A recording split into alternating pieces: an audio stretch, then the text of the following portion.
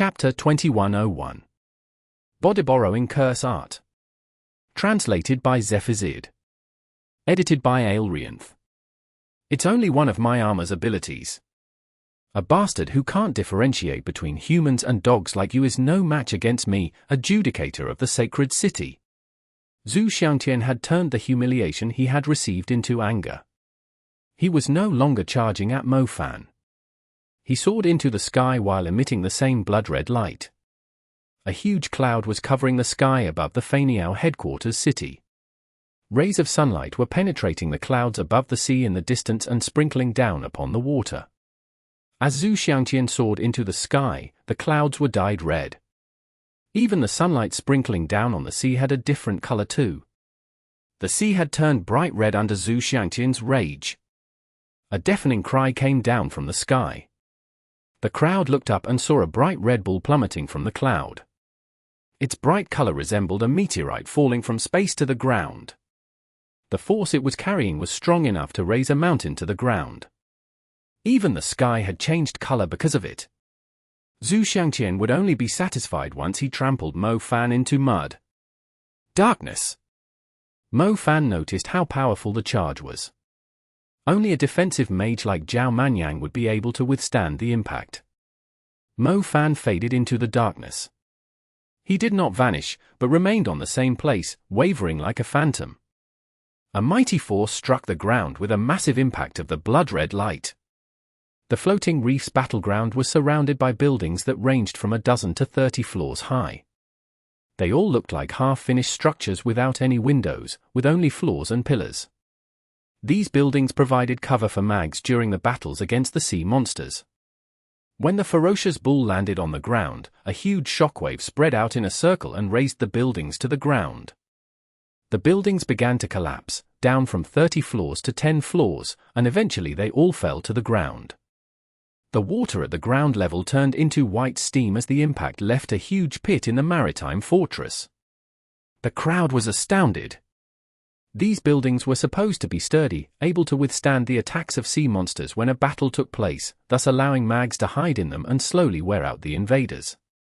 However, it felt like there was nowhere to hide from Xiangtian's crushing charge. They would simply turn into dust and disappear together with the buildings. He was too strong. Xiangtian's strength had exceeded everyone's expectations. Most people assumed he would probe his opponent with intermediate and advanced spells first and slowly find opportunities to use his super spells. To their surprise, Xiangtian had used such terrifying abilities at the start of the duel, and they seemed even stronger than ordinary super spells. Young Master Fang, I think that Xiangtian is almost as strong as you, who are the strongest mage in Yangcheng, a student fawned upon the man beside him. Bullsh ***, I'm not retarded. That impact alone could have killed me 100 times. I know my own limits too, the young man whom the student called Young Master Fang answered. They were not blind. That destructive power alone could easily outmatch those who were considered the strongest in their schools and cities. They were obviously not on the same level. If Xiangtian was the Bull Demon King, they were only the ashes that were produced when his underlings were burning a cauldron. I think that Mofan is dead for sure. Those who boast about their strength are usually good for nothing. Dead? I'll be damned if there's even a piece of his meat left. Look over there, there's a shadow with a blurred outline. Is that Mofan? Holy crap, he's not dead. Many people were hoping the arrogant maniac had died to the terrifying attack, but Mofan did not grant them their wish. He came out of the darkness totally unharmed. The Dark Vein had granted Mofan a perfect dodging ability. He was as untouchable as a phantom when he was hiding in the darkness, unless his opponent had the ability to crush the other dimension. Xiangtian landed near Mofan. He was down on one knee on the dried shore, like he had just vented his anger. Mofan did not use any powerful spells as he came out of the darkness. He patted the unaware Xiangtian's shoulder and said, "To be honest, did you realize a whole new door has opened for you after that day? You should stop targeting young girls under the legal age. A muscular man in his 40s isn't a bad option for you, either." Xiangtian rolled his eyes and almost fainted from anger. The Skyfall charge was his strongest move, but his opponent was perfectly unharmed. Most importantly, Mo Fan's words stabbed him in his most painful spot again. You better think of your last words from now on. You don't have much time left. Xiangtian whirled around. His armor was releasing blood-red steam, like a huge piece of machinery that was cooling down. It's not like you can keep using the same ability. Mo Fan was very close to Xiangtian, but he was not afraid at all. Xiangtian's powerful armor was able to transform him into a demon bull, but it could only store a limited amount of energy. Xiangtian had to replenish its energy through a complicated method to use its power again. It's only one of my weakest pieces of magic equipment, Xiangtian grinned. A dark blue flame soon engulfed him. The blue flame was coming out of his body and his skin was cracking in the heat. Strange runes soon appeared on his body. It seems like you have no idea why the Zhu clan was able to establish a strong foothold at the international level, nor did you bother investigating my capabilities. We are known for our curse element. The blood of the cursed beast runs in our blood. Magic equipment? You are too naive if you think I was only relying on my magic equipment. Xiangtian proclaimed. The blue flames burned fiercer as he finished the sentence, and Xiangtian floated into the air. His feet were no longer touching the ground. Xiangtian was hovering without relying on wing magical equipment or flying magic. His body was fully covered in the strange flames, and his skin had turned dark blue. Even his face became twisted and ghastly, as if he was possessed by a demon. The flames were not releasing heat. Mo Fan was actually feeling a cold aura from them. Mo Fan had never seen anything like that. However, he was sensing a greater danger from Xiangtian than when he was in his demon bull form. Chapter 2102. Shadow Tribe Demon Saber, Mo Fan. Translated by Zephazid. Edited by Aelrianth. Xiangtian is a curse mage. The Zhu clan uses powerful demon creatures as sacrifices and seals their souls in magic equipment with their curse magic, known as the body-borrowing curse art, granting them certain abilities of the demon creatures, reported Jiangtu, who had come to watch the duel. Jiangtu, Jiangyu, and Guan Yu had arrived the day before. They were treating the duel between Mo Fan and Xiangtian seriously. They had also heard Mo Fan's speech. They were familiar with Mo Fan's personality, so they were not too surprised by his speech. He would not be the Demon King if he did not utter some nonsense to stir up the crowd. That's the Zhu clan's special technique, which has been passed on for generations. Xiangtian is obviously very good at it. Body-borrowing curse art. Why do I feel like the demon creatures whose powers Xiangtian have borrowed are from ruler-level creatures? Guan Yu remarked. The core disciples of the Zhu clan can claim the power of two demon creatures simultaneously and wear them like magic equipment. Xiangtian is even crazier. He's able to claim the power of 4 demon creatures. This underworld ghost ruler should be the second one, replied Jiangyu, who was familiar with the Zhu clan's secrets. He could not help it. His sister was married to someone from the Zhu clan, so he knew a lot of things about them. The truth was, Jiangtu was also interested in learning the body-borrowing curse art from the Zhu clan. Unfortunately, they were not willing to teach an outsider the art, holding tightly onto the secret about how to sacrifice demon creatures and seal their power in magic equipment. The first one is already unstoppable, and the second one is extremely dangerous. I wonder if Mo Fan can hold on when he uses the power of the third and fourth demon creatures. Jiang Shaoxiu could not help but worry about Mo Fan's safety. Mo Fan was clueless about the Zhu clan's capabilities, but the 4 of them were well aware of its strength. Besides, that's only Xiangtian's curse element. Jiang Yu added with a wry smile. Mo Fan was surprised when Xiangtian took on the form of a different demon creature. He thought his opponent's transformation into a ferocious Red Bull was a unique ability. To his surprise, Xiangtian was able to use it again, and was possessed by a demon creature engulfed in flames. That's a fascinating ability, Mo Fan smiled at Xiangtian. There were all kinds of strange abilities at the super level, especially from the elements he rarely came across. Mo Fan was fine with it. It would be boring if the two mags were just standing on both sides, tossing spells at one another like a turn-based RPG game. The super-level curse magic was an eye-opener for Mo Fan. He was more interested in the duel now. Mo Fan always learned new ideas from his enemies, so he preferred to fight different types of opponents. It seems like you aren't as disappointing as I thought. I like to practice against punching bags that can fight back. Mo Fan added. You're still being so arrogant when you're about to die. Xiangtian lifted two dark blue flowers in his hands. He placed his palms together and turned the flowers into a long and poisonous whip. The whip was encapsulated by the flames. It had spikes on every section, which moved on their own, making a piercing noises, even when the whip remained still. The poisonous whip looked like a great burning centipede. It looked even scarier when Xiangtian was holding it in the form of a ghastly demon. Using the centipede whip as his weapon, Mo Fan observed. Unfortunately, Little Flame Bell was not around. Otherwise, Mo Fan could forge a flame sword for himself with her calamity fire and carry it on his shoulder so he would look every bit as imperious as his opponent. Since you are using a darkness creature, let's see whether your underworld ghost ruler or my shadow tribe elder is stronger. Mo Fan's dark vein began pulsing. Mo Fan could not let his guard down, since Xiangtian was fighting with everything he had. He could not afford to underestimate his opponent. Darkness fell once again. The ghostly flames brought a strange chill to the fortress area. It grew stronger as Mo Fan used his magic. The darkness was no longer looming over the area like a stormy cloud. Their surroundings were almost the same as before, but everything looked dimmer somehow. The bright objects had lost their brilliance, like a painting being covered by a veil which had actually separated the area from the world.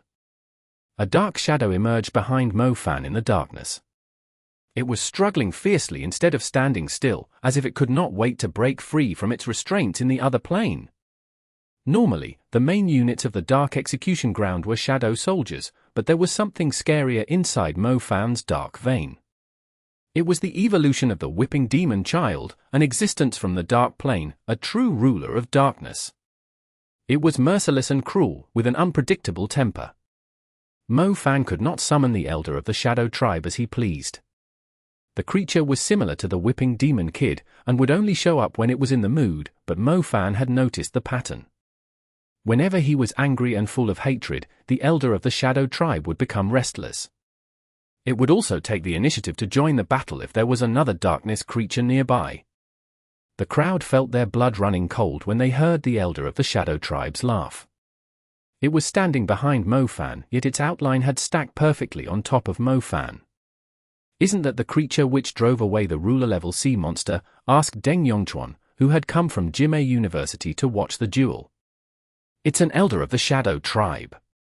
A rare species of the darkness creatures. The Elder of the Shadow Tribe had a strange aura. It was not particularly outstanding, yet it was on par with the Underworld Ghost Ruler, with a very intimidating appearance. Mo Fan knew the Elder of the Shadow Tribe was a lot stronger than Xiangtian's Underworld Ghost Ruler, but it could not stay in the living plane for too long. It was only temporarily free from its restrictions in the area Mo Fan had set up. It had to defeat its opponent as quickly as possible. Mo Fan was only using his shadow magic, and was able to float around like a phantom in the darkness.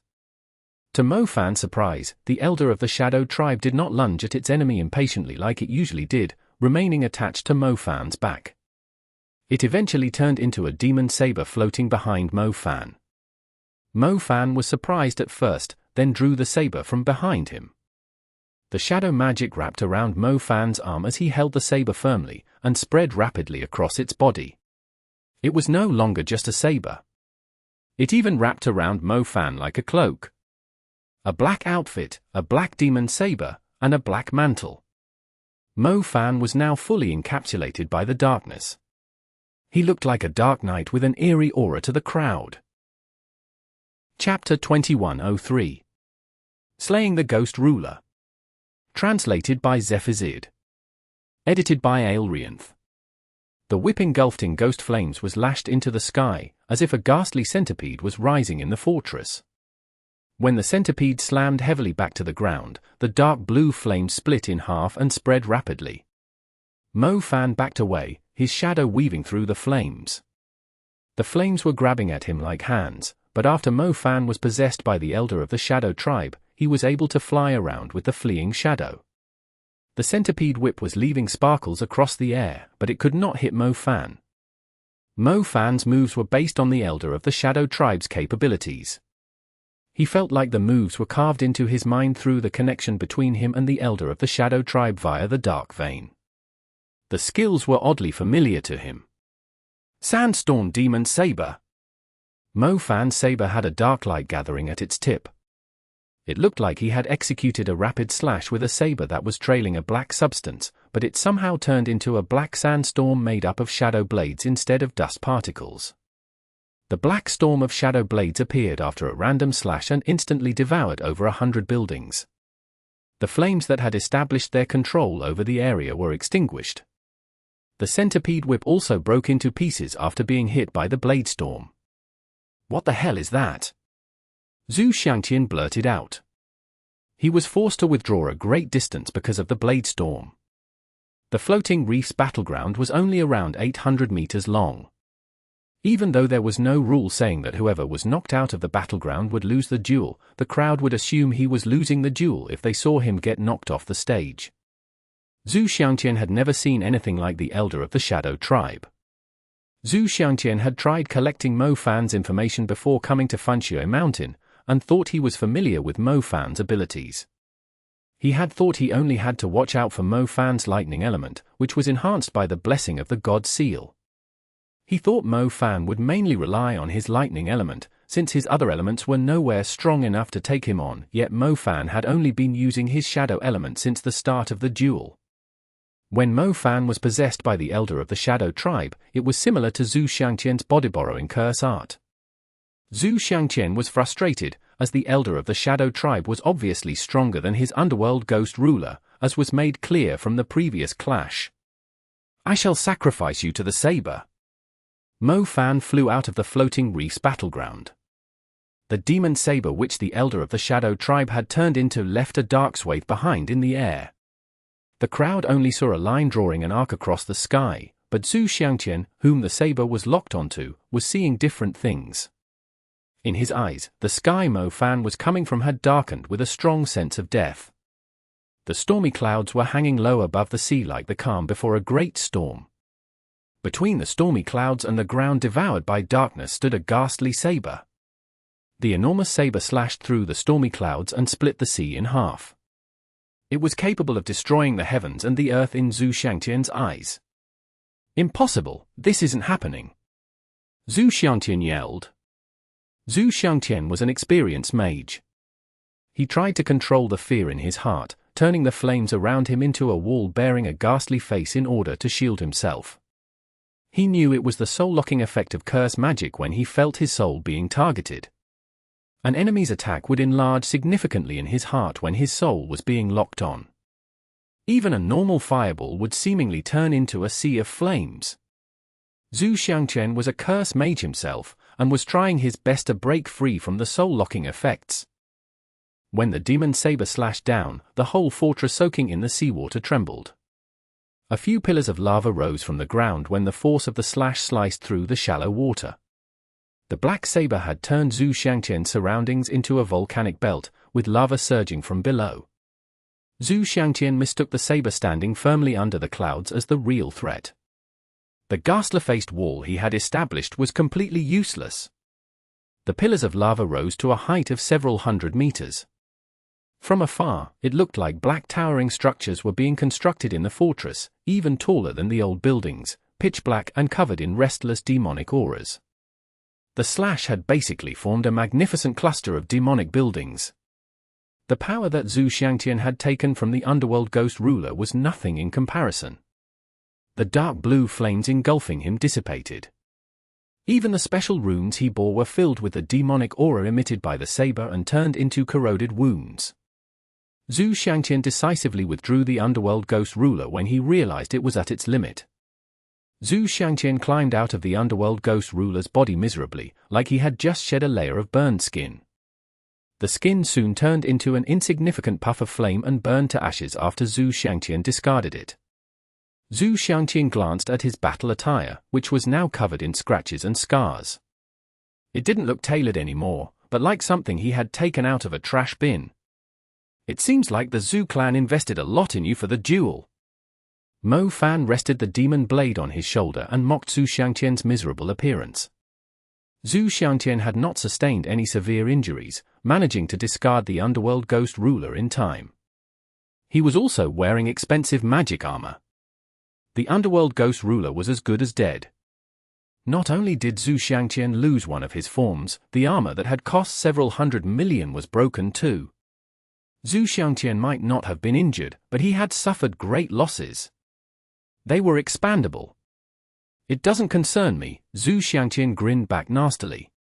The Zhu clan was resourceful and rich. He could just subdue another powerful creature after losing the underworld ghost ruler, and buy some new armor after his old one was destroyed. The Zhu clan was eventually going to be his. The cost was acceptable if it was necessary to establish his status as the strongest young mage in the country. Chapter 2104. Running away when they were outmatched. Translated by Zephazid. Edited by Aelrianth. Is that so? I wonder if you can withstand another blow. Mo Fan asked rhetorically.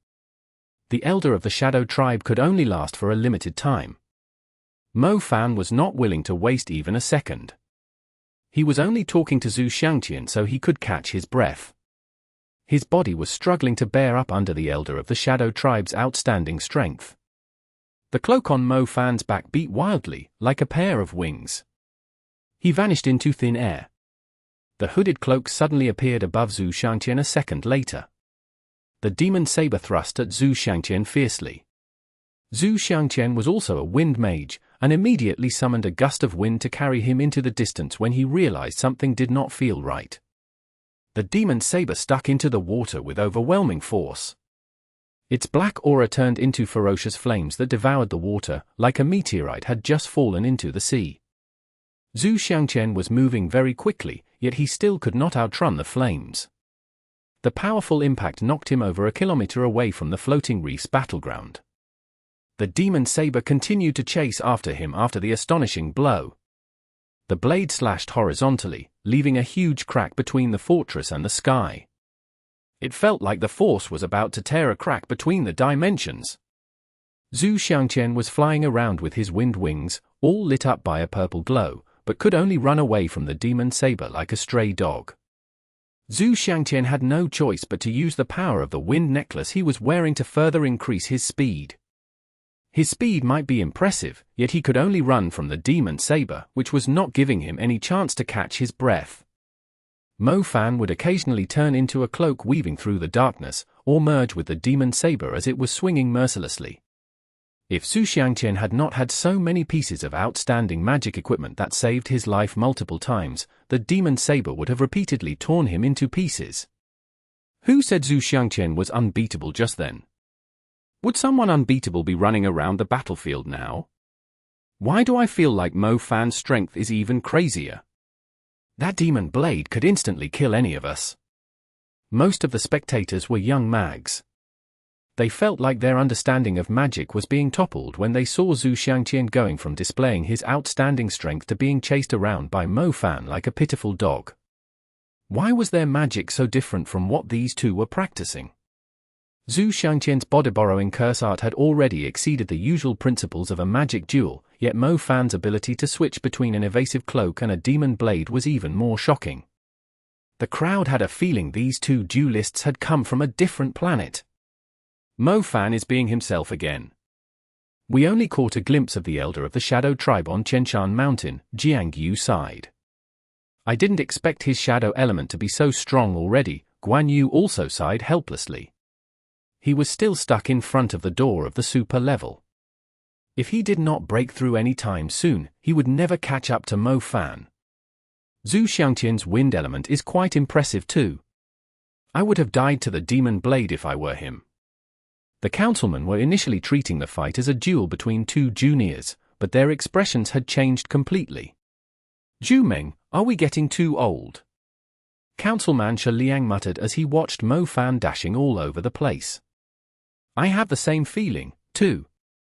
I'm starting to feel a little embarrassed of myself after seeing how strong that kid has become.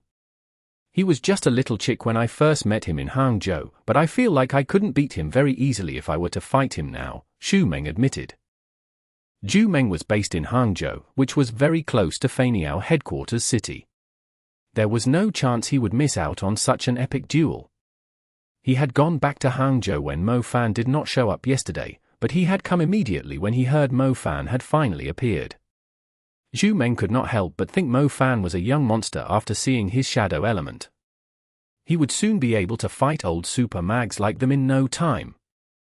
Xiangtian is hanging on, too. They are both rare talents of our country, Councilman Xiangtian observed.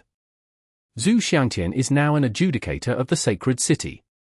He's getting a lot of support from the archangels, so it's normal for him to be this strong, but Mo Fan, it's incredible how strong he has become without receiving any support.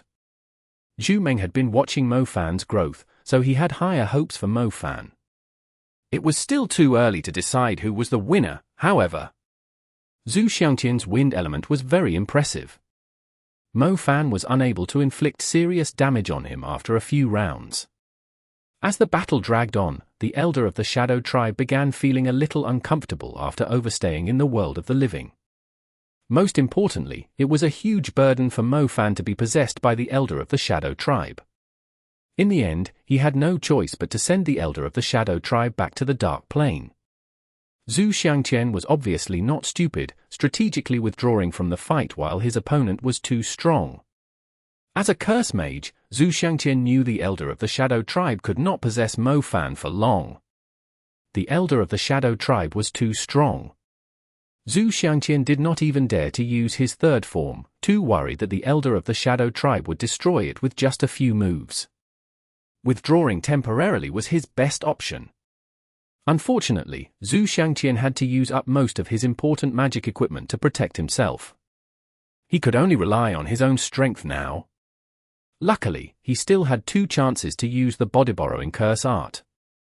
Xiangtian was surprised that he had not forced Mo Fan to use his strongest lightning element when he himself had already used the body-borrowing curse art twice. He swore he was going to kill the person who provided him with Mo Fan's information. He had almost died to the elder of the Shadow Tribe because the person told him that he only had to watch out for Mo Fan's lightning element. The wind element is such a nuisance. Mo Fan stood on a building, watching Xiangtian flying in the sky in the distance. Wind mags had a tactic everyone knew about, running away when they were outmatched. A wind mage who insisted on running away could easily shake off an enemy, even if their enemy was stronger. Mo Fan clearly remembered Xiangtian using a super wind spell when they first met in the little village in Greece. Xiangtian's wind element would naturally have improved over the course of half a year. Chapter 2105. Blazing White Gust. Translated by Zephazid. Edited by Aelrianth. Blazing White Gust. Xiangtian smiled when he saw Mo Fan had stopped attacking with his shadow element, taking it as his turn to take over the duel. The sea began to roil as strong winds blew, bringing black storm clouds to the battleground. The water had turned grey, and become waves driven by the wind. The wavelength was about 20 meters, and they were approaching the battlefield majestically, like moving grey sand dunes. The black clouds were rumbling as they quickly loomed over the fortress. The entirety of Feiniao headquarters city had gone from sunny to dark and gloomy. Everyone could smell the approaching storm. Strong winds were blowing in from the sea.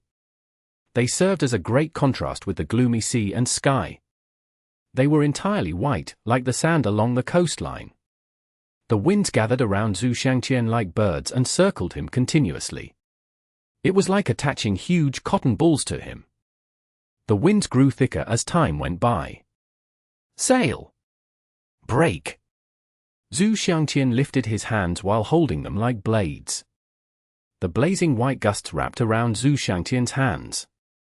He swung his right hand down and turned the blazing white gusts into dangerous shockwaves.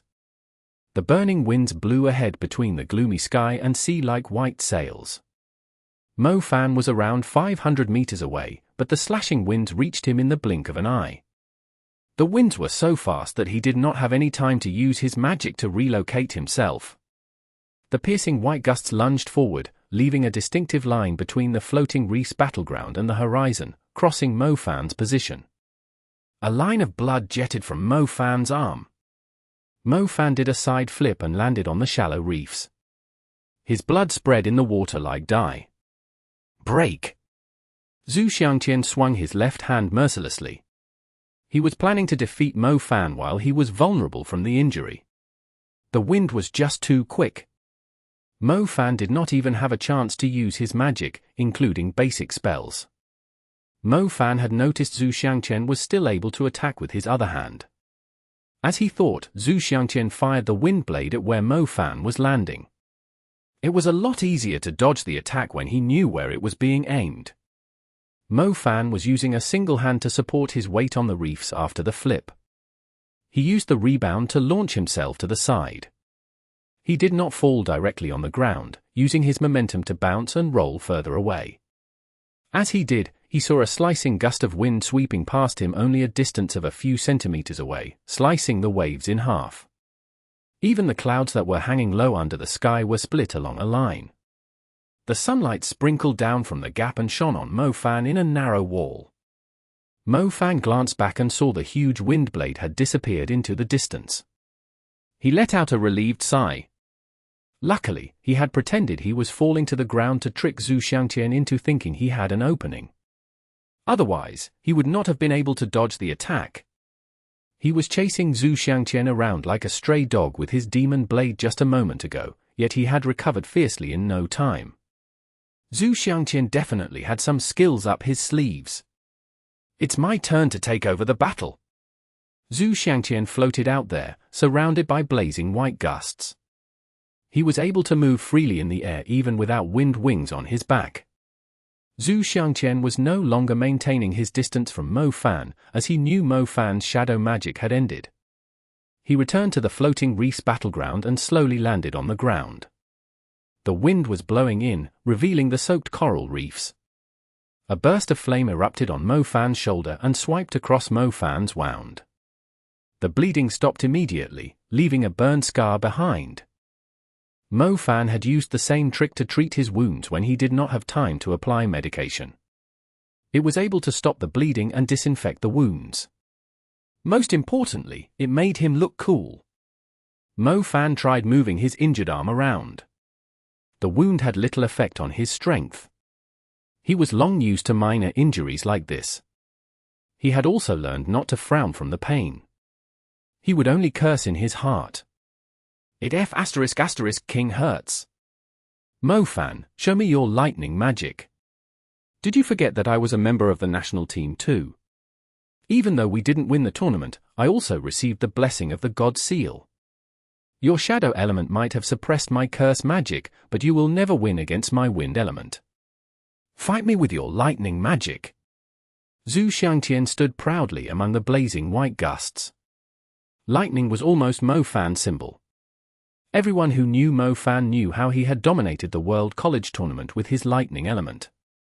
Even Zorro had lost to Mo Fan because of his lightning element. The blessing of the God Seal was not really a secret. Xiangtian believed Mo Fan's lightning element was the strongest because of its nature and the improvement to its base damage from the blessing of the God Seal. The blazing white gust was one of Xiangtian's trump cards, too. He had not expected the duel to go on for so long. Mo Fan had turned out to be stronger than he had expected. The duel would eventually come down to a showdown between his wind element and Mo Fan's lightning element.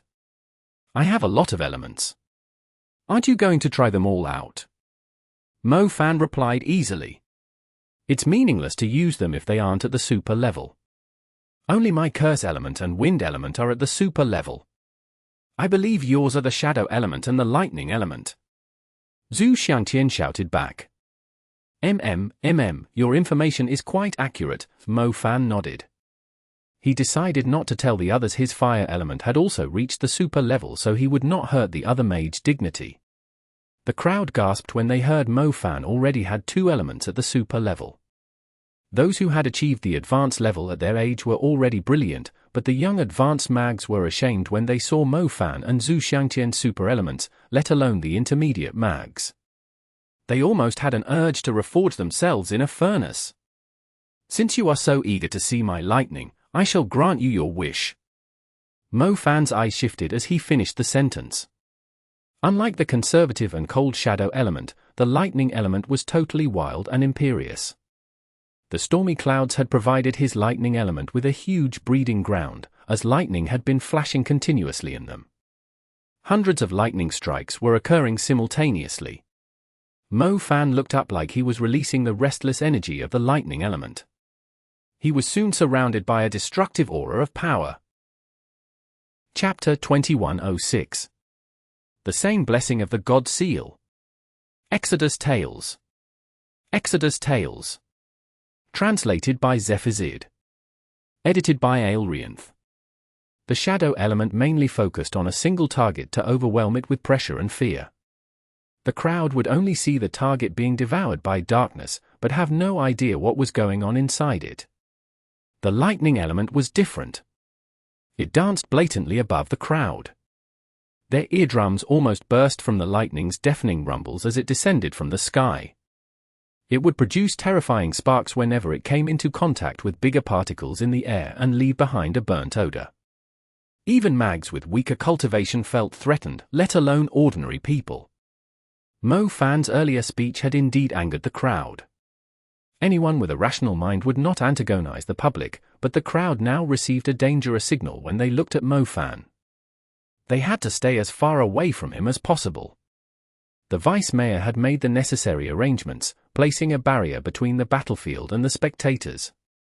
The barrier would only activate if the energy of the duel had gone out of control to protect the spectators. After all, the cost of activating the barrier was counted by the second.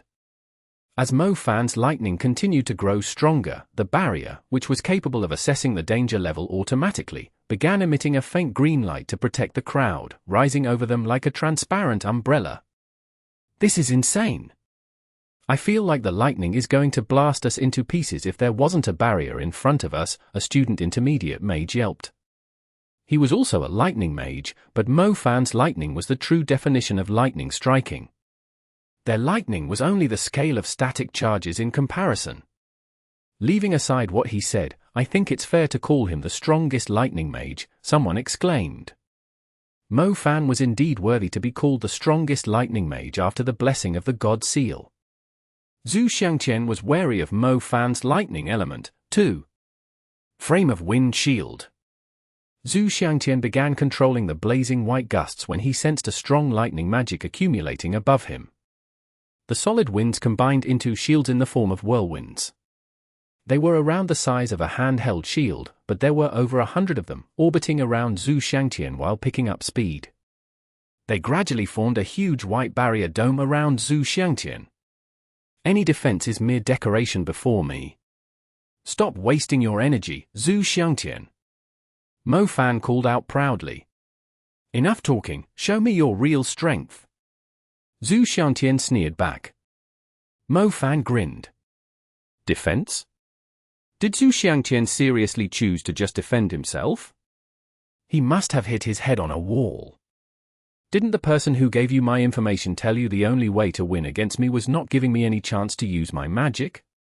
It would be the end if I used my spells. Mo Fan called out smugly. Perhaps you are treating this as a fight between primary school kids. Your lightning tyrant is no match for my blazing white gusts. Xiangtian declared confidently. Now that you reminded me, it's been a long time since I found a nice punching bag. Mo Fan grinned. Mo Fan had plenty of time to accumulate his magic after his opponent chose a defensive approach. The lightning element's biggest weakness was that it needed time to accumulate its energy, like charging a piece of machinery. Lightning Crow. Mo Fan constructed a full star palace with star constellations. The spell he was channeling needed the energy provided by a star palace. His lightning magic was even scarier once the lightning palace was constructed. Dark lightning fell from the stormy clouds like crows, which spread their wings like lightning forking. More lightning appeared, as if a flock of birds was migrating below the clouds. These lightning crows were made up of thousands of lightning bolts. Their brilliance washed the clouds white. The gloomy fortress and sea were both lit up by the blinding light. As Mo Fan waved his hand, the lightning crows plunged at Xiangtian like they had finally found meat after starving for a long time.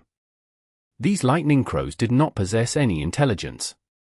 Mo Fan was treating them as a flock of suicide bombers, each one delivering a destructive blow. When the first lightning crow hit its target, the voltage spread through the air like a spiderweb. As more lightning crows came down, the lightning web grew big enough to cover half the fortress. The water had already disappeared, leaving a huge hole in the surface of the sea. The buildings were scorched and razed to the ground. The whole area from the floating reef's battleground to the buildings, including an area 100 meters across in the sea, was scattered by destructive lightning feathers. Xiangtian's eyes widened when he saw his shields dissipating. He felt like a castle covered in steel, yet still failing to withstand the blows from his enemy's suicide squad. Even the strongest defense he could muster was slowly being peeled away by the continuous blasts. Your lightning, Xiangtian skidded backwards. The blazing white gusts had endured through a lot of damage from the lightning, but black smoke was now rising from wounds on his chest, arms, and legs. How is it possible for your lightning to be so powerful?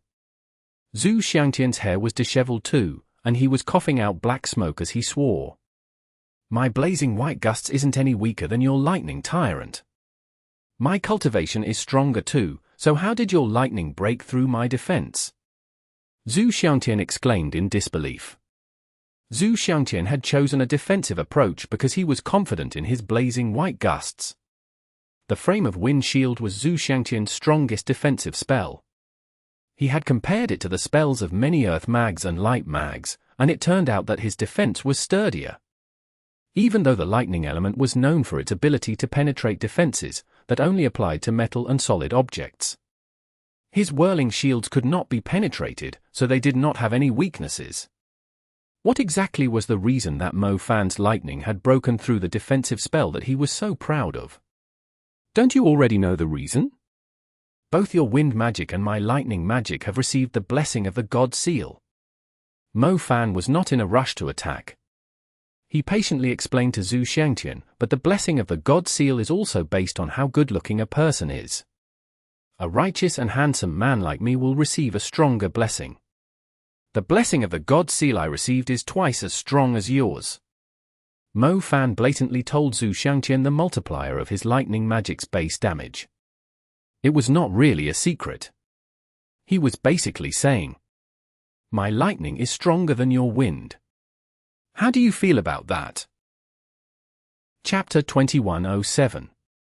Playing Xiangtian like a fiddle by abusing the lightning element. Exodus Tales. Exodus Tales. Translated by Zephazid. Edited by Aelrianth. Double the base damage of the lightning element. Xiangtian had an urge to curse his informant again. He swore he would lock the guy up in a pig pen. The amplification to the base damage that most people received from the blessing of the God Seal was between 20 to 50%. Xiangtian was already a giant among men, as the amplification to the base damage of his wind element was a full 50%. Together with the 6-fold amplification of the blazing white gust, his spells were 9 times stronger than a normal wind mage. 9-fold amplification was already quite insane. Even some of the pseudo-heaven seeds did not have a 9-fold damage amplification. It often meant his intermediate spells were as strong as someone else's advanced spells. To his surprise, Mo Fan was even scarier. The base damage of his lightning element had been doubled. An element's total damage was derived by multiplying its base damage with the multiplier of their elemental seeds. Mo Fan's was 2 times 6, meaning that his spells were 12 times stronger than a normal lightning mage. Even a full heaven seed only had a 12-fold damage multiplier. Mo Fan's lightning element was just as powerful as a heaven-seeded one. Xiangtian did not just feel terrible, he even had the urge to strangle the Hall Mother of the Parthenon Temple to death. Was Mo Fan her bastard? How was Mo Fan's base damage so much higher than his? He thought 50% was already the maximum. The 50% increase to the base damage of his wind element had been enough to make him the most brilliant wind mage in Europe. His high-quality magic equipment had been destroyed by Mo Fan's shadow element. The wind element he was extremely proud of was being suppressed, too. The duel was supposed to be totally one-sided, so why did he feel like he was displaying his insignificant skill before an expert? Didn't you say you were going to take over? I'm afraid you will have to start running like a stray dog again. Mo Fan grinned. He rested for a while to catch his breath, already prepared to cast his next spell.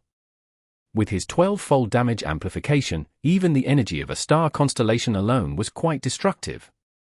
He did not have to construct a complicated star palace, since Xiangtian did not have much defense left. Electro Cannon. Mo Fan did not wait until Xiangtian was ready, and punched both of his fists out. The lightning bolts intersected and exploded right in Xiangtian's face as he was desperately trying to escape its range in a panic. Lightning Shrapnel. Mo Fan grasped a lightning bolt in his hand and tossed it in the direction Xiangtian was flying. The lightning bolt exploded after reaching a certain spot, shattering into lightning arcs that burst widely in all directions like shrapnel. Xiangtian dodged nimbly and wove through the gaps in the lightning arcs like a white bird. However, as the lightning shrapnel had covered all the gaps, he began to accrue more injuries.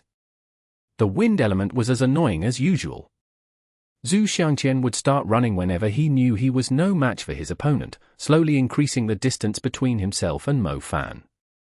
Mo Fan did not bother chasing after Xiangtian.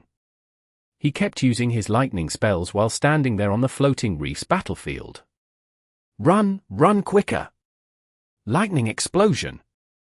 Why did you stop? Lightning dance! Here, show us your dance moves. Sky lightning claw! Surrounded by lightning, Mo Fan stood in the limelight at the middle of the floating reef's battlefield while Xiangtian was constantly dodging about with his blazing white gusts. Xiangtian was unwilling to run too far away, and felt like a lion in a circus. Its trainer was using a lightning whip and forcing him to run around the cage. The whip might not be deadly, but it was extremely painful when it hit, and he would eventually run out of stamina, too. Why do I feel sorry for Xiangtian? Mo Fan is just being himself. Isn't Xiangtian known for his strength in Europe? Apparently, his strength is on par with Herr Kasser's, so why does he keep running away from Mo Fan? Why can't he fight back? Seriously? You should go ahead and fight Mo Fan instead.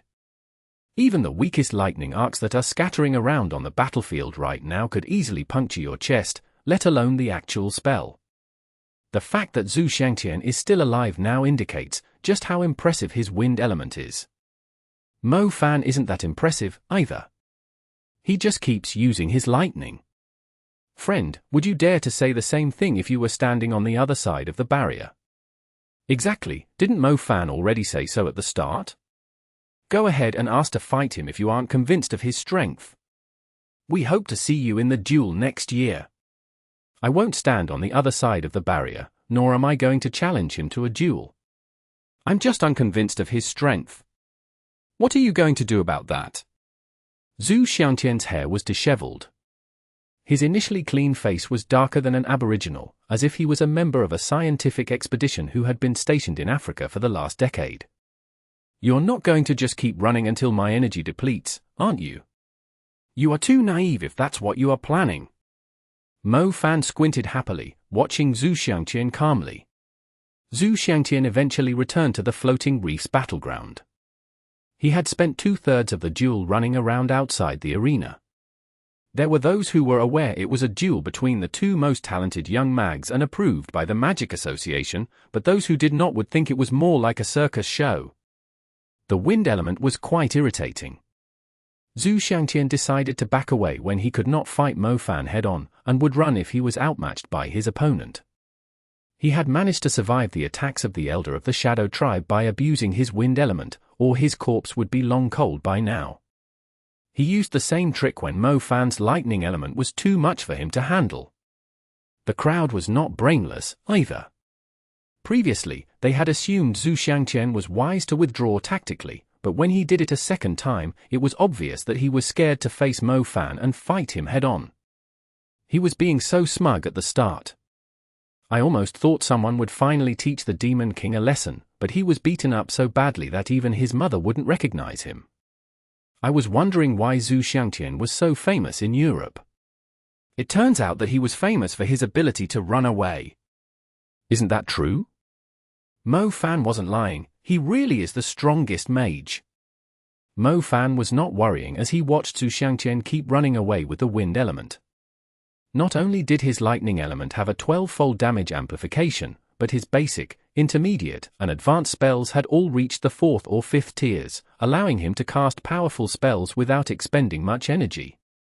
On the other hand, Xiangtian was constantly consuming his energy while using the wind wings and the blazing white gusts.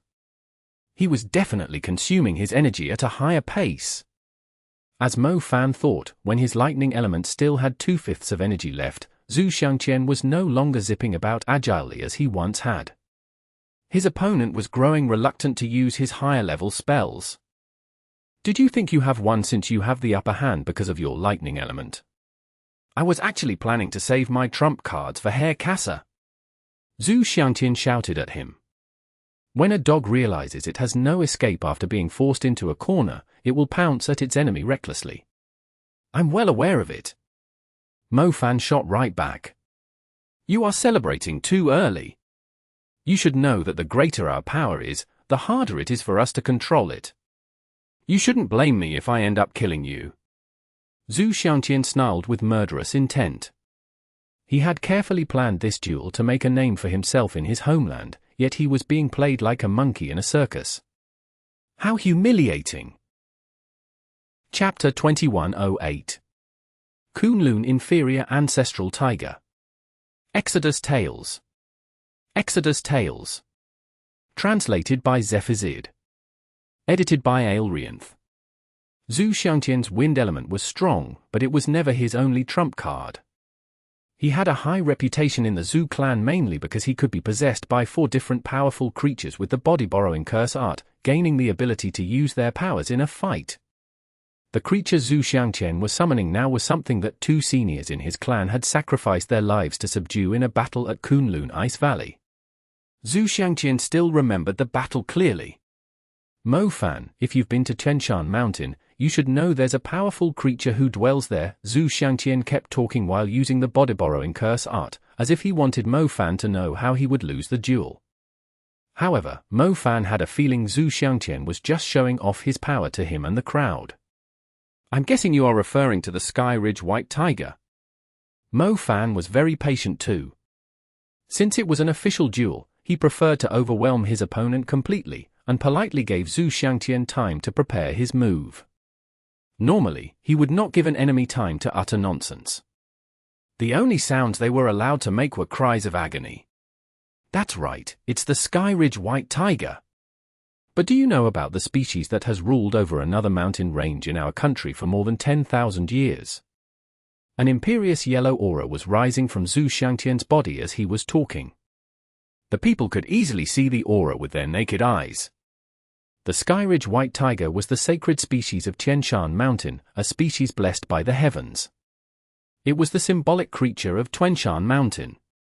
However, there was another kingdom of demon creatures that posed an even greater threat to their homeland than the kingdom of undead, the Kunlun Demons Kingdom. The ancestors of the demons from Dunhuang were from Kunlun. The demon horde on the Qinling Mountains was a branch of the Kunlun Demons Kingdom. The mixed breeds in the Dongting Lake had originated from the species of Mount Kunlun, too. Since ancient times, the Kunlun Demons Kingdom had always been the largest and strongest demon kingdom dwelling in China. Most of the cold-blooded and vicious demon species scattered across China were descended from the Kunlun Demons Kingdom. The Kunlun Demons Kingdom was the strongest kingdom of demon creatures in China. The kingdom was even ranked 7th in the whole world. Even though it was only ranked 7th, the places that ranked higher than it, like the Sahara Desert, Antarctica, and the Bermuda Triangle, were uninhabited regions far away from human territories. However, Mount Kunlun covered half of China. There were even towns and villages located within its boundaries. There were humans living quite near the Kunlun demon kingdom. The Kunlun mountain range varied greatly in altitude and weather. It held snowy peaks, valleys, mountains, forests, basins, and swamps, and there were all kinds of species on it, forming countless branches of the Kunlun demon kingdom. As a result, Mount Kunlun was also called the Kunlun Demon Mountain. Even with so many species on it, one particular species had always ruled over Mount Kunlun, the species that was comparable to the white tigers on Xiangtian Mountain, the Kunlun ancestral tiger. Mo Fan had spent some time learning a lot about the history and origin of the demon creatures of China after his visit to the Xiangtian Mountain. He knew the Kunlun ancestral tiger was the king of demon creatures, the most domineering species on Mount Kunlun. That species was the first thing that crossed Mo Fan's mind when Xiangtian brought it up. Mo Fan was still feeling a little doubtful when tiger stripes erupted on Xiangtian's face, fresh blood splashing all over the place like his face had just been torn apart. The bones on his face were sticking out. His face was replaced by a strange appearance that was the combination of a human face and the face of a tiger. The demon tigers on Mount Kunlun were yellow, the color that symbolized royalty in ancient times. Even their auras were different from most demon creatures. When its savage yet noble aura spread into the surroundings, every creature would subconsciously tremble in fear, including humans. All living creatures had the instinct to stay away from danger. Some species would naturally be afraid of their natural enemies, like how mice were afraid of snakes, and rabbits were afraid of eagles. When they noticed their natural enemies approaching, their hair would stand on its end while they shivered in fear. The Kunlun ancestral tiger was called the king of demon creatures and the ancestor of Mount Kunlun because it was the natural enemy of every living creature. Even humans, who had evolved into highly intelligent creatures, would still react instinctively, like such tigers were their natural enemy. The Zhou clan seriously doesn't care about the consequences when it comes to training your younger generations. Councilman Zhu Meng could already guess what the creature was when he saw the yellow aura. He was even more convinced when he saw the shocking changes to Xiangtian's body. Was it really necessary to use a power like that in a duel? A power like that was only going to cause serious injuries, or even death. Our country is currently amid a grave crisis. Our clan must step up and take on an important role. I was planning to let Xiangtian train at the sacred city for a few more years before coming back here to take on an important role for the country, but our country couldn't wait any longer, considering the circumstances. Since he's coming back, he should be leading the younger generations, so he must be strong enough to convince the others. I don't think it's unacceptable for him to use his trump card against Mo Fan, who has claimed to be the strongest mage in the world. Zhu Bo said proudly, fondling his mustache. Zhu Bo was obviously Xiangtian's father, and had arrived not long ago. The officials of Feiniao City had immediately risen to their feet to greet the skinny middle-aged man before inviting him to take a seat. The Zhu clan had 3 imposing figures. The first one was Zhu Huanyao, who was reputable at the international level. He was particularly fond of Xiangtian since he did not have a grandchild. Zhu Bo was the vice chief of the royal guards, second only to Pang Lai. He had great influence in the country. Many councilmen would line up in front of his residence to visit him during the Chinese New Year. 2 out of the 3 imposing figures of the Zhu clan were treating Xiangtian like a pearl in their palm. On top of that, Xiangtian's innate talent was perfectly compatible with their clan's specialty. He could easily achieve impressive results without putting in as much effort as the other heirs in the clan. It was an adult Kunlun inferior ancestral tiger. One of our venture teams, made up of 40 experts, took 4 years to track it down so we could make it our clan's god. 2 of my cousins died in the battle. Xiangtian is different from others, who are good for nothing. He's obsessed with getting stronger, so he has been working very hard. He's the only person worthy of the Kunlun inferior ancestral tiger. Mo Fan is pretty strong too, since he has forced Xiangtian to use his last resort, but he's too pompous and reckless. He can achieve great things, but he can also mess things up. He's too unpredictable. Zhu Bo squinted. He was extremely calm, as if he had never been worried about the outcome of the duel. Vice Chief, why did you bring that up? The Chinese National People's Congress has yet to pass the motion, Zhu Meng spoke up. I've spoken too much. Let's watch the duel, Zhu Bo smiled. The other councilmen and officials were confused. Was there something else related to the duel that their superiors had not disclosed to them? Chapter 2109. Circle of Crystal Teeth, Heavenly Gate. Exodus Tales. Exodus Tales. Translated by Zephizid. Edited by Aelrianth. Zhao Manyang frowned as he asked Guan Yu, that terrifying thing is only Zhu Xiangtian's third creature? How is Mo Fan supposed to beat him? Guan Yu shook his head. No, it should be the strongest one he has. I think he skipped the third one because it wasn't strong enough. It's still insane. How do you even fight him when he turns into a Kunlun ancestral tiger? Zhao Manyang was worried about Mo Fan now. I don't think it's a real Kunlun ancestral tiger. I doubt Zhu Xiangtian's body and soul could withstand the power of one, Ari Jiangtu commented from the side. Even so, it looks as strong as a totem beast. It's already tough for Mo Fan to fight a lesser ruler-level creature, let alone a creature as strong as a totem beast. Zhao Manyang murmured. No other species had a yellow aura. It was the symbol of the Kunlun ancestral tiger. Mo Fan backed away a little. He had to admit that the aura was intimidating. He had to keep a safe distance from his enemy while learning its capabilities. As Mo Fan was wondering whether he should attack or play safe, he heard familiar footsteps close to his feet. Mo Fan lowered his gaze and saw the round little cub had snuck onto the battlefield without him noticing. The crowd did not notice it because of the shallow water. What are you doing? You aren't pleased with it? Go away, it isn't your concern. Mo Fan scolded it. The little cub had short limbs, and the water was almost above her nose. She tried her best to raise her head, and let out a roar while half her mouth was filled with water. However, she soon lost her interest when she noticed something was not right about the Kunlun ancestral tiger. She spun her legs and swam away. What the heck? What was the little cub up to if she only came to roar at the Kunlun ancestral tiger and left with disdain in her eyes? Does that mean that the Kunlun ancestral tiger Zhu Xiangtian summoned does not have a pure lineage? The little cub was a totem beast, while the Kunlun ancestral tiger was an emperor of the demon creatures. One was from Tianshan Mountain, and the other was from Mount Kunlun. They were supposed to be one another's nemesis. It made sense that the little cub had shown up after picking up Zhu Xiangtian's new aura, but she left immediately when she discovered the aura was not to her liking. Was the little cub looking down on the Kunlun ancestral tiger? That creature should be around the level of a Skyridge white tiger. The little cub is a totem beast, so she's only interested in the real Kunlun ancestral tiger. Mo Fan roughly understood the little cub's behavior. A strong gust swept at Mo Fan and stirred up a huge wave on the sea. Mo Fan had to stabilize himself with the earth element.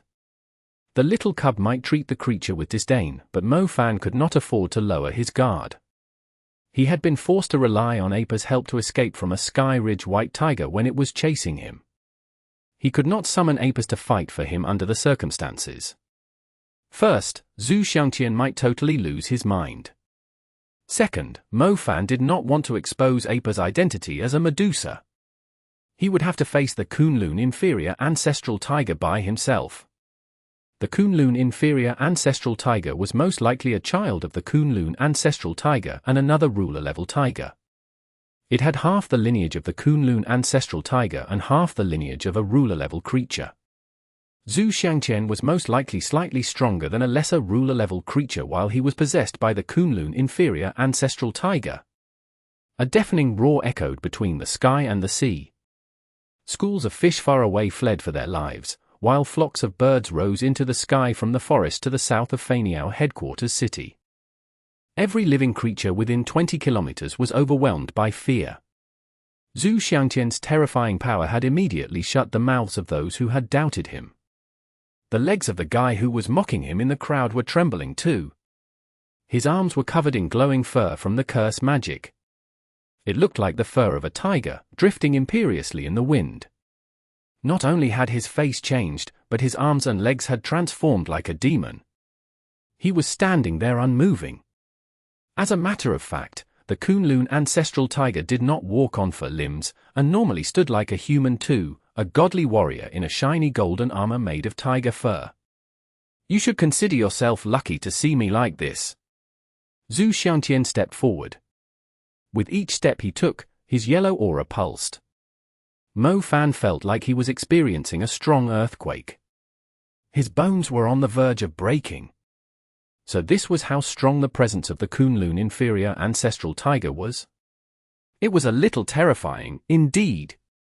A yellow light was accumulating beside Xiangtian's feet. The sturdy reef broke into pieces when he stomped the ground. The shards flew at Mo Fan under the influence of the light. The stomp did not merely cause the ground to shake. Mo Fan noticed how wide its area of effect was. It was meaningless for him to try dodging. Circle of crystal teeth, rise. Mo Fan stomped the floating reef's battleground himself. The water nearby evaporated instantly, revealing the shards that had been accumulating since the start of the duel. The shards stacked up rapidly and formed a thick wall around Mo Fan. Its brown surface made it look like a huge fortress. Cracks surfaced on the wall when the yellow shards struck it. The cracks glowed with a yellow light that could seemingly penetrate any defense. Stop embarrassing yourself with that petty spell of yours. You will never stop me. Xiangtian took another step forward. A greater light appeared around his other foot. The next stomp produced more shards than the previous one, and they were a lot stronger, too. Dense rays of light were flowing like electricity on a complex circuit. They reached Mo Fan's fortress in the blink of an eye. You have underestimated my earth element. Mo Fan took a few steps back and lifted his arms. He had fought countless rounds with Xiangtian. The man's curse element and wind element had provided Mo Fan with a lot of shards. They had almost formed a second coral reef under the floating reef's battleground. Circle of crystal teeth, heavenly gate. As Mo Fan summoned the shards, the whole fortress began to tremble. The magical shards flew out of the water and at Mo Fan like they were being attracted by magnets. They quickly formed themselves into an enormous gate that was taller than a skyscraper. Chapter 21:10 Will of Steel. Exodus Tales. Exodus Tales. Translated by Zephazid. Edited by Aelrianth. The heavenly gate stood in front of Mo Fan, and Xiangtian's crushing rays struggled to penetrate and destroy it. Xiangtian stomped over a dozen times, but finally realized he could not deal any damage to Mo Fan's circle of crystal teeth, heavenly gate. His face darkened. The scum who had sold him Mo Fan's information should really be sent to the worst prison in the world and be raped by the prisoners for 10 days and nights straight. How dare he tell him Mo Fan's earth element was like a little kid's Play-Doh? Was Mo Fan's earth magic as weak as Play-Doh? A heavenly gate was not something a normal earth mage could build. There was one more thing, who the heck told him Mo Fan was a pure destructive mage who did not really have any defensive spells? Did he just pull the heavenly gate that even a Kunlun stomp failed to destroy out of a magic hat? If Xiangtian had known Mo Fan had stolen his energy with the circle of crystal teeth, he would have lost his mind even further. Crap, since when is Mo Fan so good? Is he going to steal my job too? Zhao Manyan's eyes almost popped out when he saw Mo Fan's defensive spell. Mo Fan was known for his lack of defenses. He would have died on numerous occasions if Zhao Manyang was not around. I thought Mo Fan was never going to learn any defensive spells, but the one he just used was ridiculous. I'm sure it can withstand a few super spells. The members of the national team were in disbelief too. Was that man really Mo Fan? Mo Fan had so many elements, so it was not strange for him to have a few defensive spells. However, the circle of crystal teeth's resilience was simply too crazy. It was like the desperate move of someone who had been focusing on defense for 1,000 years. It was not something they had ever expected to see from Mo Fan. I think I overdid it. I should have preserved some of the shards. Mo Fan exclaimed when he saw the heavenly gate. The circle of crystal teeth was a lot stronger than he had imagined.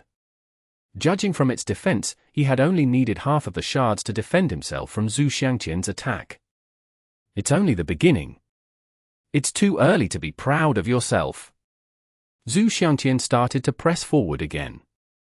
His whole body was engulfed in the yellow light, and a yellow halo was circling him. As he drew closer, the people felt like a huge storm was coming.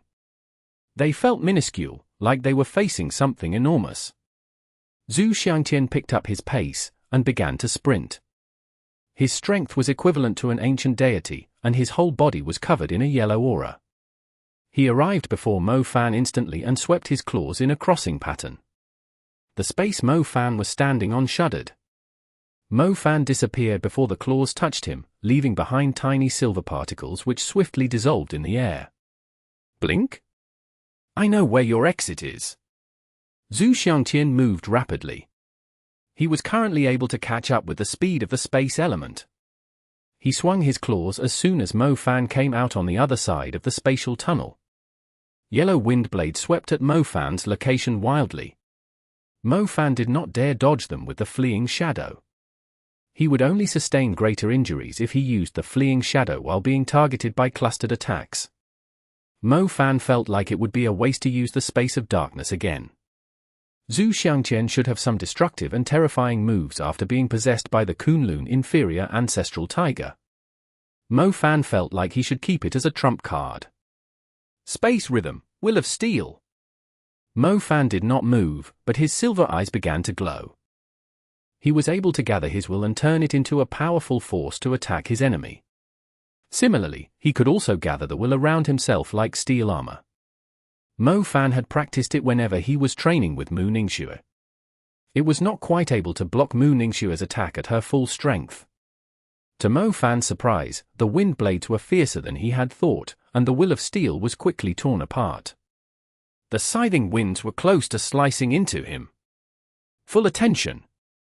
The space element was a very unique element. Its level was determined by the limit of the mage's mental strength, so it was not a stable element. A person with an indestructible will might even awaken a power that was beyond their level. The bolder a person was, the better the product was. Mo Fan enjoyed playing with his limits. It did not matter if the will of steel was torn apart. As long as he believed he could stop the attack, his will would do it for him. Forget the pain, don't be afraid of your opponent, shun the fear, and focus solely on yourself. You will be impervious to sword or spear, and well fortified. Trust your will and you will have eternal life. Who cared if he was against the Kunlun ancestral tiger? No one could possibly crush his will of steel. The stronger the will, the brighter the silver light. Mo Fan was already encapsulated by a dazzling silver light. The silver strings tied together without a single gap were Mo Fan's will. It was subjective to describe something as strong or weak. A space mage's will might skyrocket when they were provoked or their lives were in danger. In Mo Fan's case, his will had grown stronger because of his confidence. More of his will, manifesting as silvery silken strands, were sparkling in his spiritual world before merging with the armor that was being torn apart. The more will combined with the armor, the sturdier it was. Xiangtian was too naive if he thought Mo Fan's other elements were not a threat. I don't need any defensive equipment. I only need my righteous aura. Mo Fan's will only grew stronger over time. The jacket he had bought from a stall on the street was already shredded to pieces, yet he retained his confident appearance. The silver light flared again as the number of silver strings doubled. The armor of will that was being torn apart recovered instantly. It even had an extra, even thicker layer. Xiangtian's attacks were fierce. He kept moving around Mo Fan rapidly and attacking from different angles, trying to abuse Mo Fan's blind spots and find a weakness. The scything yellow wind blades gradually grew larger, growing from scything walls with a diameter of around 30 meters to huge whirling tornadoes with diameters over 100 meters wide. However, the silver light engulfing Mo Fan did not dissipate, even as the winds grew stronger. Are they using the long-lost martial arts, the golden bell and the 9-yin skeleton claws? You've been reading too many wuxia novels. Everyone back away a little, the winds might penetrate the barrier and hurt you. Please be more careful if you aren't an advanced mage. The insurance companies don't cover death caused by a magic duel, a worker in charge of maintaining order at the scene warned everyone. I'm not a mage, so you should stay further away. Chapter 21:11. Let me bleed for a while. Exodus Tales. Exodus Tales. Translated by Zephizid. Edited by Aelrianth. Xiangtian roared furiously. When he completed the Kunlun 1,000 Shadows of Tiger Claws, the multiple cutting tornadoes with diameters of 100 meters grew even stronger. It was no longer necessary for Xiangtian to keep attacking. The cutting winds were spinning on their own with great momentum. They almost shredded the floating Reef's battleground. Mo Fan was still in the middle of the tornadoes. The silver light was no longer as bright as it used to be. Xiangtian had his back to the yellow tornadoes, and was now sporting a menacing grin. Trying to stop his attack with only mere will? Was Mo Fan's brain flooded with seawater? The Kunlun ancestral tigers were known for their unstoppable attacks. They would tear their enemies into pieces whenever they made their moves. The tornadoes began to spread further, and the barrier struggled to withstand its force. A huge force had penetrated it. Luckily, the mags who were maintaining order had asked the crowd to back away as a safety precaution. Otherwise, there would definitely have been casualties. This was the main reason why the Magic Association did not allow mags above the advanced level to duel one another. It was too difficult to maintain safety. Those who were injured were usually the mags who thought they were good enough to watch the duel at a close distance, not the people who did not know magic. When the tornadoes dissipated, the old fortress looked like it had just gone through a terrifying storm. The old fortress was naturally divided into 10 blocks. The blocks around the floating Reef's battleground were the 5th, 6th, 7th, and 8th blocks. Almost 100 buildings in these areas were caught up in the tornadoes. The walls, floors, and bridges were covered in gashes over half a meter deep, from 5 to 30 meters long. It was only the residual energy of the tornadoes, yet anyone who came to the fortress would assume it had just been invaded by a horde of demon tigers after seeing the dilapidated buildings. The tide had begun to recede. The floating Reef's battleground was unique because the reefs would be exposed above the surface when the tide fell. They would be completely dry in an hour or two under the constant blowing of the sea breeze. The tide fell very quickly. Some reckless fish did not manage to follow the others back to the sea. They were bouncing on the reefs. Most of the fish were shredded by Xiangtian's attack. Their remains and blood had returned to the sea together with the falling tide. A clownfish was flopping continuously under Mo Fan's feet, trying to make its way back to the sea. Mo Fan looked at the clownfish that had survived and smiled. When Xiangtian made his move, there was a school of clownfish under Mo Fan's feet, numbering about 100. The waves were strong, and the clownfish were forced to leave with the tide. Most of the fish had already fled because of the duel between Mo Fan and Xiangtian, but the school of clownfish could not get away. The little creatures had noticed they were in danger when Xiangtian attacked with the tornado, and fled in all directions in great panic. Some headed for the holes in the reefs. Some tried to swim back to the sea. The only clownfish that had survived trusted Mo Fan and believed the area protected by the Will of Steel was the safest spot. It had stayed under Mo Fan's feet to be protected by him. You are smarter than your friends. It'd be a pity for you to die because of the falling tide. Mo Fan held the clownfish in his hand. He walked to the edge of the floating Reef's battleground and put the clownfish back in the water. The clownfish calmed down after it returned to the water. It swam close to the reefs in a few circles before disappearing into the vast sea. Mo Fan's action had silenced the crowd. The people were staring at him in confusion. He was covered in cuts and bruises. The fish might be alive, but he was severely injured. Xiangtian's attack was stronger than he had thought. His Will of Steel was already stronger than it normally was, yet he was still wounded. "Oh my, the Demon King is so kind," a woman among the crowd suddenly screamed. It sounded like R.E. Tutu's voice. The woman who was screaming among the crowd was actually R.E. Tutu.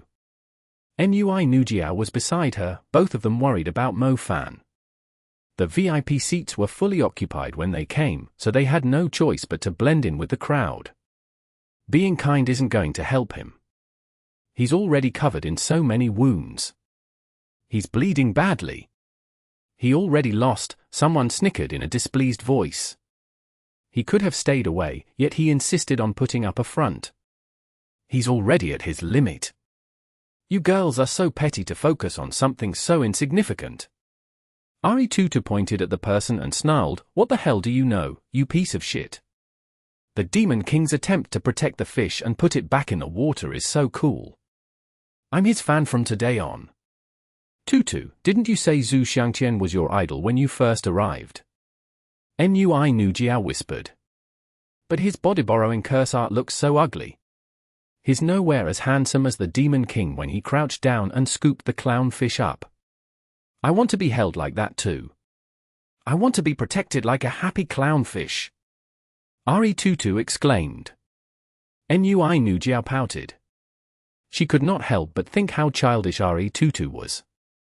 Still, she had to admit that Mo Fan's action was a little eye-catching. Women were a special species. Many of them were focused on Zhu Xiangtian's handsome appearance not long ago and were despising Mo Fan for being arrogant. Most of them were leaning toward Zhu Xiangtian. However, Mo Fan immediately won the hearts of many women with his little action. Was Mo Fan really protecting the fish? The fish's well-being was none of his business. He just thought the little creature was unusually smart to stay under his feet. Mo Fan had always been friendly toward creatures who were smart and intelligent. The wounds on him were burning with the seawater. It turned out that his will alone had not been enough to defend himself from Zhu Xiangtian's attack. He was covered in cuts and bruises as a result. They might not be deadly, but they would definitely hinder his performance. Luckily, being injured was not necessarily a bad thing for him. Mo Fan, hurry up and stop the bleeding. You are badly injured. Zhu Meng urged him loudly. Just concede and treat his injuries. Those aren't normal wounds. He can't stop the bleeding by burning them. Zhu Bo chuckled. Zhu Xiangtian was laughing now. Mo Fan was unable to stop the bleeding. He could either admit his defeat and find a healer to treat his injuries, or continue to fight until he bled to death. Zhu Xiangtian had won the battle. It was still a favorable outcome despite how difficult it had been. It's fine, just let me bleed for a while. Mo Fan remained standing as blood was pouring out of the wounds and fell onto the reef. The tide had fallen. His blood stopped diluting in the water.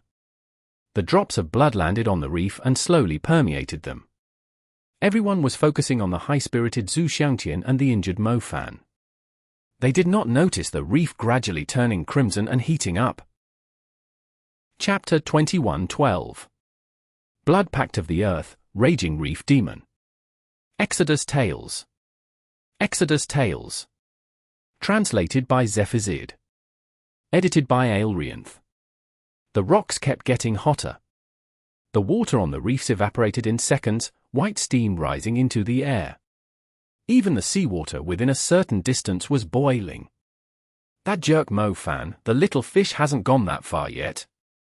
Tutu screamed. She almost had an urge to beat the crap out of Mo Fan.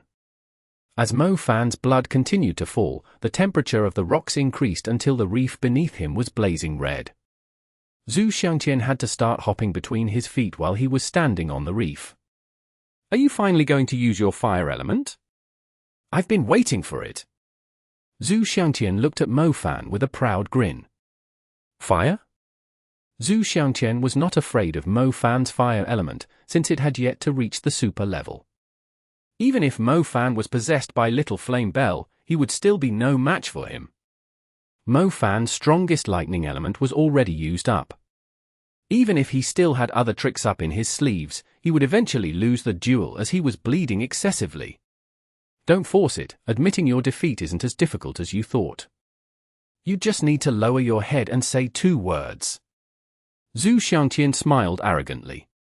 Zhu Xiangtian was obviously not trying to convince Mo Fan to surrender. He knew what he said would only provoke Mo Fan to stay in the fight. It would be the most ideal outcome if Mo Fan kept fighting until he bled to death. He would not offend the people who were grateful toward Mo Fan if that happened, and he would be able to get rid of the eyesore too. Why are you acting like you've won the duel? Mo Fan smiled. The blood all over him made his smile look savage and twisted. 3 minutes. In 3 minutes, you won't have a single drop of blood left. Even the goddess of the Parthenon temple won't be able to save you. Xiangtian sneered. That's more than enough. Mo Fan replied. What is? Xiangtian was getting impatient with Mo Fan's illogical words. I just need half a minute to talk with you, a minute and a half to defeat you, and half a minute to walk away elegantly and greet the people of our country passionately, Mo Fan scoffed. Xiangtian immediately pulled a long face. Was this Mo Fan always so reluctant to admit his defeat? Beating him in just a minute and a half? Not many old mags across the country would dare to say something like that, let alone among the young mags. Besides, he was already severely injured. The injuries would greatly hinder his strength. Where did he even get his confidence from?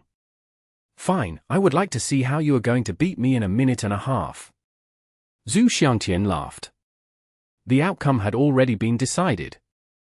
There was no way Mo Fan could turn the tables around. If he was not injured, he might have a glimpse of hope to win, but it was completely impossible now. Did you drink enough? Mo Fan suddenly piped up. What drink enough? What the hell are you talking about? Xiangtian was annoyed. What the heck was Mo Fan going on about now? You seem to mind every word I say. I think you are starting to be afraid of me, Mo Fan added. Nonsense. I just don't like it when someone keeps babbling in front of me. Xiangtian refuted immediately. It's the right reaction. You should be afraid. I was asking the rocks under my feet if they had drunk enough, Mo Fan told him graciously. You're F***king insane to let the rocks drink your blood. Do you think those rocks can come to life and beat me after drinking your blood? You are seriously the most retarded opponent I have ever faced. Xiangtian burst out laughing. Your information is finally accurate for once. Mo Fan laughed. Blood was still pouring out from his wounds. It went from bright red to dark red. When the drops of dark red blood landed on the reefs, they were no longer glowing with heat. It was just as Xiangtian had mentioned, the rocks were drinking Mo Fan's blood greedily. The lifeless rocks had come to life like a devil after obtaining fresh blood. The entire surface was shaking hard, as it was trying to break free from the chains that were tying it down. It's dark red, Mo Fan murmured, staring at the blood that was flowing out of his body. The dark red blood was most likely the power of the demon inside him. Even the demon in him was bleeding. The injuries he had sustained were more serious than he thought. If the bright red blood previously was only providing energy for the devil to come to life, the dark red blood of the demon had allowed the devil to evolve completely. The floating Reef's battleground was a symbol of the old fortress. It underwent an astonishing change after Mo Fan fed it his blood and the demon's blood. The internal structure of the reef was being reassembled. The surface was vibrating with great energy. A terrifying roar that sounded like it had originated from hell rose up, as if a demon 10,000 feet under the sea had awoken, unleashing its wrath across the sea to bring destruction upon the cities. Half of the old fortress was shaking now. The dilapidated buildings collapsed to the ground as the reef rose up like it had been granted life. The floating reef's battleground was moving. It had turned into a raging reef demon. Its shoulders were like mountains. Its huge arms were engulfed in burning lava. Its chest was as magnificent as a dam.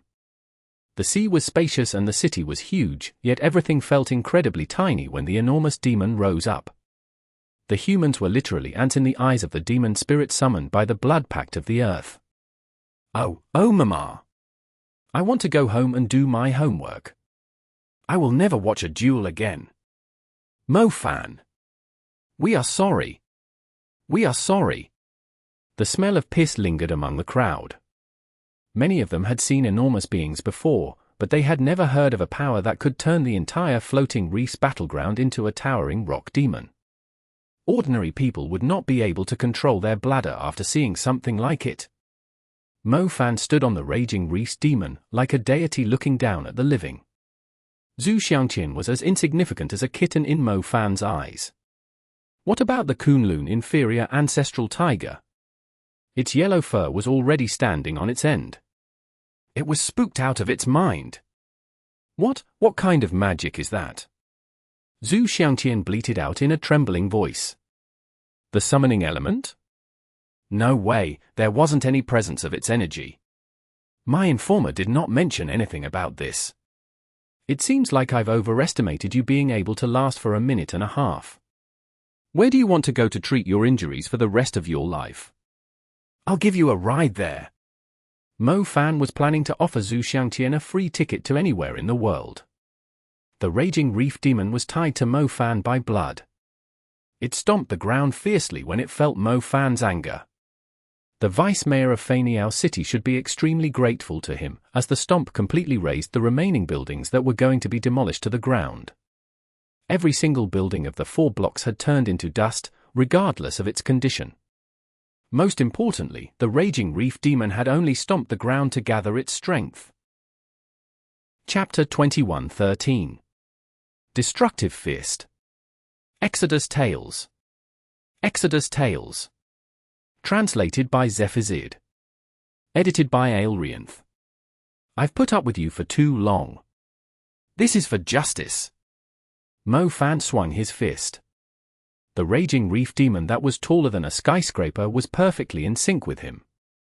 Its fist was like a huge meteorite that could explode at any second.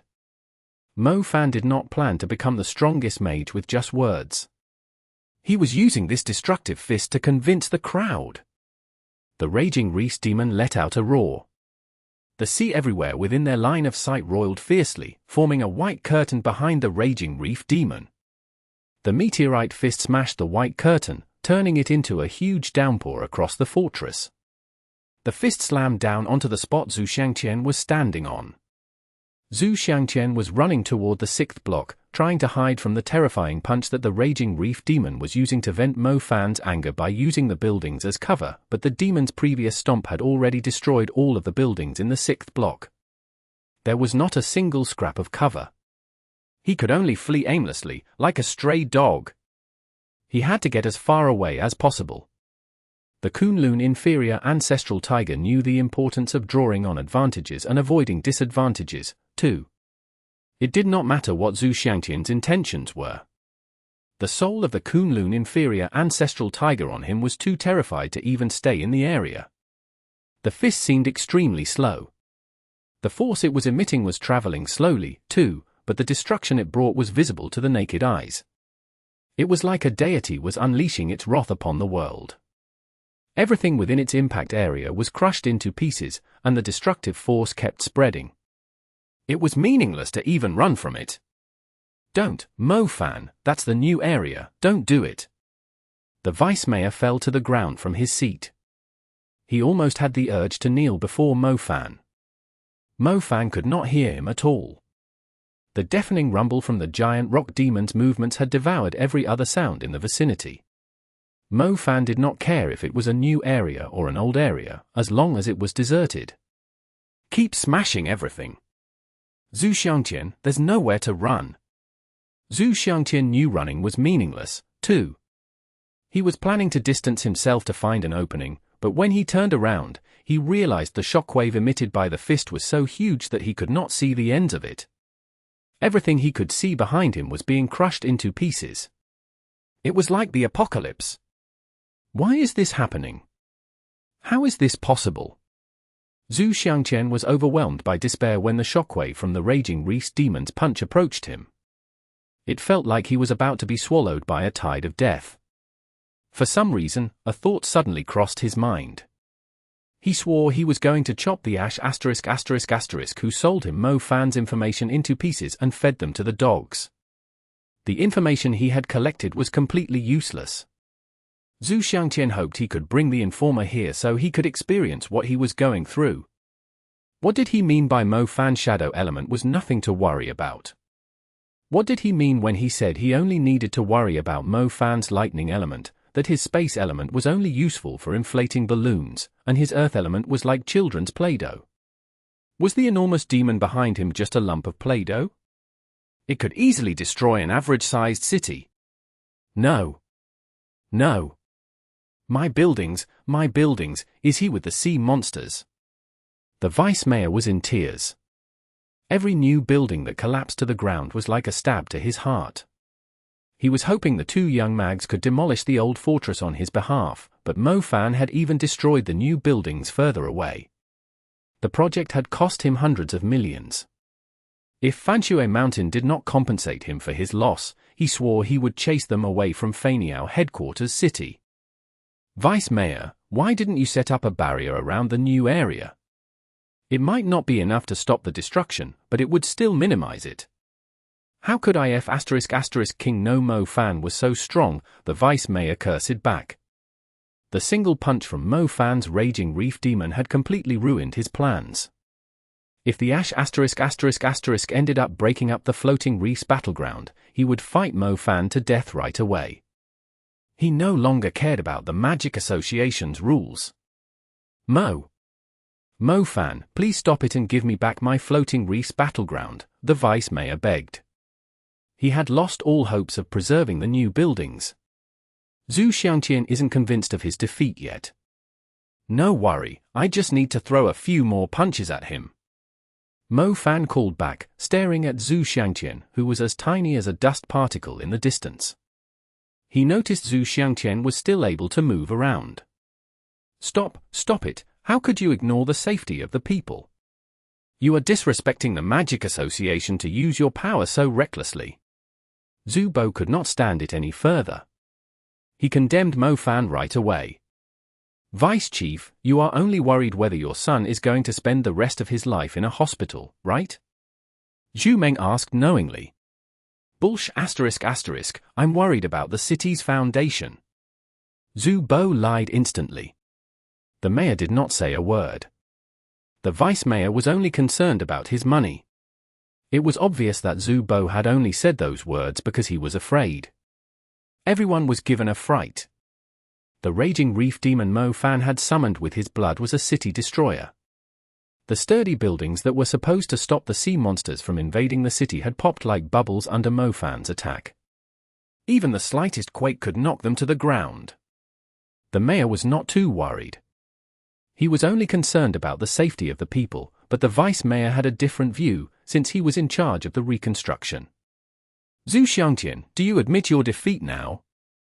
Mo Fan was at the highest point in the fortress. There was no building higher than the raging reef demon. Xiangtian did not respond.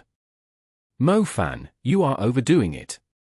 He might be suffering from a severe concussion because of you. How is he supposed to answer you? Someone reminded Mo Fan. Oh, I should wake him up then. Where did he go? I don't see him anywhere. Hey, those who are on duty in the north, did you see Xiangtian on your side? Mo Fan asked loudly. We aren't sure, everything happened too quickly. Can you please go easier next time? We almost thought we are dead, the mags who were on duty shouted back warily. I can control it. Mo Fan declared confidently, but he scratched his head. He was having trouble finding Xiangtian. Forget it, the blood pact of the earth was not a summoning spell. It could only attack once. It was time to call it a day. Mo Fan, put the floating reef's battleground back where it was, the vice mayor yelled at Mo Fan. He could not care less about his image now. Oh, your reefs are pretty useful. My blood pact of the earth is a lot stronger because of them. Next time, Mo Fan chuckled. I'm going to kill you if there's a next time, the vice mayor yelled. Did I win? Shouldn't you declare the outcome, as the judge of the duel? Mo Fan called back. Has anyone found Xiangtian? The mayor asked calmly. The North Sentry is looking for him. We should hear something soon. Maybe he has turned into dregs, since he's always been one, Mo Fan laughed dismissively. Zhu Bo almost jumped up in rage. If his beloved son had turned into dregs, he would strangle Mo Fan to death with his own hands. Chapter 21:14. Doing it secretively is more thrilling. Translated by Zephazid. Edited by Aelrianth. Demon King Mo Fan was eventually declared the winner of the duel. The speech he gave before the duel, which looked down on every other young mage in the world, naturally spread like a plague across the planet. It became a trending topic among the mags. Ningxue, I was wondering how we could promote our Fanshui mountain so at least the people of our country would know who we are, but I think we can save the money now. Not only did our boss make sure the whole country remembers our name, people across the whole world know there's someone called Mo Fan from Fanshui Mountain, Mu Linqing told Mu Ningxue after he quickly calculated the budget he had initially planned for marketing purposes. Mu Linqing showed the figure to Mu Ningxue when he was done. What about the golden reef armor? Mu Ningxue asked. The Forge Master has reforged it multiple times based on our requirements. I'm afraid he isn't willing to reforge it again. Ningxue, I think we should just forget about it after seeing Mo Fan's strength. I doubt anything below the heaven grade is going to be useful for him, Mu Linqing sighed. Mu Ningxue was troubled too. She had prepared a nice armor for Mo Fan for when he came back from Greece. It was forged with pure quartz reef stone, and thus was capable of withstanding powerful attacks. However, Mo Fan's strength had improved at an insane rate during the past few years. She kept feeling the armor was not that useful to him, so she had continued to invest money in it so the Forge Master could enhance it further. Yet no matter how often she did it, it still struggled to catch up with Mo Fan's cultivation and the level of the enemies he had been facing. She was like a mother who did not stay with her child. She had finally knit a sweater for her son, but the kid had grown a lot bulkier and taller in no time. She took the sweater back to readjust its size, but when she was done with it, it still did not fit him. The kid was growing like he had been injected with hormones. Let's sell the armor. Yushasha is making a heaven seed for Mo Fan. Let's see if we can find the material she needs, Mu Ningxue proposed. Sell it? We have put in so much effort, fine, Mu Linqing conceded with a wry smile. On second thought, the armor was not really going to be much use to Mo Fan, since he already had the Heavenly Gate. We'll use the money we saved for marketing to buy the materials Yushasha needs, too, Mu Ningxue added thoughtfully. Ningxue, how about this, since our boss has already given his huge speech, why don't we make the day of the duel Fanshui Day? It's rare for the Magic Association to allow anyone to hold duels, but Mo Fan is obviously an exception. Both mags and ordinary people admire powerful magic. If we can hold something like a festival by decorating the streets, giving out some tax refund discounts, inviting celebrities, hiring famous chefs, and organizing some special events, we can make the duel between Mo Fan and any challengers the finale. Mu Linqing proposed. Mo Fan's boastful speech had spread across the world. 99% of the mags across the world wanted to beat the crap out of him. On the other hand, it was extremely rare to have official duels above the advanced level, and people enjoyed watching them. The challenge Mo Fan gave to every young mage in the world was most likely going to start a huge chain reaction that would help with Fanshui Mountain's development. Otherwise, Fanshui Mountain might only stay a local tyrant, as its growth would be limited. Sure, it's a great idea. Mu Ningxue had already accepted many challenges on Mo Fan's behalf. She had also noticed that many people were interested in watching the duels. He Yao, who had won the title of the strongest young mage of Feiniao headquarters city, was a great example. He had attracted a huge crowd to Fanshui Mountain when he challenged Mo Fan. Mo Fan was a born troublemaker. Many people were jealous of him, but he also had a lot of supporters. The people would look forward to more duels like the one between Mo Fan and Zhu Xiangtian. Zhu Xiangtian did not represent the world. He could not even represent China. Mo Fan's challenge was definitely going to attract stronger opponents. It was a great way for Mo Fan to train himself. We can keep holding it as long as boss doesn't lose, Mu Linqing added cunningly. He won't, Mu Ningxue said confidently.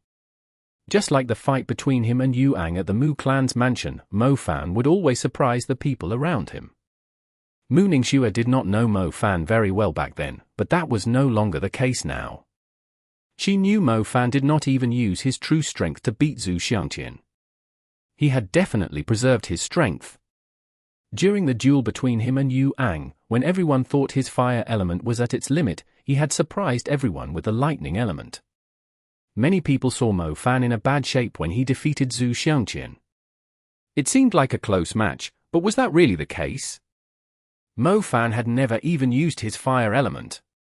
Mo Fan's fire element had already reached the super level. Little Flame Bell must have evolved by now, after cultivating diligently for a long time under Xinxia's care. If she guessed right, the fire element was Mo Fan's real trump card. Ooh? Is that really a good idea? Xue, you are giving wages to so many people now. I can sort out the materials for the Heaven Seed myself, Mo Fan protested righteously. You will only waste your time doing it yourself. After all, you won't necessarily find these high-purity elemental ores in auctions. Some are in the hands of factionless mags. If we use Fanxue Mountain's name to collect them, people who are scared of being scammed will be more willing to sell them to us. We can slowly gather the materials, Mu Ningxue replied confidently. You're right, it's a little tricky to do it myself. Mo Fan did not turn the offer down again. The amount of materials needed to make the Heaven Seed was high, and some of the materials were extremely rare. Mo Fan was going to Greece tomorrow. He had to wake Mu Bai up and continue looking for totem beasts. It settled then, rest early, Mu Ningxue turned off the light, draped a thin windbreaker over her shoulders, and headed for the door. Xue, do you have something else to do? Mo Fan was confused. Not really. Where are you going then? Aren't you going to sleep? Back to my room, Mu Ningxue turned around and said. Shouldn't you change and hop in my bed? I've warmed it for you. Mo Fan raised his brows. We haven't really performed any ceremony, so it's not a good idea for us to stay together. Fine, go back to your room and leave the window open. I'll blink into it later. Doing it secretly is indeed more thrilling. I didn't know you liked it that way, Mo Fan smiled. Mu Ningxue looked at Mo Fan. She suddenly had a feeling she should ask someone to check Mo Fan's head to see if there were any hidden wounds in it. Chapter 21:15. The Maidens of the Snowy City. Translated by Zephazid. Edited by Aelrianth. The weather was getting colder. Fanxue Mountain was covered in a cold mist early in the morning. The sentry towers were hidden in the mist, and the coastline was barely visible. It was common for unpredictable events to occur in weather like this. Since it was now winter, the moths were either hibernating or had reached the end of their lifespans in autumn. Fanxue Mountain was relying solely on the mags for protection. Mo Fan had already left for Greece.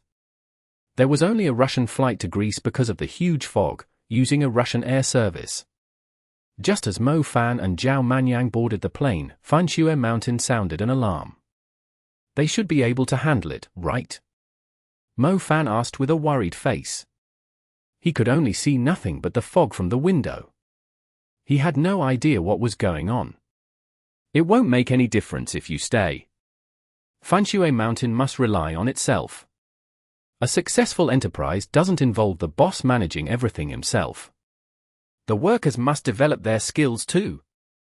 Don't worry, Fanxue Mountain is already stronger than most renowned clans. The mags can still handle any situation without the help of the moths. If they can't handle it, you should consider hiring another batch in case something serious happens and innocent lives are lost, Zhao Manyang answered easily. Mo Fan nodded. Zhao Manyang might be a little pompous, but he could spill out wise words at times, as expected of someone who was born in a renowned clan. It's purple, Zhao Manyang suddenly said sternly. Mo Fan was startled. He immediately rose to his feet and tried to see the ground through the window. A purple alert? Was it a purple alert? A purple alert means the city is going to face utter destruction. Didn't they say the sea monsters were hibernating during this season too? Did they really launch a surprise attack? If it was a purple alert, he could not afford to leave. Many people were going to die. Damn it, these sea monsters seriously did not give them any chance to catch their breath. TSK, I didn't think a stewardess with such an innocent face would wear sexy purple underneath. It seems like she's feeling a little lonely on these flights. A Russian woman, I haven't tried one before. Zhao Manyang took out a little notebook with colorful flags on it. He drew a little line across the Russian flag as he stared at the stewardess in stockings standing on her toes to organize the luggage like he was watching his favored prey. Screw you. Mo Fan swore to Zhao Manyang's face. Zhao Manyang was confused. He did not understand why Mo Fan was cursing all of a sudden. Brother, if you are interested in her, I can consider giving her to you, but you should mind your behavior. No matter how bad our mouths and our behavior is normally, we should look after our image in front of the ladies, or you won't be able to hook up with anyone, Zhao Manyang chided him. Mo Fan was left speechless. He glanced at Zhao Manyang's notebook and pointed at their country's flag. Why did you write so many times behind our flag? Does it mean the women in our country are hotter? TL note can be used to describe a beautiful woman. Don't you know it can be used as a tally mark? I draw a stroke for every home run I've had. Zhao Manyang answered proudly. TL note. The word has 5 strokes. Holy crap, this Zhao Manyang is seriously an *****. Mo Fan seriously doubted the reason why Zhao Manyang's face was so pale was because he was suffering from serious kidney deficiency. Look at my notebook, I shall pass away in peace once I have a behind every flag. Zhao Manyang flipped through the notebook to show Mo Fan his achievements. He kept going when he saw Mo Fan looking at him disdainfully. Your ambition is becoming the strongest mage in the world, but my ambition is to F***K. I'm sorry, that's a little vile. My ambition is to spread my love to beauties of all the different countries. That isn't your ambition, it's the ambition of every man in the world. Mo Fan huffed. When they arrived in Greece, it was covered in a thin veil of snow, sacred and quiet.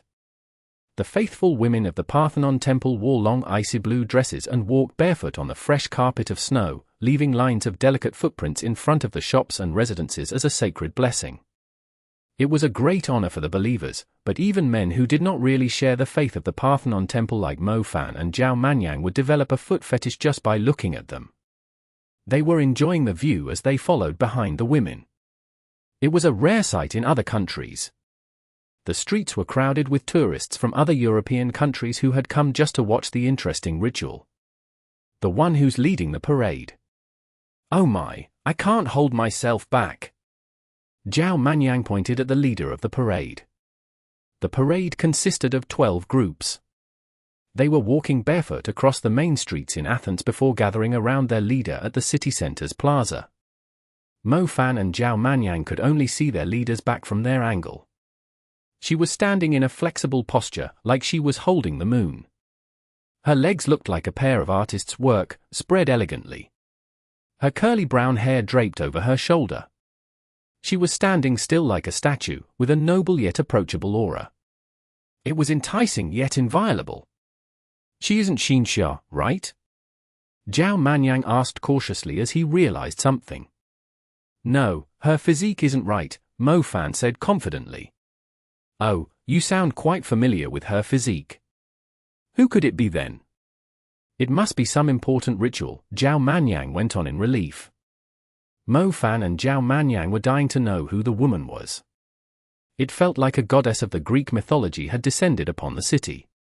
A perfect side face, Zhao Manyang was already giving his compliments as he reached the side of the plaza. He was finally able to see the woman's face after he moved further ahead.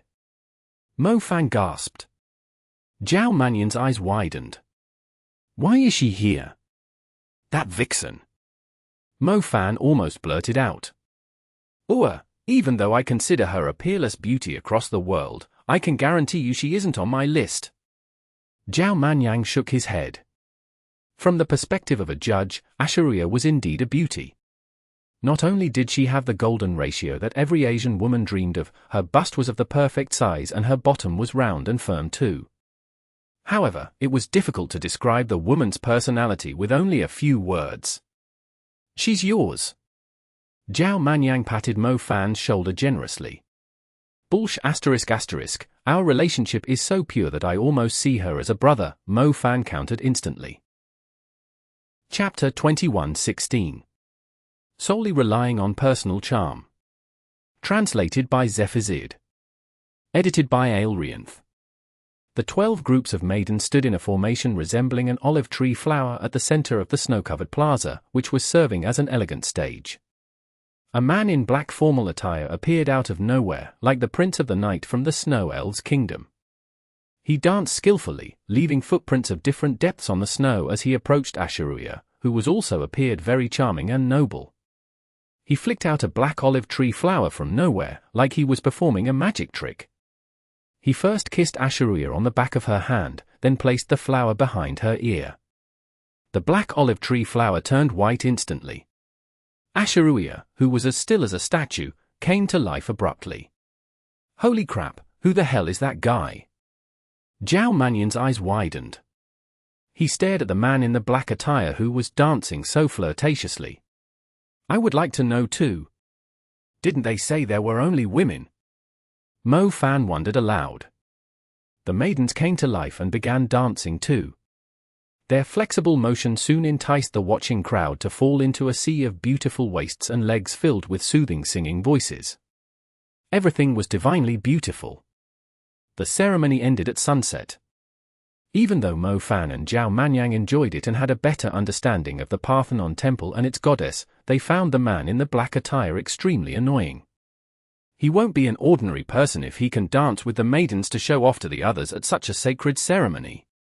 Zhao Manyang fondled his jaw as he began to speculate the identity of the man whom the whole city was now envious of. As a matter of fact, when the man in a black attire showed up, almost every man's heart was broken. The 12 groups of 144 maidens were supposed to belong to everyone, including the saintess who was standing so motionless. However, when the man appeared, it felt like all their adorable feet, beautiful faces, and long legs belonged to him, as if he was the king of a kingdom of women. Seriously, didn't the Parthenon temple consider our feelings? The rat stool has ruined the whole pot of soup.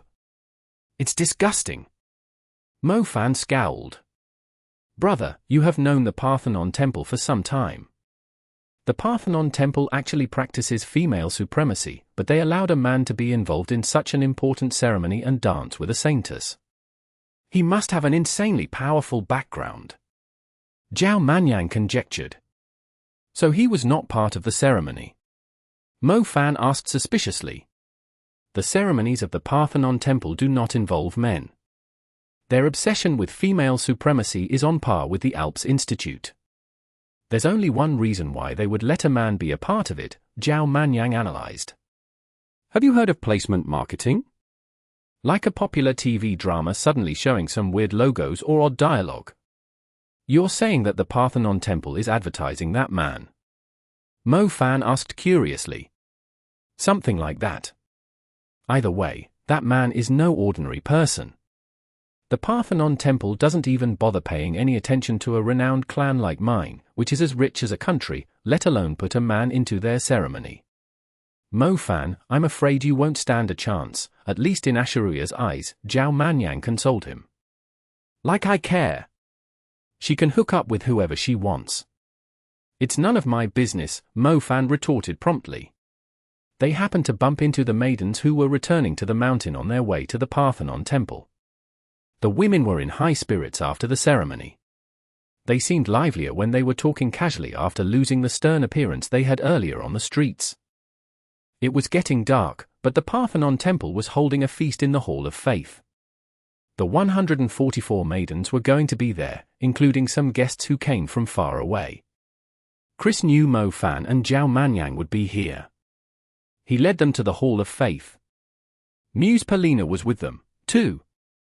Mo Fan was Xiangtian's closest relative. She was not permitted to leave the mountain, but it was necessary for a muse to welcome her family. Polina and Mo Fan knew one another too, so Xiangtian had sent her over. Mo Fan always felt annoyed by the rules of the Parthenon temple.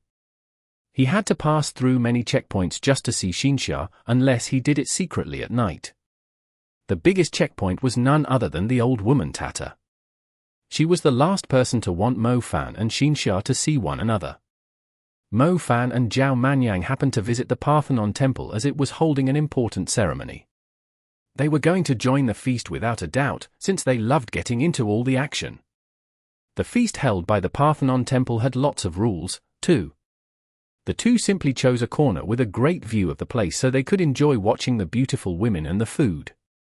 There, that one, I already noticed her on the street. I will never get enough of her slim and fair legs, even if I play with them for the whole night. Zhao Manyang pointed at one of the maidens who had changed her attire. If your focus on magic was as brilliant as your ability to hunt down beautiful ladies, we wouldn't have struggled so much in the pyramid. What about the purple stewardess? Mo Fan said. I prefer this more. Come, let's approach her together. She has some friends with her. I can't handle them all by myself, Zhao Manyang said. Teasing beautiful ladies was an offer that Mo Fan would never turn down. Mo Fan had always been impressed by Zhao Manyang's shamelessness. His flirting skill was top-notch, too. He could easily blend in with the women with just a few words. Most women emphasized a man's looks, and Zhao Manyang's face of an **** was their favorite type. Mo Fan believed he was different. He was solely relying on his personal charm. Did you two try to sneak in here? Why didn't you cut the tags on your suits? We rented them. We wouldn't be able to return them if we cut the tags. The women were amused at the reply. The maidens of the Parthenon temple were very knowledgeable. They were not mocking Mo Fan and Zhao Manyang with laughter. They just did not expect to see someone so amusing at the feast. Look, the Night Prince is here, he's so handsome, a maiden who was only 16 years old blurted out in excitement. Yeah, he's so handsome. I would like to dance with him too, the maiden whom Zhao Manyang had his eyes on said. Zhao Manyang twisted his lips, obviously hurt by the comparison. Chapter 21:17. The Bold Invitation. Exodus Tales. Exodus Tales. Translated by Zephazid. Edited by Aelrianth. Who is he? Zhao Manyang could not help but ask. We aren't sure. However, 3 of our great priests received him when he first arrived at the Hall of Faith, the maiden with small feet named Saber replied. I heard he's from an old and outstanding renowned clan around the Mediterranean Sea. He's so well matched with the Saintess. They are meant to be together, another maiden spoke up. Asheruia isn't as pure as she seems. I don't think she's worthy for Master 2Es, the 16-year-old maiden, Sammy, sniffed. Sammy, how could you say that? Savath protested. Did I say anything wrong? We've all heard rumors about her in the Parthenon temple. Master 2Es is from the most ancient and secluded renowned clan around the Mediterranean Sea. He has such a pure aura, unlike Asheruia, who did all those outrageous acts. Sammy exclaimed. Sammy, there are outsiders here. You should keep those words to yourself. How could you be so reckless? We are very sorry. Sammy is still young. She likes uttering nonsense and believing in rumors, Savath said quickly. It's fine, the 2 of us aren't related to anyone, so we don't mind hearing them, Zhao Manyang answered graciously. It was obvious that the 16-year-old Sammy was 2E's loyal fan. She believed only she was worthy of him. No one knew if the scandals related to Asheruia that she had mentioned were real. Even Mo Fan had heard some of them. Mo Fan had to admit that 2Es was acting like an exclusive sponsor for the Parthenon temple, just as Zhao Manyang had mentioned. Almost everyone was fawning upon him during the feast, as if he was the center of focus for the whole ceremony. Thank you, everyone, for your warm welcome. I thought people have forgotten about our clan after we decided to keep a low profile many years ago. To our surprise, many of you still remember us. I believe my grandfather would be proud if he hears about it. 2Es raised his cup and gave everyone a toast. The crowd emptied their cups. 2Es obviously had something else to say. He looked at the two saintesses on the main seats, Xiangtian and Asheruya. Izisha had not joined the feast.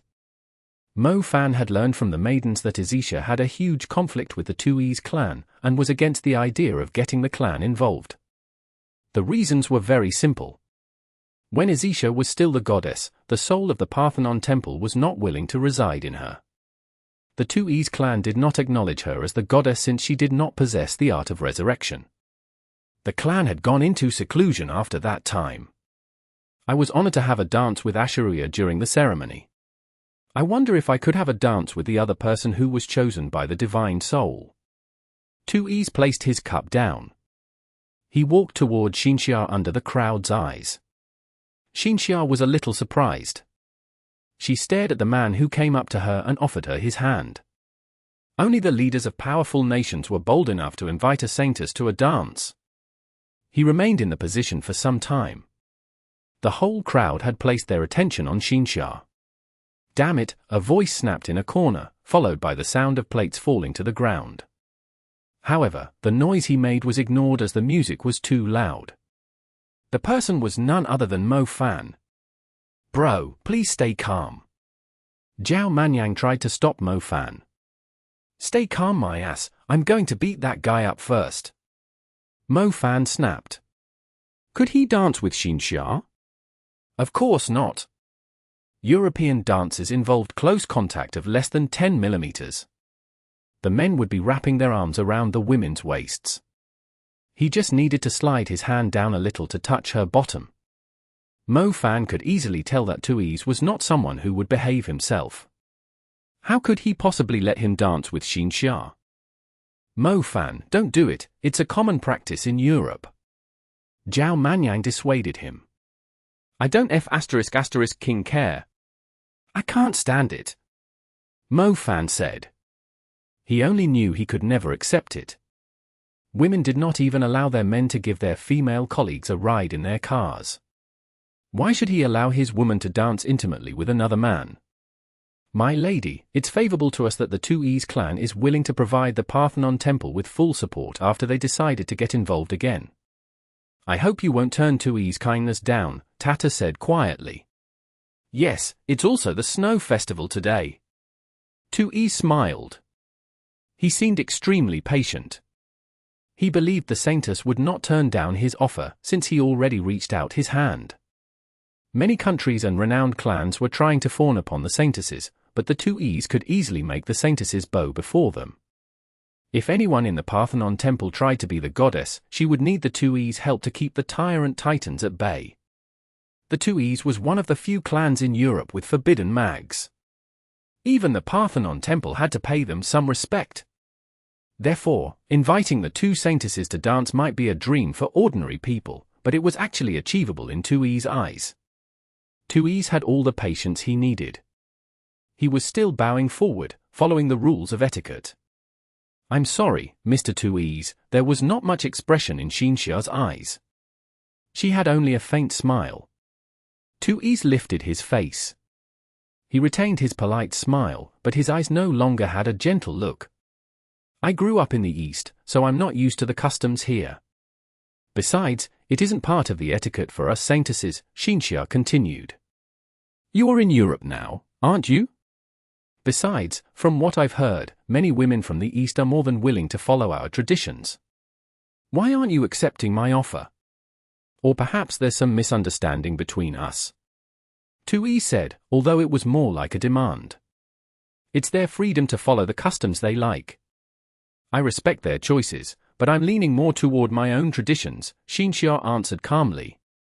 Oh? I was told that you had grown up in a simple family in China that subsisted on labor. Did they really teach you the proper etiquette? Tui said, as if he was displeased by Xiangtian's reaction. The entire hall fell silent. Chapter 21:18. The Rotten Apple That Spoils the Barrel. Exodus Tales. Exodus Tales. Translated by Zephizid. Edited by Aelrianth. Tui's did not think what he said was inappropriate. Nobles learned etiquette starting at the age of 3.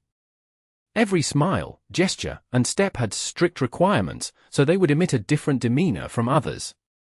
Everyone knew Xiangtian was from China, and from a family of the lowest level in the social hierarchy.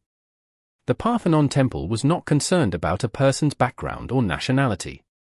They would take anyone as their goddess if they were chosen by the soul of the Parthenon Temple. Therefore, the Parthenon Temple had never cared about Xiangtian's background and nationality. However, Tuis thought she was too arrogant, even discussing etiquette and customs with a clan that had existed for over 1,000 years around the Mediterranean Sea. Without their support, even Izisha would struggle to retain her role as the goddess. How dare a mere saintess who was picked up halfway act so arrogantly in front of him? Luckily, the banquet was only an internal event, and there were not many outsiders.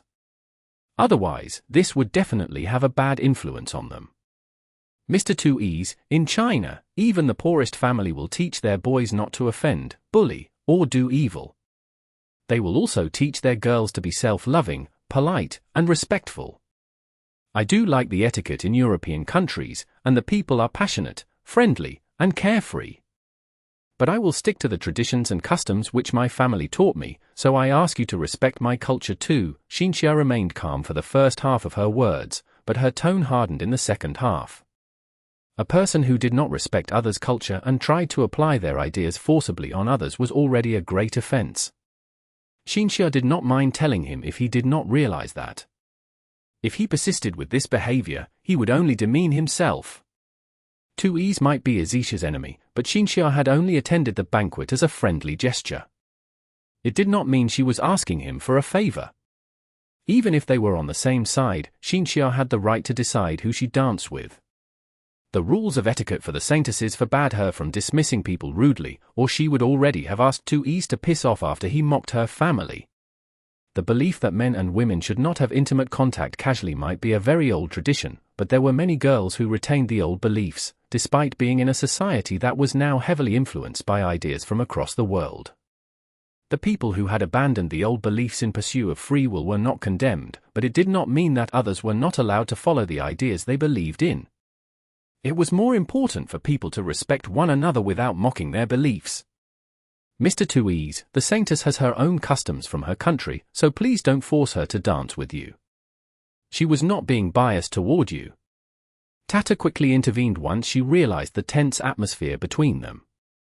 I wasn't biased toward Mr. Tuis before, but I am now, Xiangtian added sternly. What do you mean by that? Tuis was startled. Before Xiangtian could answer, Mo Fan had already walked up to her. He raised his thumb at Xiangtian and said, "It means she's asking you to piss off. Do you understand now?" Tata, Halen, and the great priest's faces darkened like they had been smeared with dirt when they saw Mo Fan. As they expected, Mo Fan had ignited the whole banquet with a single sentence. Everyone, including Tuis, had contorted faces, as if they had just eaten dung. Ha ha ha, asking me to piss off? I'm afraid no one in the world dares to talk to me like that. Tuis burst out laughing. Listen carefully, my name is Mo Fan. I'm from the simple family that you just mentioned. My sister Xiangtian isn't wrong. Our father taught his son not to offend people, bully the weak, and do evil, but when it comes to someone like you, even though we aren't really told what to do, I think it was along the lines of, don't beat him up too badly, so he can still walk away himself. Mo Fan made sure he was being extremely clear. Tata rolled her eyes after hearing those words, and almost fainted. Even if they were not planning to fawn on the Tuis, they should avoid becoming enemies with them. Tata was thinking of sending for someone to get rid of Mo Fan, but Xiangtian glared at her and stopped that thought. Your Honor, this is going to be a huge problem at this rate. The Hall Mother will be very angry at you, Tata whispered. Tata, if the Hall Mother only wants me to be a goddess who is willing to abandon her principles for the sake of people's support, I'm afraid I'm not a suitable candidate for her. I'm competing for the role of the goddess because I want to become the goddess that blesses the world, not the goddess who tries to win over everyone's hearts as you and the Hall Mother prefer, Xiangtian replied sternly. Well said. Asheruia agreed with a smile. While Xiangtian was clarifying her stance, the atmosphere between Mo Fan and Tuis had intensified further. The air around them was even colder. Mo Fan? So you're the guy who claimed to be the strongest mage in the world. 2E's grinned. I see the news has been spreading quickly, as even an Ash **** in the deep mountains like you has heard it. For some reason, I found you disgusting when I first saw you on the street. I thought I was only being envious of you, yet I realized it was the jerk scanner in me doing its work. It accurately locked onto you. Mo Fan condescended to reply. It sounds like you two brother and sister have brought your savage ways to the Parthenon temple. No wonder I noticed a weird smell when I came here. I kept feeling something was different. Since when does a filthy mouse like you have the right to talk in our Greece, our Athens, and our Parthenon temple? 2E's was obviously the kind to say anything that came to mind. He no longer had to watch his words after they had fallen out with one another. I was just telling my friend that you were the rotten apple here, Mo Fan agreed. I don't like arguing with filthy people like you. It will only put an ugly stain on my character. I'm 2E's the seventh, and my ancestors have protected the Parthenon temple and Athens from the Tyrant Titans. What about you? 2E's demanded haughtily. That was your ancestors' doing. What do you have anything to do with it? It's not like a respectful family will never give birth to an Ash *****, Mo Fan shot right back. You are dishonouring my family. 2E snapped. I didn't dishonour your family. I was only talking about you. Let me ask you, what exactly are you good for? What have you done except for acting like an arrogant and disrespectful scum? Nothing. If anything is dishonouring your family, it would be your existence. You despised someone's background just because she turned down your invitation for a dance. I believe a real respectful clan wouldn't teach their disciples to act like that, so I believe your pride is the reason behind it. Please don't say another word. You will only embarrass your clan, Mo Fan sniffed. Chapter 21:19. A competition. Exodus Tales. Exodus Tales. Translated by Zephazid. Edited by Aelrianth. 2E's was lost for words after being bombarded by Mo Fan's series of accusations. Most people in the Parthenon temple were respectful toward 2E's because they were asking his clan for favors, but that was never Mo Fan's concern. As a matter of fact, Mo Fan thought 2E's was already asking too much when he wanted to be involved in the Parthenon temple ceremony and dance with Asheruia. That was never part of the ritual. There were people who totally agreed with Mo Fan, but it was only the silent minority. I have learned the skills to defeat the Tyrant Titans from my ancestors. The Tyrant Titans will soon reach their rejuvenating phase, and will soon make their comeback and invade Greece. When the time comes, my abilities will help Greece retain its peace. 2E's declared proudly after collecting his thoughts. I see. Everyone is turning a blind eye to your misbehavior because you can suppress the Tyrant Titans. I've killed some of them too, Mo Fan scoffed dismissively. You've killed some of them? It must have been the weak Blue Star Tyrant Titans. I'm talking about the Silver Moon Tyrant Titans or the Golden Sun Tyrant Titans, you imbecile. 2E snarled. You too, it's the Snow Festival today. It's supposed to be a joyful day with lots of blessings. You shouldn't be picking on one another because of a little conflict. You might be hot-tempered because of your young age, but you can easily forgive one another by taking a step back, intervened Valentine, who had recently been promoted to a Great Muse. I'm sorry, Great Muse, our clan will never take a step back when a nobody like him is dishonoring us. I hope the Parthenon temple will give me a proper explanation. 2E snarled. Mr. Mo Fan, 2E's only said something inappropriate because he was full of youthful vigor. Why don't you give me some face? The Great Muse asked Mo Fan politely. Not a problem, I can promise you I won't beat him up until the end of the banquet, Mo Fan agreed. How amusing, do you really think you are unbeatable just because you beat Xiangtian? Xiangtian is only a little clown who keeps promoting himself on the surface. The real experts normally stay in seclusion in ancient and sacred places. They will never have duels with anyone just for show. 2E's responded instantly. Stop uttering nonsense, then, and let's have a fight." Mo Fan rubbed his palms expectantly. "Humph, how reckless can you be? I already told you my specialty is fighting the Tyrant Titans. I don't use my abilities on ruffians like you."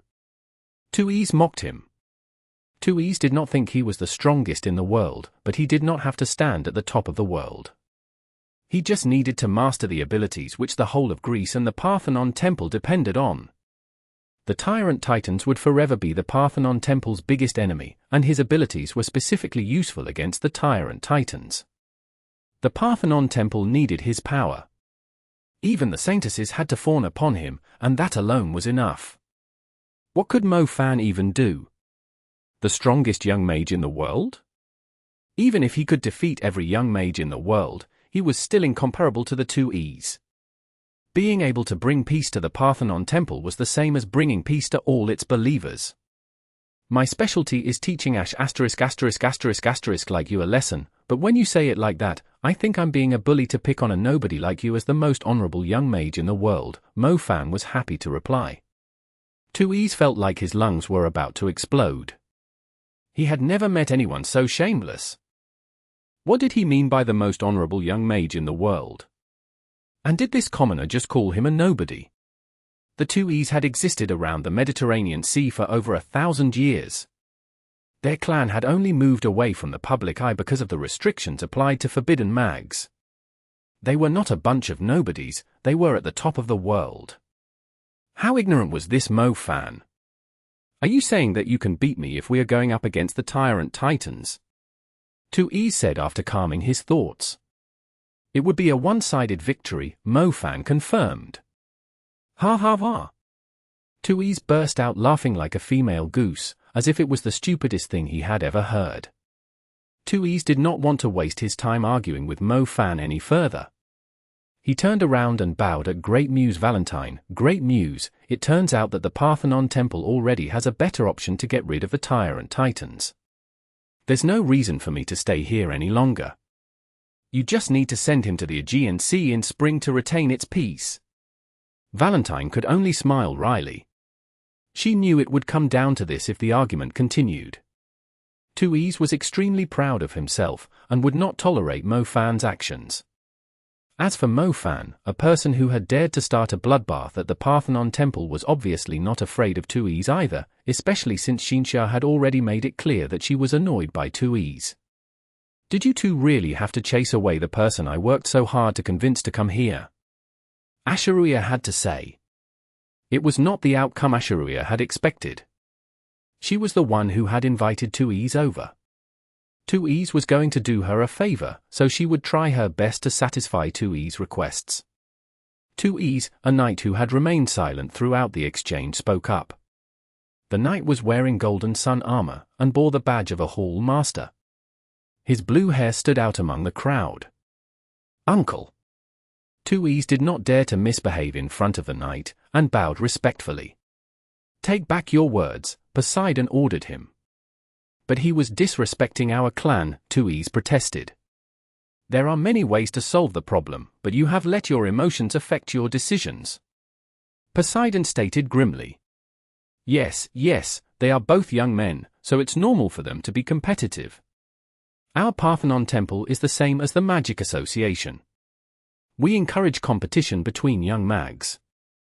Poseidon, since you are leading the army in the war against the Tyrant Titans, we shouldn't let the others think the young mags of the Parthenon Temple are only a boastful bunch after how the two of them claim to be so reliable tonight. Let them take part in the war. Since they are so keen to see who's better, why don't we set up a competition for them based on their achievements during the war? Great Muse Valentine proposed. I had the same thought too, Poseidon agreed. The war. Mo Fan was startled. Holy crap, I was just putting on airs to scold the Ash ******. How did I end up signing up for war? Chapter 21:20. The Internal Organs of the Tyrant Titans. Exodus Tales. Exodus Tales. Translated by Zephazid. Edited by Aelrianth. Your Highness, what do you think? Valentine asked Xiangtian, inviting her input. It's not a bad suggestion, Xiangtian nodded. Xiangtian noticed Mo Fan's expression after she finished speaking. Mo Fan was still confused and ready to refute all this when Xiangtian's voice entered his mind, speaking to him with psychic voice. Brother Mo Fan, just accept it for now. Mo Fan was not going to turn down the challenge after Xiangtian encouraged him. Mr. Mo Fan, what do you think? You feel like Tui's was disrespecting your family, and Tui's feels like you were dishonoring his clan. The Parthenon Temple has always been lenient toward capable young men who have made great contributions to us. Why don't you prove yourself, instead of leaving the matter to us? Valentine encouraged him with a peaceful smile. It's fine by me. Mo Fan nodded. I don't mind either, Tui's grinned, as if he had already won the duel. No one was better at dealing with the Tyrant Titans than him. Then I guess I, Valentine, and Knight Poseidon will be the witnesses of the competition. Do the Saintesses agree with this? Valentine inquired. Asheruia nodded. Xiangtian did as well. I can't stay at the same place with someone who dishonors my clan. If he loses the competition, the Parthenon Temple will forever ban him from entering the sacred mountain. Tui's declared. A competition without stakes was no different from a fist fight between two kids. Not a problem, Mo Fan agreed instantly. However, if you lose, it's not reasonable to ban you from entering the Parthenon Temple, since your clan is supposed to serve it. How about this? If you lose, you will have to live on Crete until the Tyrant Titan's invasion is over. Crete! Tui's was startled. The island of Crete might have elegant views and soothing weather, but it was like the countryside compared to Athens. Tui's was fond of living in the capital. The island of Crete was like a borderland compared to the Parthenon Temple and the sacred mountain. It was a huge price to pay. Tui's felt like the conditions were unfair to him, since Mo Fan was only a guest of the Parthenon Temple. Being forbidden from entering the Parthenon Temple was not really a serious price for him to pay. You will have to bow before our ancestors and admit you are wrong too, Tui's added another condition. Sure, Mo Fan agreed without any hesitation. Tui's finally smiled. If Mo Fan had to bow and admit he was wrong, it meant the Saintess Xiangtian was lowering her head, too. That was the respect the Tui's were hoping to get. After the banquet, Mo Fan went to the little mansion with a great view of the twilight that he had been missing a lot. It felt great to be related to a Saintess. Most officials did not even have the chance to stay at the mansion. Most importantly, there were a few well-educated girls around 16 years old serving guests 24 hours every day. Xiangtian was not so strict with him, and was willing to appoint beautiful ladies to take care of him, unlike Mu Ningxue, who did not even allow a female cat to be within 100 meters of his place. Why did Mu Ningxue never trust him? Brother Mo Fan, aren't you curious? Xiangtian turned her head to the side and asked him. She was sitting on the swing on the balcony. Not at all, Mo Fan answered. Xiangtian pouted as if she was displeased by the answer. Why couldn't he just follow the script? Mo Fan was amused by Xiangtian's reaction. He placed his hand on Xiangtian's head and fondled it like a kitten. Even though we traded the night amethyst to the god of darkness in exchange for Mu Bai's soul, his organs have deteriorated too much. He'll be just as weak as an old man after coming back to life. He will need the Tyrant Titan's organs to recover, Xiangtian told him. I see, Mo Fan nodded. Normally, I could have asked the people around me to collect them, but it's strange how I couldn't get a single piece of Tyrant Titan's organs, even though the Hall of Knights have eliminated a lot of them over the years. Even the organs of the Silver Moon Tyrant Titan that trespassed into Athens' barrier recently were gone. When I asked Fiona to investigate it, she told me the Tyrant Titan's organs have always been in high demand in Europe. Every single one of them was purchased as soon as they were listed on the market. Even the rich merchants who do not practice magic believe the Tyrant Titan's organs will strengthen their bodies, let alone the mags. Xiangtian said. So even a saintess like you can't get your hands on the Tyrant Titan's organs? Mo Fan was surprised. Xiangtian nodded. It did not make any sense, but she was indeed struggling to secure them. The Parthenon temple normally had a lot of stock for every resource, except for the Tyrant Titan's organs. Mu Bai is a super mage, and his soul has grown a lot stronger. It might have entered the dark plane while he was unconscious. If his organs are too weak, he will suffer from the same situation as mine, where the body can't withstand the power of the soul, Xiangtian said. Xiangtian had her soul and the soul of the Parthenon temple within her. Her body could not endure the existence of the two souls, so she was unable to walk like a normal person. Mu Bai was in a similar situation now. His body was too weak for his soul. It's not easy to track down the Tyrant Titans, but if you follow Commander Poseidon, you can rely on the army's intel to hunt the Tyrant Titans. The fresher the organs, the better they are for Mu Bai's recovery, Xiangtian said. I got it. Mo Fan nodded. Do you want to see him? Xiangtian asked. Who? Mo Fan asked. Mu Bai, he's awake. Didn't I already tell you? It's just that his body is very weak, Xiangtian said. Oh, so you already brought him back to life? Mo Fan exclaimed. Yes. Mo Fan quickly headed off to where Mu Bai was staying. It was not far from his place. He immediately heard Zhao Manyan's grumbling after he went inside. Say, Mu Bai, how are you supposed to dominate women with Mo Fan and I if a single breeze can blow you away? I would rather die if I were in your shoes. Zhao Manyan complained. Zhao Manyan was initially planning to hook up with Savath, but immediately lost interest when he found out she was a fan of 2Es. He decided to visit Mu Bai's corpse out of boredom and burn an incense stick for him or something. To his surprise, Mu Bai was awake. He was sitting on a wooden stool while a young girl was placing a plate of fruits on the table. Zhao Manyan was extremely jealous when he saw this. Chapter 21-21. It was just a dance. Exodus Tales. Exodus Tales. Translated by Zephazid. Edited by Aelrianth. Stop grumbling into my ears. Mu Bai's voice was extremely soft, different from his usual deep tones, like he was pretending to be calm and collected. He was obviously worn out. Don't you know what Mo Fan and I did just to save your life? Not only did we ask that woman of white impermanence for help, we even went to the terrifying scar of Xiangtian Mountain just to reach a deal with the God of Darkness to trade your soul back. What the heck have you done?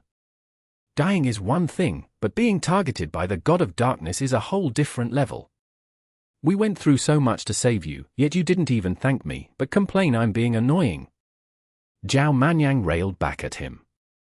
Mu Bai had seriously had enough of Zhao Manyan. He replied softly, Sure, young Master Zhao, I'm utterly grateful toward you. Can you please stop shouting into my ears? My heart isn't well. That sounds more like it. By the way, you shouldn't lower your guard. We haven't found out who was trying to kill you. I don't think they will give up so easily, Zhao Manyan told him. I know what to do. Mu Bai looked outside as he was speaking. He happened to see Mo Fan arrive. Mu Bai smiled, his face pale. It was as Xiangtian had mentioned. He looked like he had aged a lot. How was it? The tour in the dark plane? Mo Fan asked. It's better to be alive, Mu Bai replied helplessly. The dark plane was a real hell. The souls that were dragged into it were soaked in the sea of misery for eternity. He would rather perish instead of suffering more there. Did Xiangtian tell you? Mo Fan went on. Yeah, she told me I will need the Tyrant Titan's organs to fully recover, Mu Bai nodded. Leave it to us. Just get some rest, Mo Fan told him reassuringly. I'm going with you, Mu Bai declared. Zhao Manyan snarled with wide eyes, The hell you are, look at you. Even that girl is livelier than you. The Tyrant Titan can easily flatten you with a stomp. My body might be weak, but I can still use my magic. Besides, I've been lying still for too long. I will feel better if I go with you, Mu Bai said. Zhao Manyan was about to say something when Mo Fan stopped him. Come with us, then. I have a little competition with 2Es. He seems to be a Tyrant Titan specialist, so it won't be easy to beat him. If you can't fight, you can just come up with ideas or mix a drug that can arouse the Tyrant Titan's sexual desires so they will show themselves, Mofan said. Mu Bai's lips twisted. Damn it, these idiots could never leave the incident in the Alps behind. If he had known they would tease him about it for so long, he would not have mixed the drug in the first place. Light snow was falling soundlessly outside. 2Es was slightly intoxicated as he followed the stairs to the cliff. He looked up and saw a spectacular hut by a snowy cliff with a dim light. Everyone in the Parthenon temple knew the little hut was Asheruia's private residence. Even the Hall Mother did not dare to disturb her. 2Es jumped and glided down like a sparrow. He nimbly landed on the balcony outside the hut. Asheruia was half lying on a woolen bed. Her eyes were staring into the distance, lost in her thoughts. She did not even notice 2E's presence until he stepped into her view. "Do you need any help?" Asheruia asked. "Nothing, just want to talk with you," 2E smiled, stepping into the hut. 2Es, are you in a bad mood?" Asheruia asked him directly. "Of course, an annoying bug has messed up such a pleasant day," 2Es replied immediately. "I'm not your caring big sister, so if there's nothing important, you should go back to your room. If you aren't satisfied with your room, I can rearrange it for you. If you have any needs, I can arrange those for you too." Asheruia sat upright and stared at 2Es. "I'm not interested in those women," 2Es replied disdainfully. "Oh, so what kind of woman are you interested in?" Asheruia asked. "Someone like you, of course." 2E stared at Asheruia. He did not restrict himself to her face. He was looking up and down Asheruia's body too. 2Es, someone should have told you that I will be very angry if anyone comes into my hut, Asheruia told him coldly. "My apologies, but I believe you also need someone to relieve you of the boredom on a lonely night like this." 2Es did not realize Asheruia was asking him to leave. He continued to approach her. The smile on Asheruia's face turned icy cold. "I think you were very disappointing today. You were going to show how special you were to the public, yet you embarrassed yourself in front of Xiangtian. You drank so you would feel better, so you must be thinking, isn't there another saintess? She didn't turn down my offer and seemed quite fond of me. Is that the reason you came here?" Asheruia analyzed calmly. 2Es halted in his tracks. The proud smile he was wearing disappeared. "I only had a dance with you, and you think I'm already your possession? Is that why you can come into my hut regardless of the rules, time, and my privacy, just to fulfill your desires? Oh 2Es, you lack self-control, just like a little kid, or are you so arrogant that you think the whole world should obey you?" The snow began to fall heavier as Asheruia was speaking. Even the air felt a lot colder. 2Es remained still. He was startled at first, before his face filled with anger, and he began to blush with rage. "What do you mean by that? Weren't you the one who invited me here?" 2Es demanded after a long pause. "I did invite you, but that didn't mean I was offering you my body, so get out of my hut, now." Asheruia snarled. "Who do you think you are, Asheruia? Even the interns who have only been here a few days know about your rumors. Why are you acting so pure and innocent in front of me? Izisha relies on her brute force, Xiangtian has the soul of the Parthenon temple, and you have only gotten so far because of your body, wasn't it?" 2Es yelled at her. Asheruia's expression did not change by much, yet her eyes were now as cold as the snow outside. 2Es realized he had overdone it after finishing the sentence, but he could no longer take back the words. "I can't stop people from gossiping about me, but you are the first one who dares to say that in front of me. 2Es, you should be very grateful that you have a splendid surname, or you would be very dead by now." Chapter 21-22. Trying to hook up with my brother. Translated by Zephizid. Edited by Aelrianth. 2Es was very angry, yet he had no choice but to hold his anger in before Asheruia. His chest bulged like something was going to explode inside it. He turned and left, heading to the woods on the other side of the cliff. He went back to his place and opened every bottle of wine. He poured them all down his throat, like he was trying to put out the rage he was feeling from the humiliation he had endured today. 2E was finally drunk after emptying 5 bottles. "Just you all wait, I will make you all pay for what you did today." 2E slammed his fist on the table. A little uproar took place in the Parthenon temple early in the morning. Asheruia was the one who had invited 2E to the Parthenon temple, and everyone knew the conflict between the 2E and Azisha, so they expected 2E to stand on the opposite side from Azisha. However, the old man who normally rang the bell every morning saw 2E heading toward Azisha's hall. His mouth fell open, just like the bell he rang every morning. The rumors soon spread across the whole mountain. Mo Fan woke up to the soothing fragrance of flowers. He happened to hear the young girls discussing the news in the garden. "What the hell is wrong with him?" Mo Fan murmured. Mo Fan went for a stroll after he was done preparing himself, then headed for the library. He did not know much about the Tyrant Titans.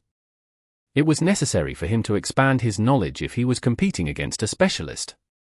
He could also find out some information about the 2Es and see what they had done in the past to make their offspring so proud and arrogant. He went to his familiar spot, where he could see a corner of the city. The streets here were like distinctive runes. He could barely see any movement from the vehicles or the crowd, as if they had blended into one. He was not in a deep mountain, but at the edge of a modern city, yet it was not bustling with noise. To his surprise, someone had taken his favorite spot. It was a reclining couch on sandalwood with a soft cushion. The bookshelves were lined up further inside, while windows with transparent curtains were on the other end. Not everyone was allowed to enter the sacred mountain, so most places, including the residences, facilities, and recreational areas, were only meant for special people. The sacred mountain is so huge with so many people, yet we have stumbled into one another here early in the morning. It would be a pity if we don't hook up now, since destiny has brought us together. Don't you agree? Asheruia. Mo Fan looked at Asheruia with narrowed eyes. Asheruia always seemed indolent. She would either be lying in her hut on the cliff or reading in the library. As long as she stayed quiet and stopped enticing people with her flirtatious vixen's eyes, she did have the temperament of a goddess. "It sounds like Xiangtian didn't satisfy you last night." Asheruia responded with a smile. She seemed to have been here for some time. Mo Fan could see the fatigue on her face. She stretched out while ignoring his gaze. 2E's passionate gaze had been extremely annoying. Mo Fan's gaze was just as bad. She was busy last night. "You two are both saintesses, yet why are you always yawning, reading, or watching dramas, while my Xiangtian is always occupied?" Mo Fan grumbled. "Maybe there isn't much for me to do," Asheruia replied lazily. "By the way, that 2Es you invited, I heard he has sided with Azisha now. You didn't need to kick him away just because we aren't on friendly terms." "I am not that narrow-minded." "It's all business anyway," Mo Fan mentioned dismissively.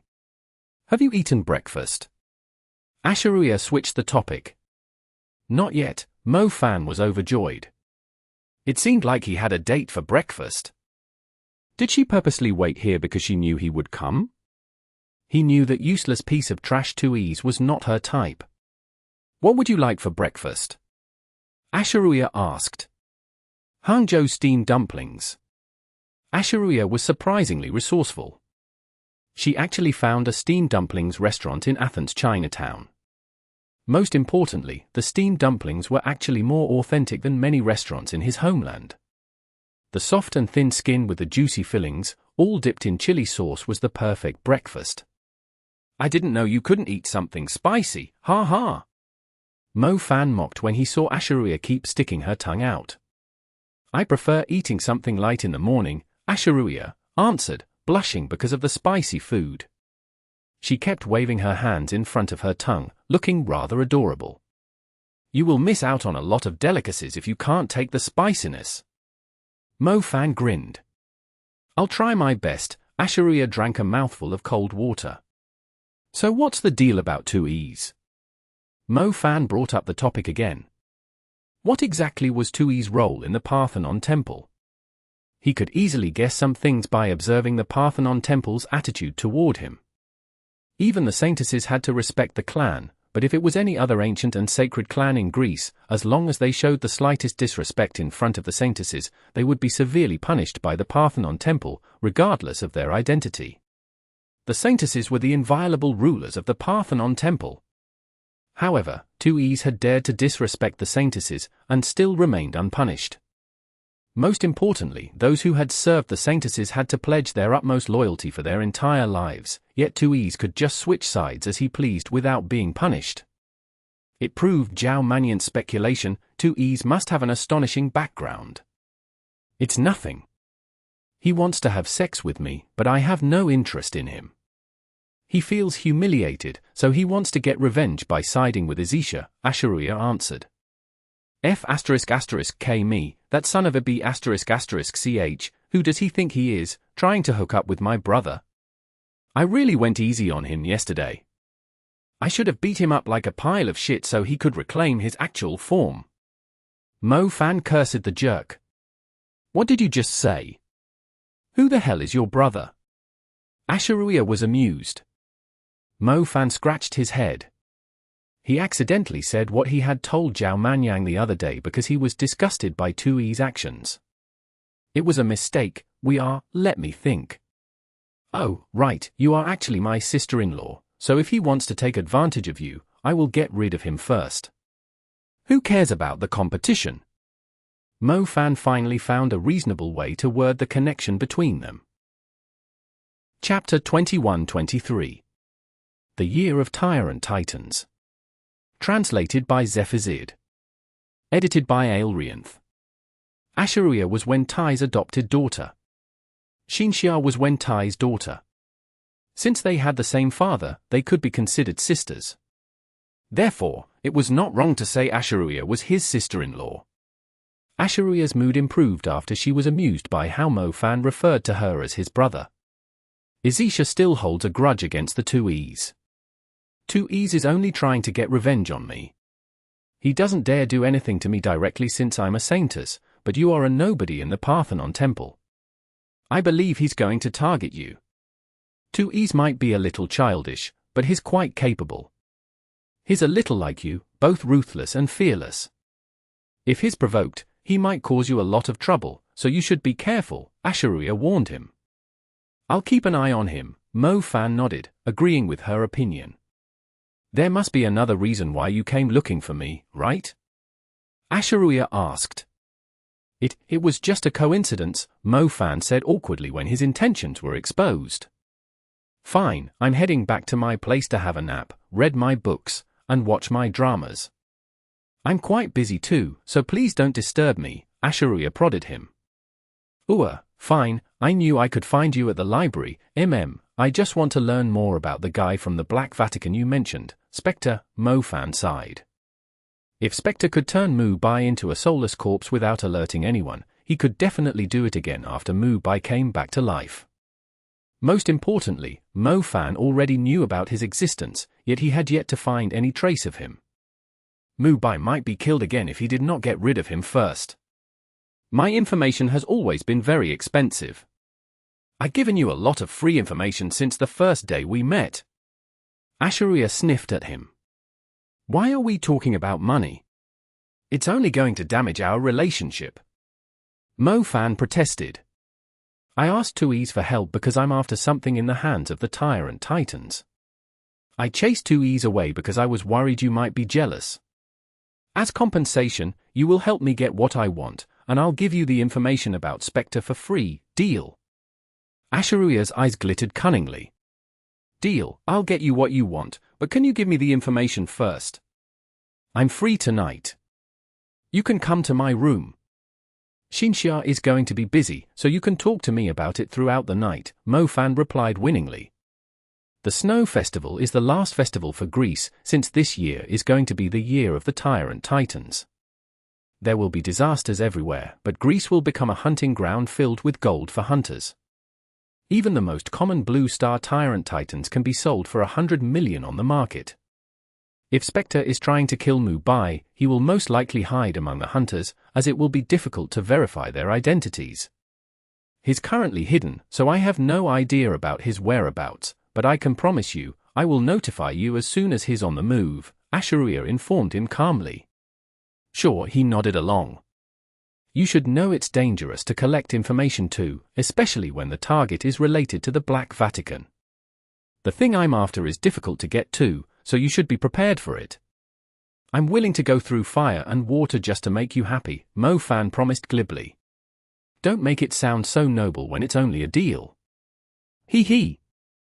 During the year of Tyrant Titans, the sky in Greece would undergo obvious changes. The stars would become indistinguishable. It was a calamity many fortune-tellers were warning people about. The stars were very dim. The people in the city were unable to see their lights, so the people in the cities did not even know the blue star Tyrant Titans were stirring up troubles across Greece. After the stars were scattered, the moon would start to change. The moon hung in the night sky. The people on the brilliant sacred mountain could still see its light. The silver moon Tyrant Titan's appearance was like seeing the turning of the moon. Every city regardless of its scale would panic when the silver moon Tyrant Titan showed up. And there was the sun. A night sky without the moon was only slightly darker, but a day without the sun was no different from an apocalypse. The year of the Tyrant Titans would surely have a golden sun Tyrant Titan. It was the reason why the whole of Greece had to be on alert. Humans were unable to survive in a land without sunlight. The golden sun Tyrant Titan could even revert a whole country's development. After learning more about the year of the Tyrant Titans, Mo Fan realized the battle against the Tyrant Titans was not as simple as a mere quest or a mission. It was a war starting in the south of Greece which would cover the whole Aegean Sea, and even spread to Athens and the inland cities.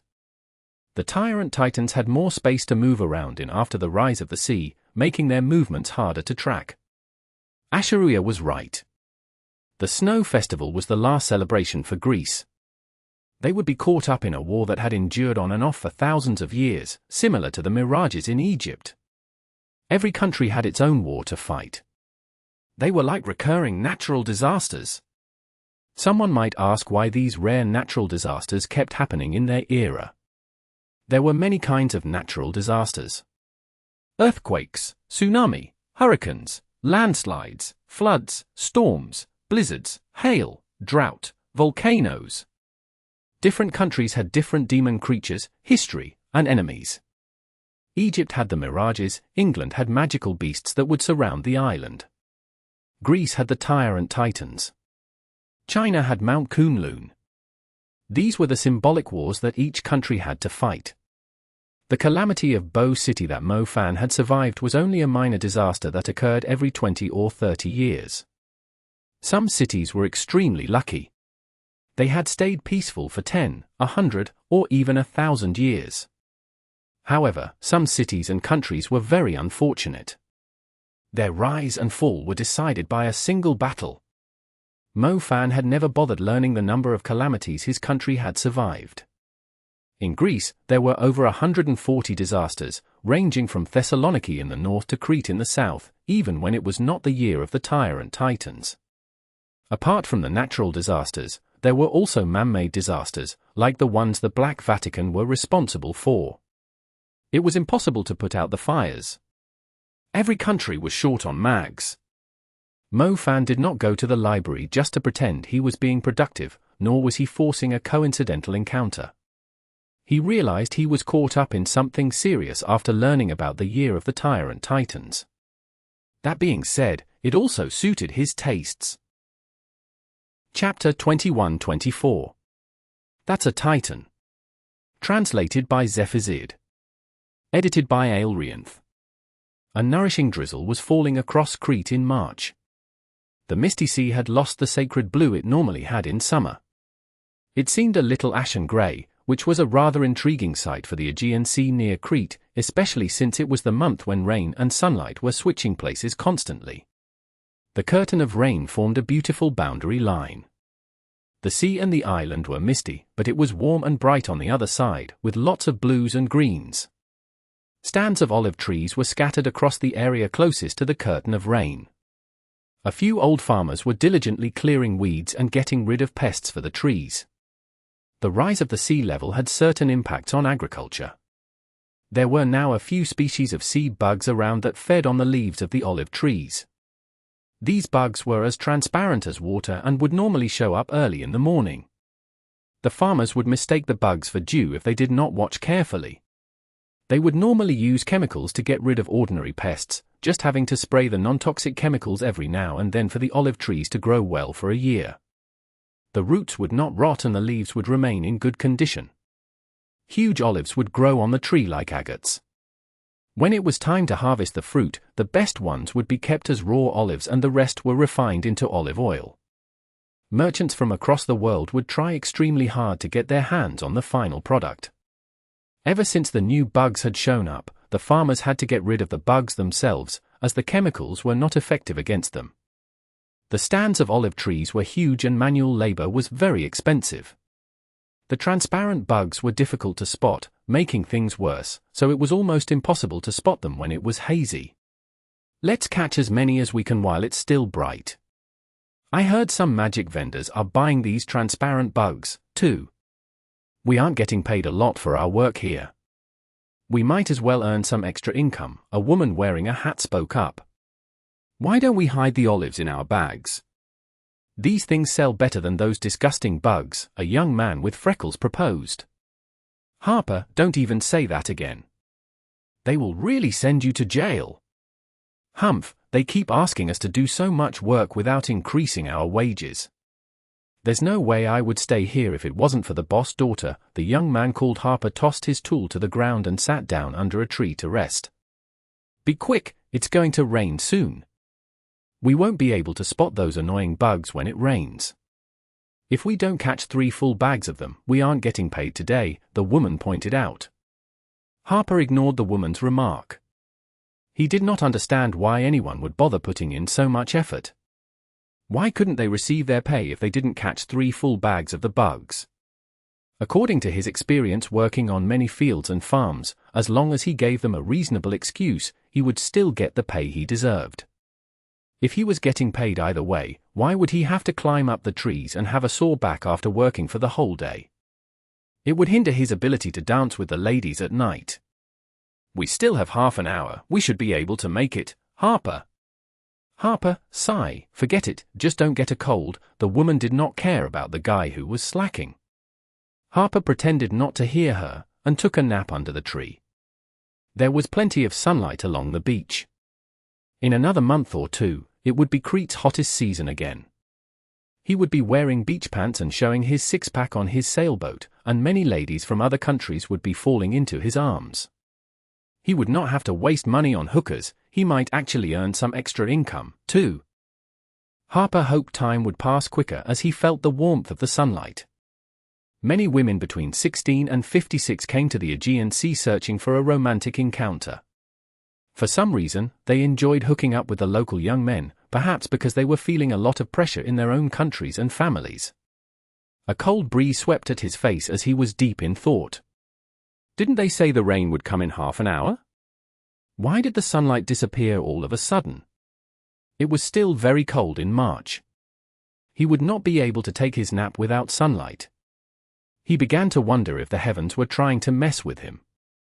Isn't it time to call it a day? It's getting cloudy. The rain is almost here too. Harper yelled out. No one responded. Harper began to feel impatient. Were they a bunch of machines?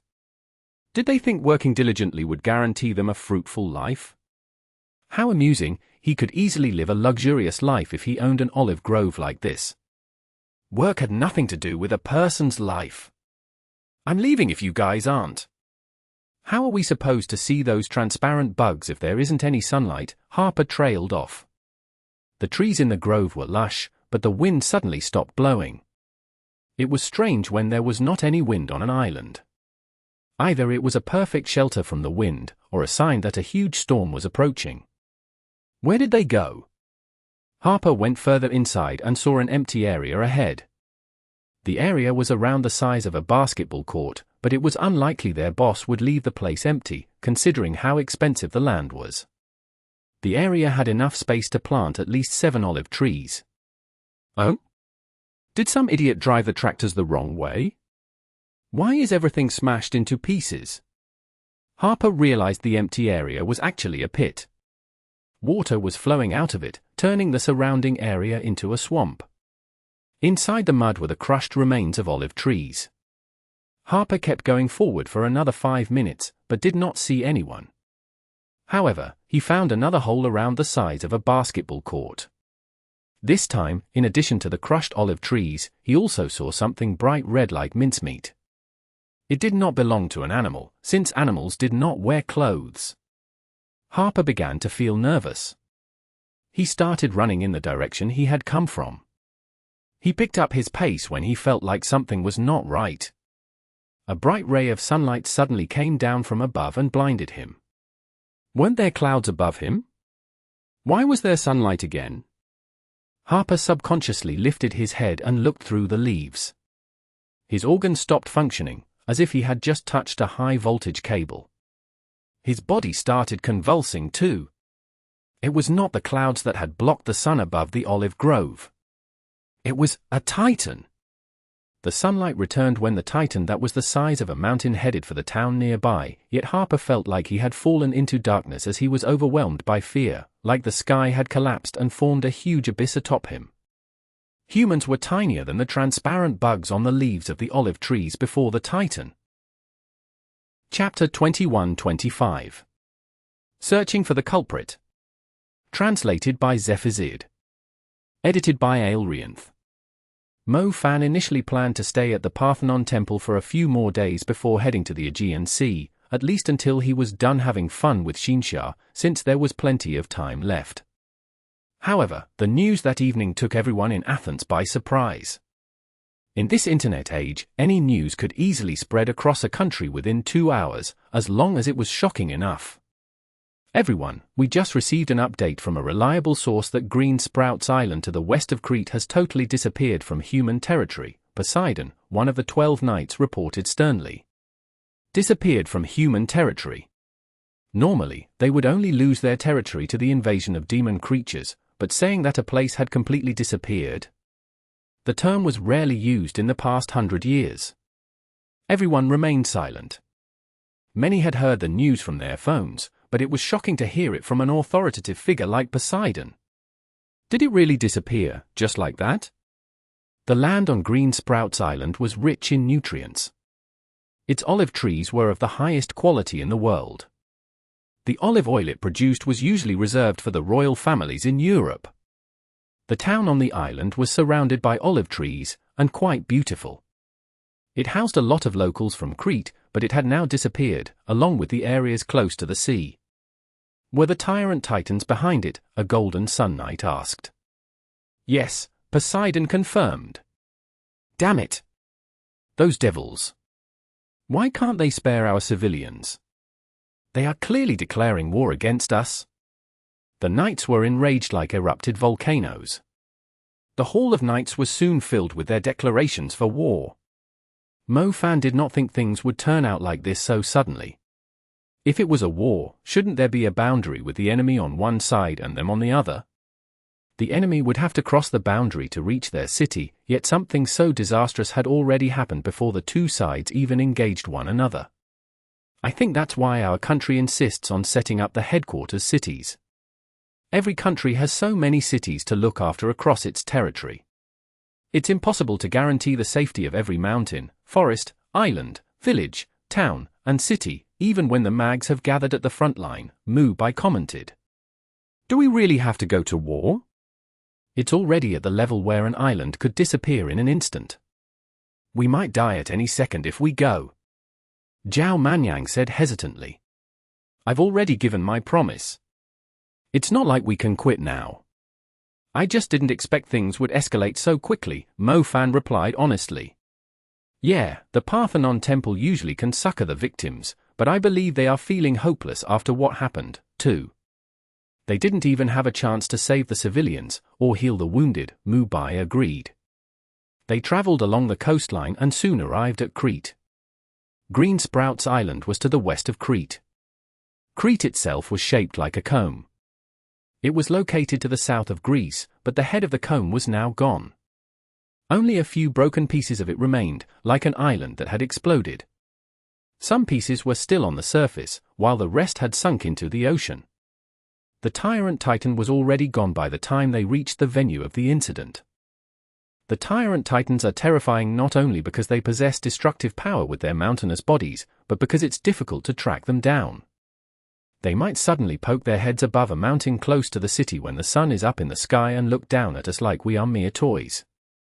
They might also appear during a pitch-black night. Everyone would assume it is only a normal earthquake until the streets are destroyed and the buildings collapse. It might even happen in the afternoon when we lower our guard. Their massive figures suddenly appear in our view, even when the sentries are watching the sea at all times, Poseidon told the others behind him. The group who came with Poseidon to investigate the incident consisted of 7 golden sun knights, 50 silver moon knights, and 3 muses.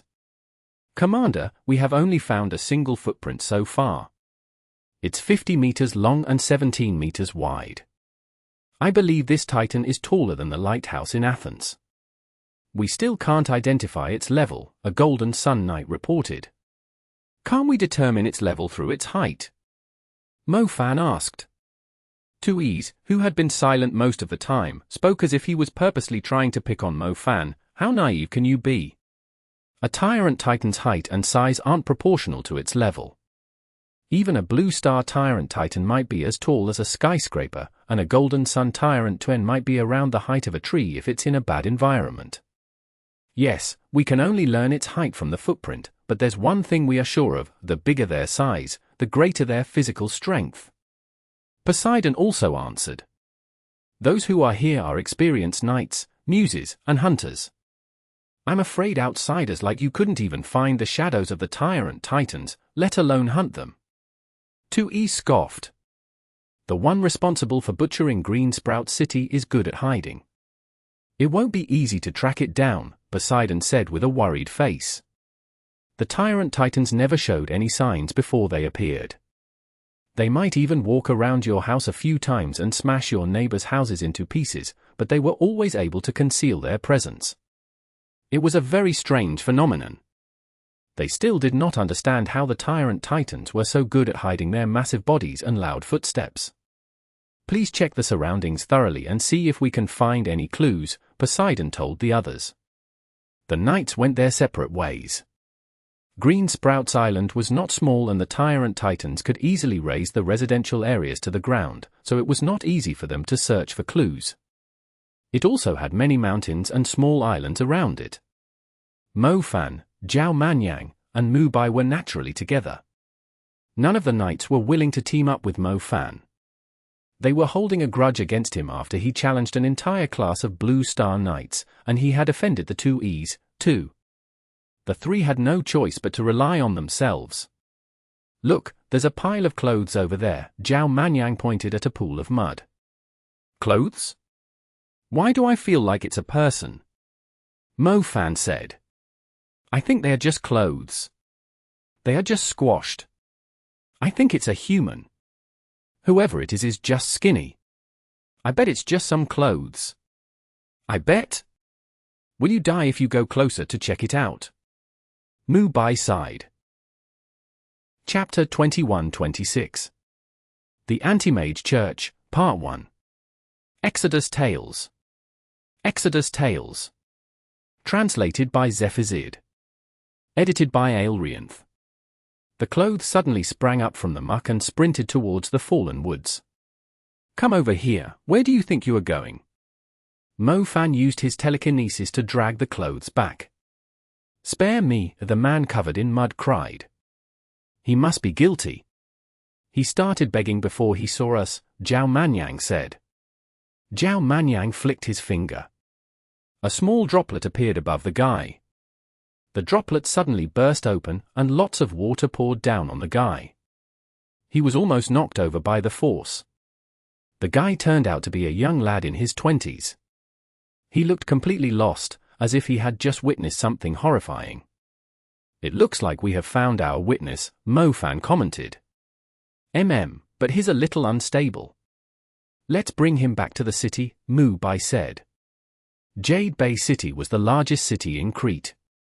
It was located right at the center with lots of bays and harbors. These places along the coastline had become popular attractions. The number of tourists would peak in April and May every year. It was still a little cold in March, but most residents on the islands and the cities were on alert after the terrifying incident that had befallen Green Sprout City. The Knights did not treat Mo Fan seriously. Mo Fan told Poseidon he found a survivor, but Poseidon did not think much of it. There were other survivors around. He was only following the order from his superior to bring them here.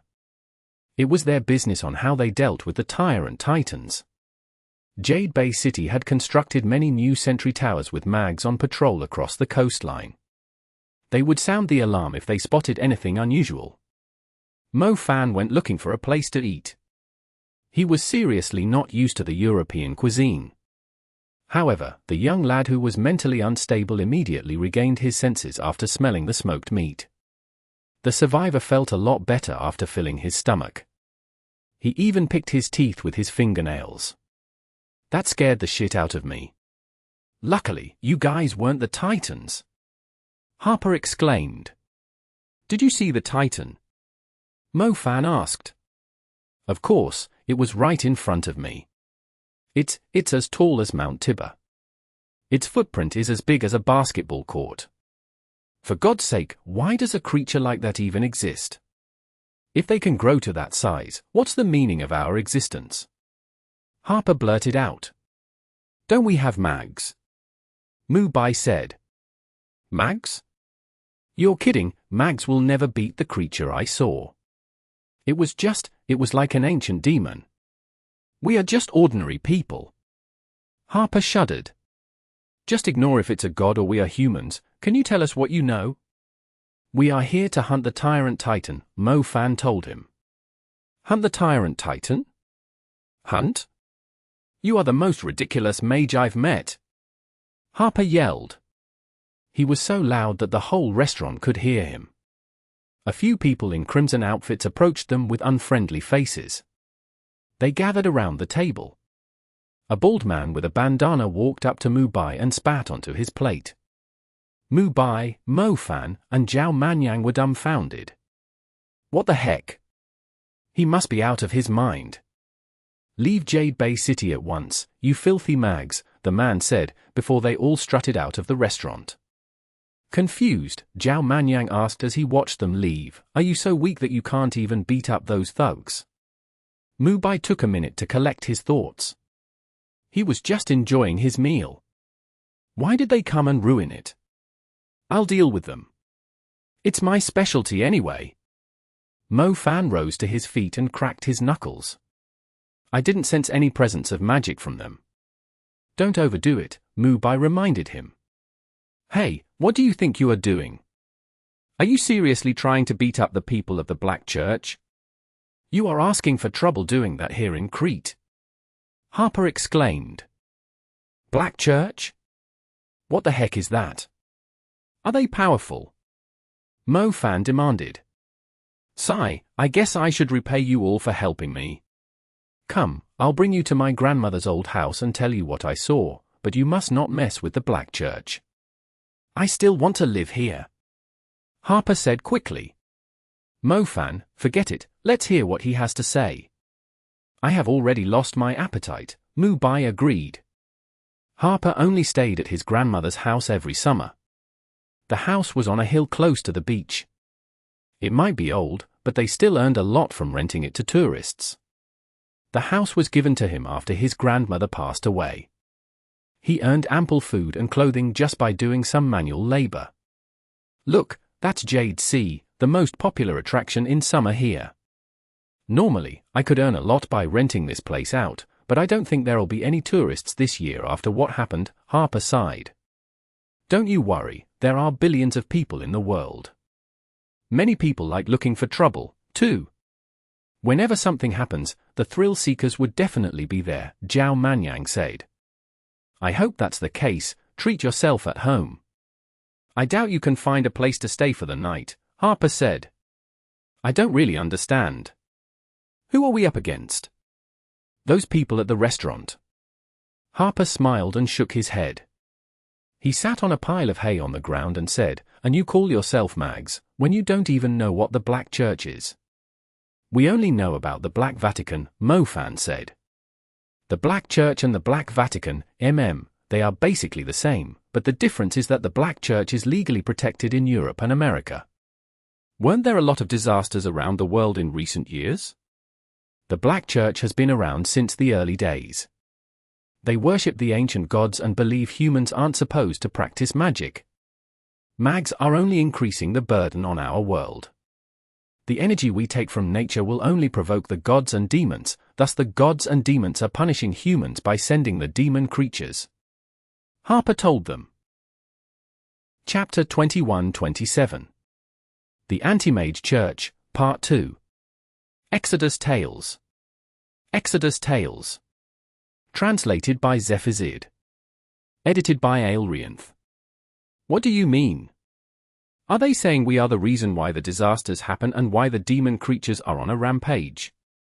Zhao Manyang scoffed. Yes, mags are the root of the problem. Mags have been taking a lot of the limited natural resources. They have also killed and captured the younglings of the gods and the demons for their own benefit. They might have obtained a lot of power, but the common folks who never practice magic end up as the victims, Harper went on. Mofan was shocked. It was his first time hearing anything like this.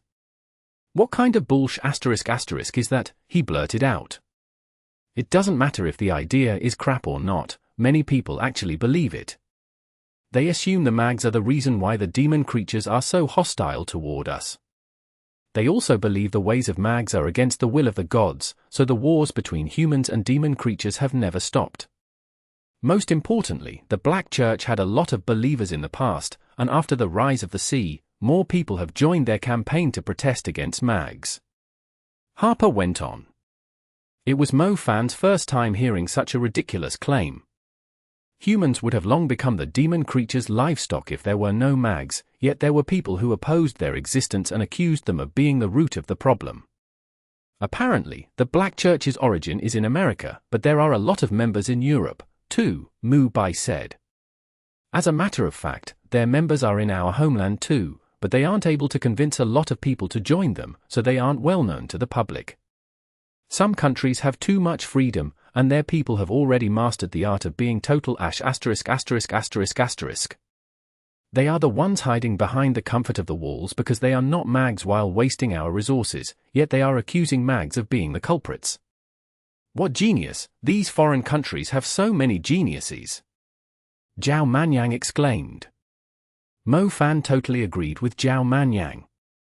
Certain people thought their ridiculous ideas were right because of some petty support.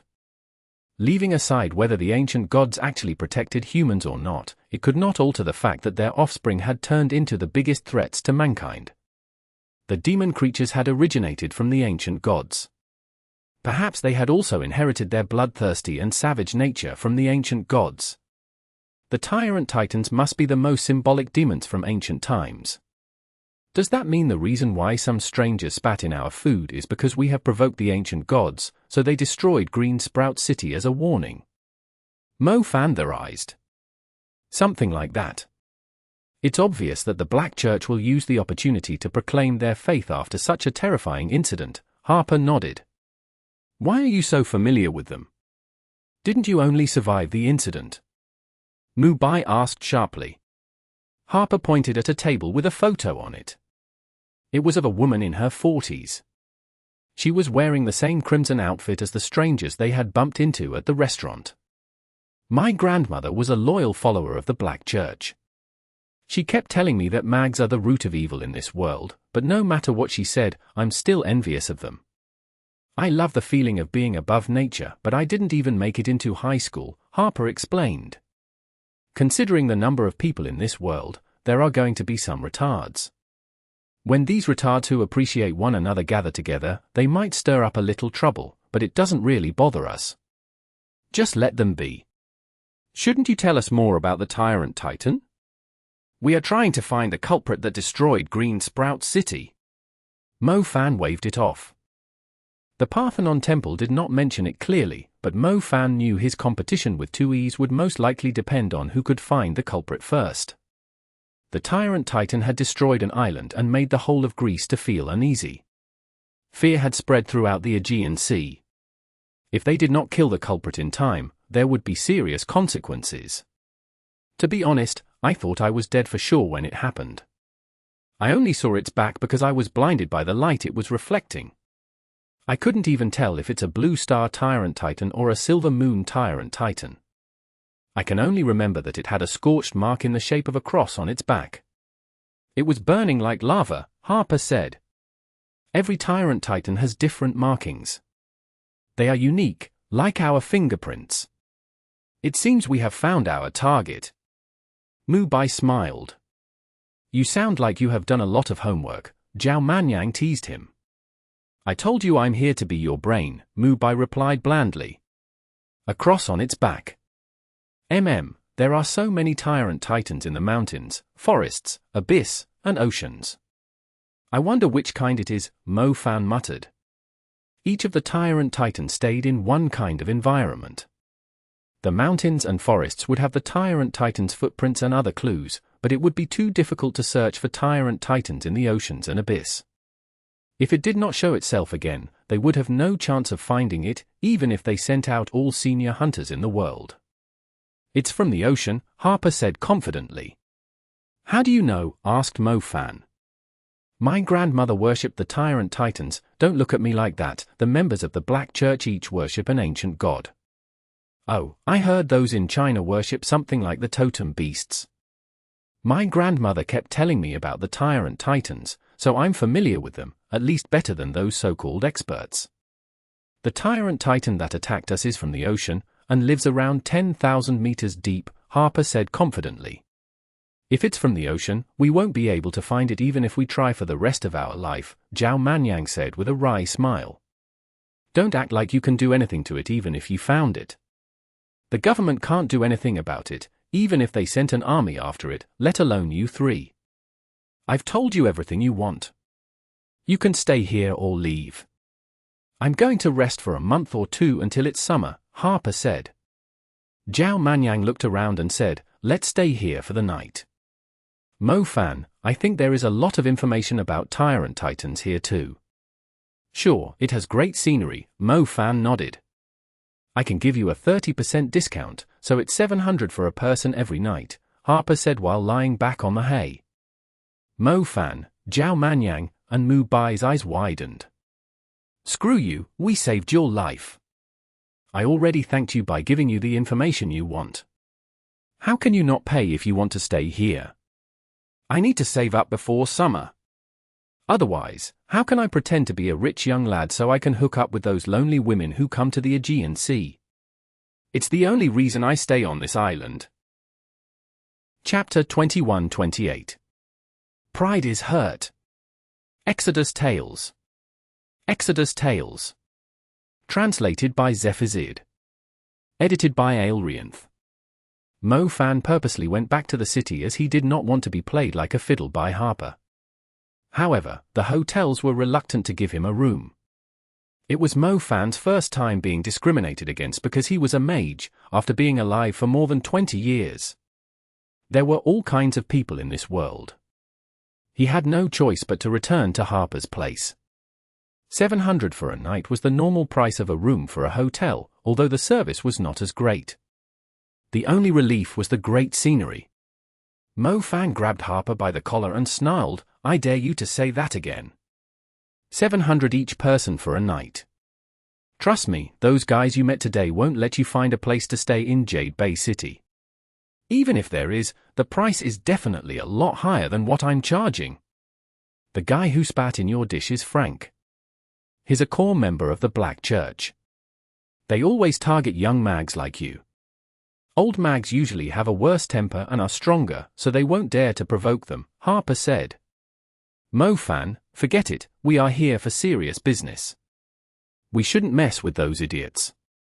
People like them aren't really a problem, but they definitely think they are better than anyone when they are acting like retards. We are only going to waste our time, Mu Bai said. People who died once do have the proper attitude. I'm not angry because of the Black Church. I'm angry because of him. Mo Fan pointed at Harper. They ended up staying for the night after paying the money. Crete had a lot of members of the Black Church, so no one treated them seriously, even if they claimed they were representing the Parthenon temple.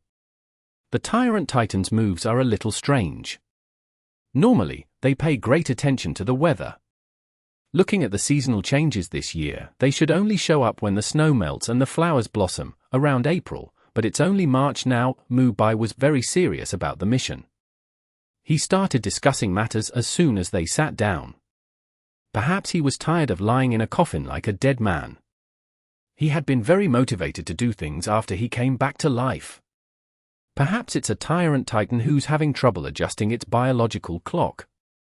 Zhao Manyang wondered. Do you think everyone sleeps during the day and comes out at night with no discipline whatsoever, like you? Mu Bai huffed. I can't help it, I'm not a little virgin like someone here. If I was not full of energy at night, a lot of women would be disappointed, Zhao Manyang countered instantly. Harper was cutting vegetables and fruits. He swung his knife around and said, I totally agree with you. Zhao Manyang raised his brows. He observed Harper carefully and recalled what he had said about saving up money to hook up with chicks. He rubbed his chin and said, It seems like you're an expert, too. Of course, here, let me show you something, hee hee. Harper seemed intrigued. He immediately took out a well-hidden notebook from his room. Zhao Manyang looked at the notebook as Harper was flipping through the pages. What are these? Does every line represent the day you haven't had sex? I saw a lot of prisoners using the same way to count the days they have been in jail, Zhao Manyang noticed. It means a home run. The women I have had sex with are from all over the world. These were from Europe, these were Americans, and these were Asians. Have a count. Harper said confidently. How funny, you're just a good-for-nothing on an island. Do you think the ladies are like cabbages that you can just pick up from anywhere? Zhao Manyang scoffed. I don't need to be rich, I just need to live in Crete. The romantic sea guarantees me an endless supply of women. I'm not even jealous of kings when I stay here, Harper sighed happily. Are you sure this isn't a list of guests? Zhao Manyang flipped through the pages. I never kept a list of my guests. It's the list of the women I hooked up with. Hey, where are you going? Aren't we going to share our experience? I can tell you are an expert too. It might not be summer yet, but there are some good local chicks too. I might not be rich, but I can show you around, Harper offered. Screw you, I'm not that kind of a person. I only choose the best. Do you understand? Zhao Manyang said angrily. He went outside the house and drank a few mouthfuls of cold water. He was feeling uncomfortable. It was very easy for someone who was so rich that he could even use money as fuel to pick up chicks. He initially thought he was at the top of the world when it came to hooking up with ladies, yet a good-for-nothing on an island to the south of Greece had dominated him, sleeping with twice the number of women he had. Zhao Manyang had already counted. It was exactly twice his total. He did not mind if someone's cultivation was stronger than his, but how could he possibly allow anyone to sleep with more women than him?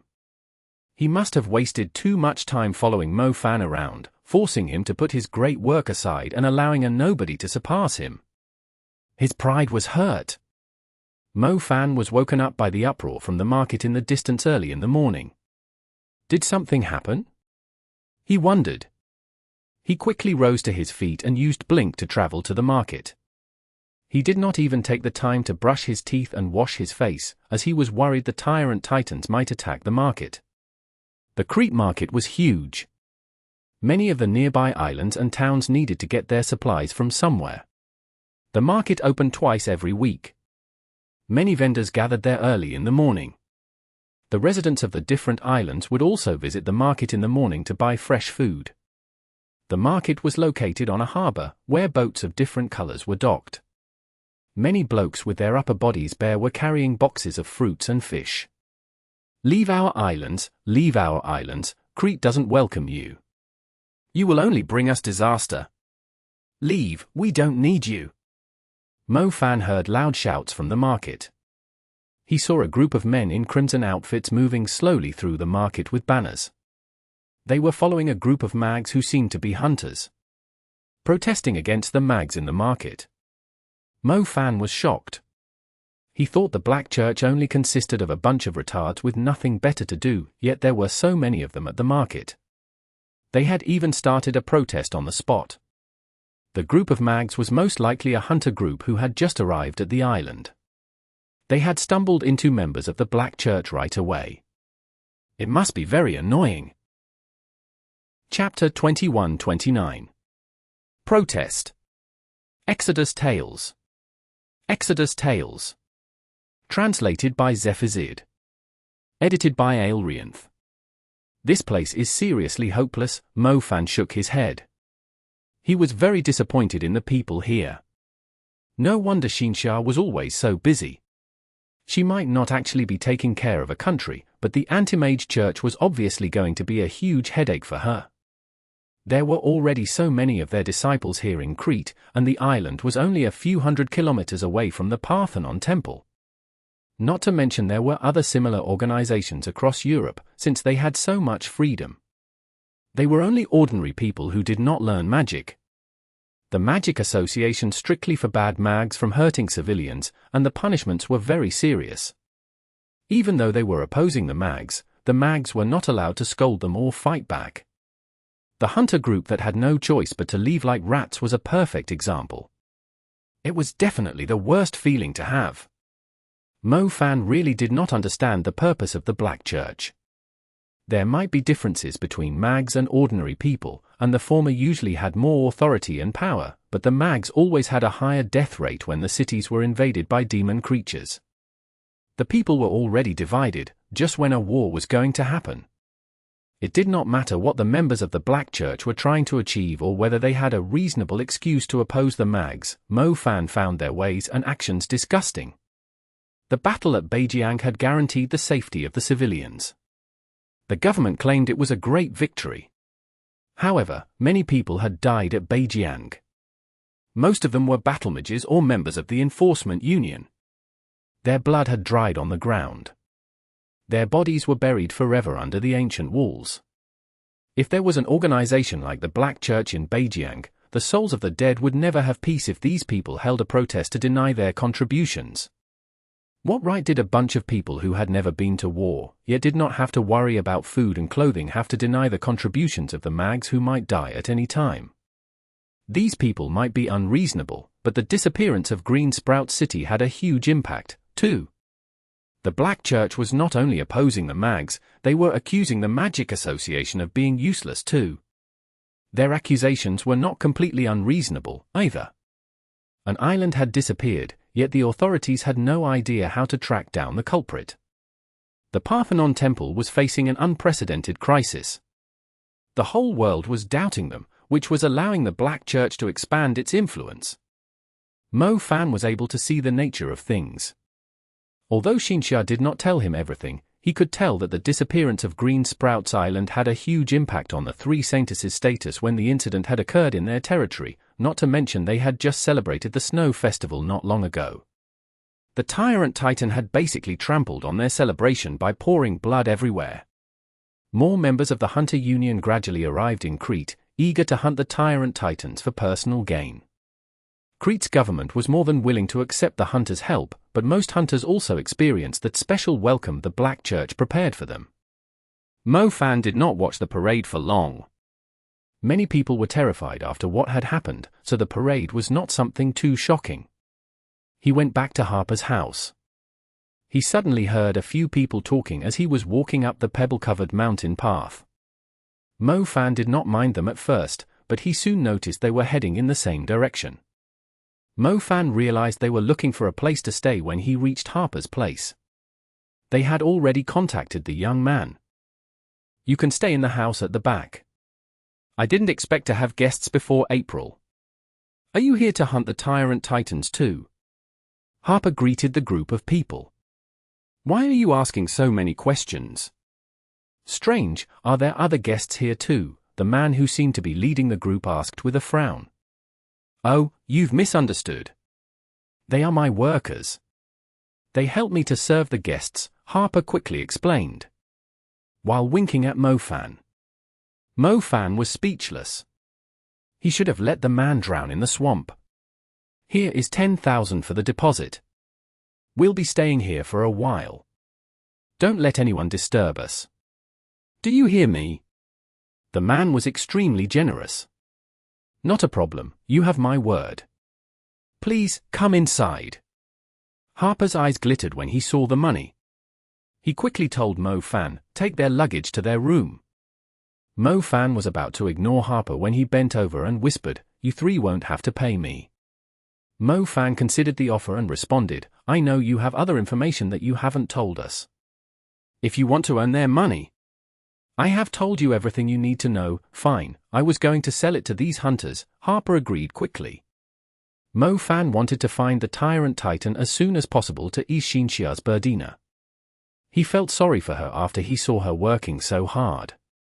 In addition, he would no longer be able to visit the Parthenon Temple if he lost to 2Es. Mo-Fan did not mind being a bellboy if it was going to help him achieve his goals. Don't always treat yourself as the hero who is saving the world. There are times to put down your ambitious deeds and do a little manual labor, run errands, and eat simple food to live a normal life. You will quickly realize that it's more interesting to be a hero. Don't touch that, a man whose face was dark on one side scolded him. Mo-Fan was just about to touch one of the boxes when he felt a sharp chill from his finger. It spread rapidly across his skin and left him with goosebumps. Oh? Do you need help with anything else? Mo-Fan immediately realized something was fishy about it as he withdrew his hand.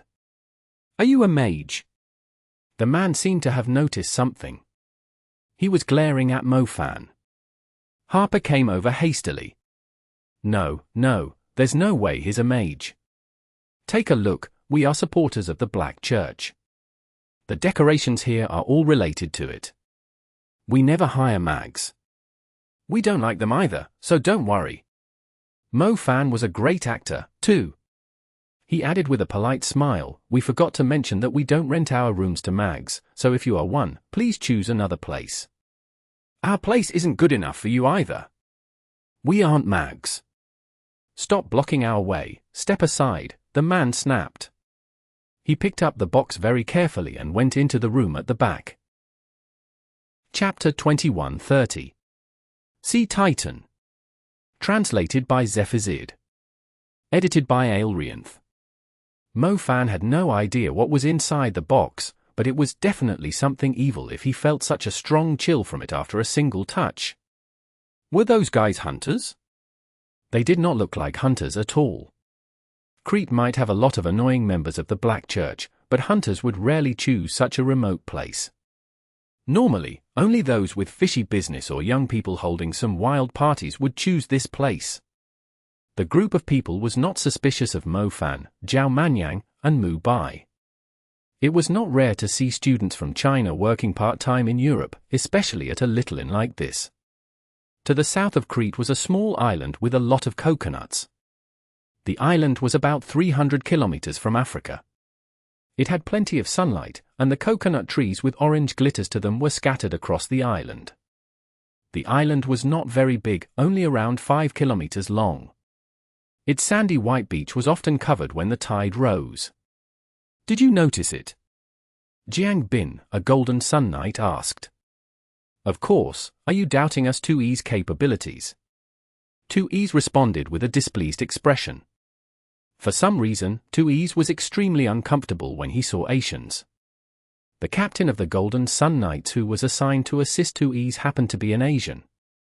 Regardless of his nationality and identity, 2Es felt like Asians' facial features were incomparable to Europeans. They looked like a bunch of monkeys who had yet to evolve. I didn't mean that. I will set up the perimeter, Jiang Bin replied. The orange coconut island had a village on it, and was secluded from the world. Not a single person in the village was aware of the shocking incident in Crete. They continued on with their lives as they waited for the coconuts to ripen. Jiang Bin frowned when he saw the villagers had not taken shelter at Jade Bay City. Who's in charge of this area? Don't they know the Tyrant Titan might show up at any second? I've already asked the officials. They did send out the notice to evacuate the area, but this village wasn't willing to evacuate for some reason. Perhaps they did not realize how dangerous the Tyrant Titans are, a Silver Moon Tyrant Knight reported. Stay with Master 2Es, I'll go check it out, Jiang Bin said irritably. The local officials were getting even more unreliable. They must have realized how dangerous Crete was, so they had long fled to a safer city inland. Jiang Bin followed the meandering path to the village. There was no road for vehicles. Motorcycles and scooters were the only modern transportation. The path was muddy, as it had rained recently. The village was very primitive. However, there were many places similar to this village in the countries around the Mediterranean Sea. Most of the younger generation had moved to cities. A primitive village that relied on growing fruit and was surrounded by the sea like this was considered abandoned. Old man, didn't anyone tell you all to pack your things and take shelter in Jade Bay City? Crete is currently on alert. Your village isn't safe, Jiang Bin asked an old man who was peeling coconuts under a tree. The old man did not seem to understand Jiang Bin. He had no choice but to explain it roughly in Greek, but the old man still did not understand him. Jiang Bin was helpless. He went further into the village and noticed the evacuation notice was already attached to the board at the entrance.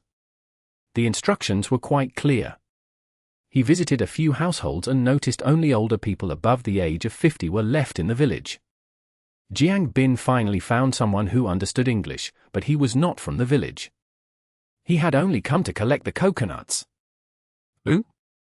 There's a notice to evacuate the village, the man called Davin, who was in his 50s, repeated curiously. It's at the entrance, who's in charge here?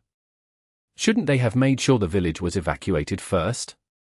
Why did they only hang up the notice? Jiang Bin demanded. I'm sorry, there aren't many people in this village who can read, nor do they understand Greek. I only came here to collect the coconuts and sell them at Jade Bay City, Davin answered. Didn't you hear what happened? Jiang Bin asked with a confused face. How were they not informed when it was so easy to spread news now? It's been a month since I last paid my bills. People like us can live without smartphones or computers, Davin replied carelessly. Hurry up and tell the others in the village. Master 2Es is an expert on the Tyrant Titans. He has sensed an unusual aura around here. Jiang Bin told Davin. All right, I'll tell them. Hopefully, they can still understand me, right? Davin nodded. He finally realized it was something serious. Davin picked up his walking staff and went to every household. Jiang Bin could only put on a wry smile as he watched the man leave. The whole area must have forgotten about these elders.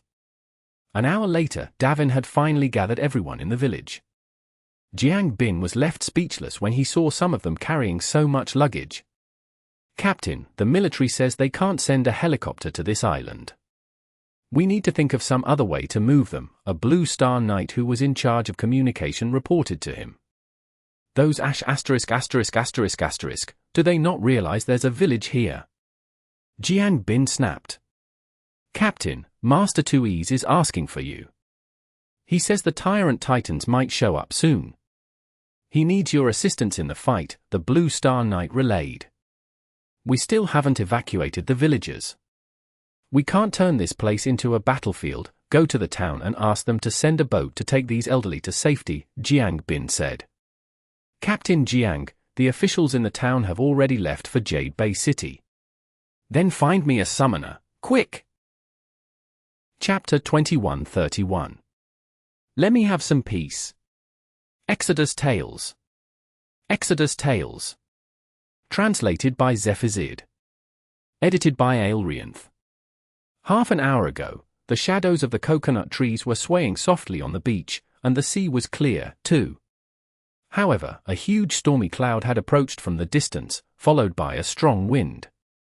The leaves of the coconut trees were rustling loudly. Huge coconuts fell to the ground. There were only a few thuds at first, but as the wind grew stronger, the coconuts began falling like hail. It's coming! Tui's eyes glittered. His blue eyes were fixed on the grey waves. Master Tuis, how do you know the Tyrant Titan is going to show up here? We have been fighting Tyrant Titans for a long time, yet we always struggle to locate them. If we could predict where they're going to show up, we would have avoided many incidents that bring us shame, Golden Sun Knight Lucas asked. It must be the difference between Tuis and you knights, Tuis smiled arrogantly. Fierce waves were rolling on the sea. An unusual wave suddenly rose above the others. It did not splash down after reaching its peak, but was replaced by a massive silhouette instead. It's a sea titan!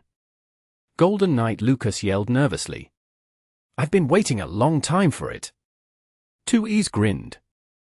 His first prey had finally appeared. Star constellation moon trapping formation. Golden Sun Knight Lucas ordered. Master Lucas, our captain isn't here. We can't complete the formation. Where's Captain Jiang? I think he's still at the village. Mo Fan might not be on friendly terms with the knights, but he still had to report for duty at the outpost. The outpost was in Jade Bay City. The people of the Black Church only dared stir up trouble at remote areas away from the city. They did not have the guts to mess with mags and hunters in the city, nor would they confront the Parthenon's knights directly. Poseidon was talking to a general when Mo Fan, Zhao Manyang, and Mu Bai reached the outpost. Poseidon glanced at Mo Fan and pointed at the meeting room, telling them to wait inside.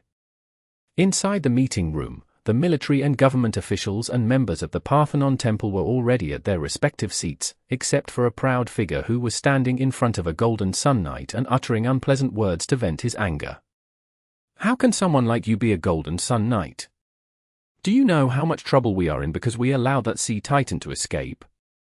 Do you know that if we could capture a Tyrant Titan alive, I could find out every detail of their tribe, including how many Tyrant Titans are going to fight us? We might even find the culprit that destroyed Green Sprouts Island to give Crete some peace of mind. However, you hopeless piece of shit let the Tyrant Titan escape for the sake of some useless old migrants. Tuis pointed at Jiang Bin, swearing at him. Tuis was a reckless man. The meeting room had every core member of the battle, most of them with important roles and great power, yet Tuis was scolding the Golden Sun Knight in front of everyone without mercy. Jiang Bin was kneeling on the ground with his head lowered. He did not say a word. Tuis had no intention of letting it go. He was going to show how useless the guy was in front of everyone. What's going on? Is Tuis the mad dog biting people for no reason again? Mo Fan asked Muse Polina, who was seated beside him. Polina hesitated for a moment before telling Mo Fan the details. The old villagers on Orange Coconut Island do not understand Greek.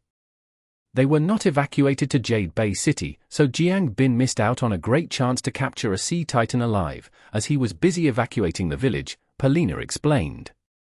Oh, he did a great job then. Mo Fan nodded. It's not his fault either, but Tuis doesn't think that way. He believes Jiang Bin cost him a great opportunity just to save a few people's lives, Polina remarked. How stupid can you be? I shall report to Halen and ask him to expel you once I return to the Parthenon temple. Tuis was still going on. Mo Fan could not stand it anymore, and went up to Tuis. That's enough. Why must I hear your annoying voice as soon as I come into the room? Can you shut up and let me have my peace? Mo Fan swore at him. No one had dared to offend Tuis, but Mo Fan did not mind interrupting Tuis while he was throwing a tantrum at all, since he already stepped on the idiot's toes. What the heck does a yellow monkey like you know? We might lose another Green Sprout City because of his mistake. He will be held responsible for it. Tuis declared loudly.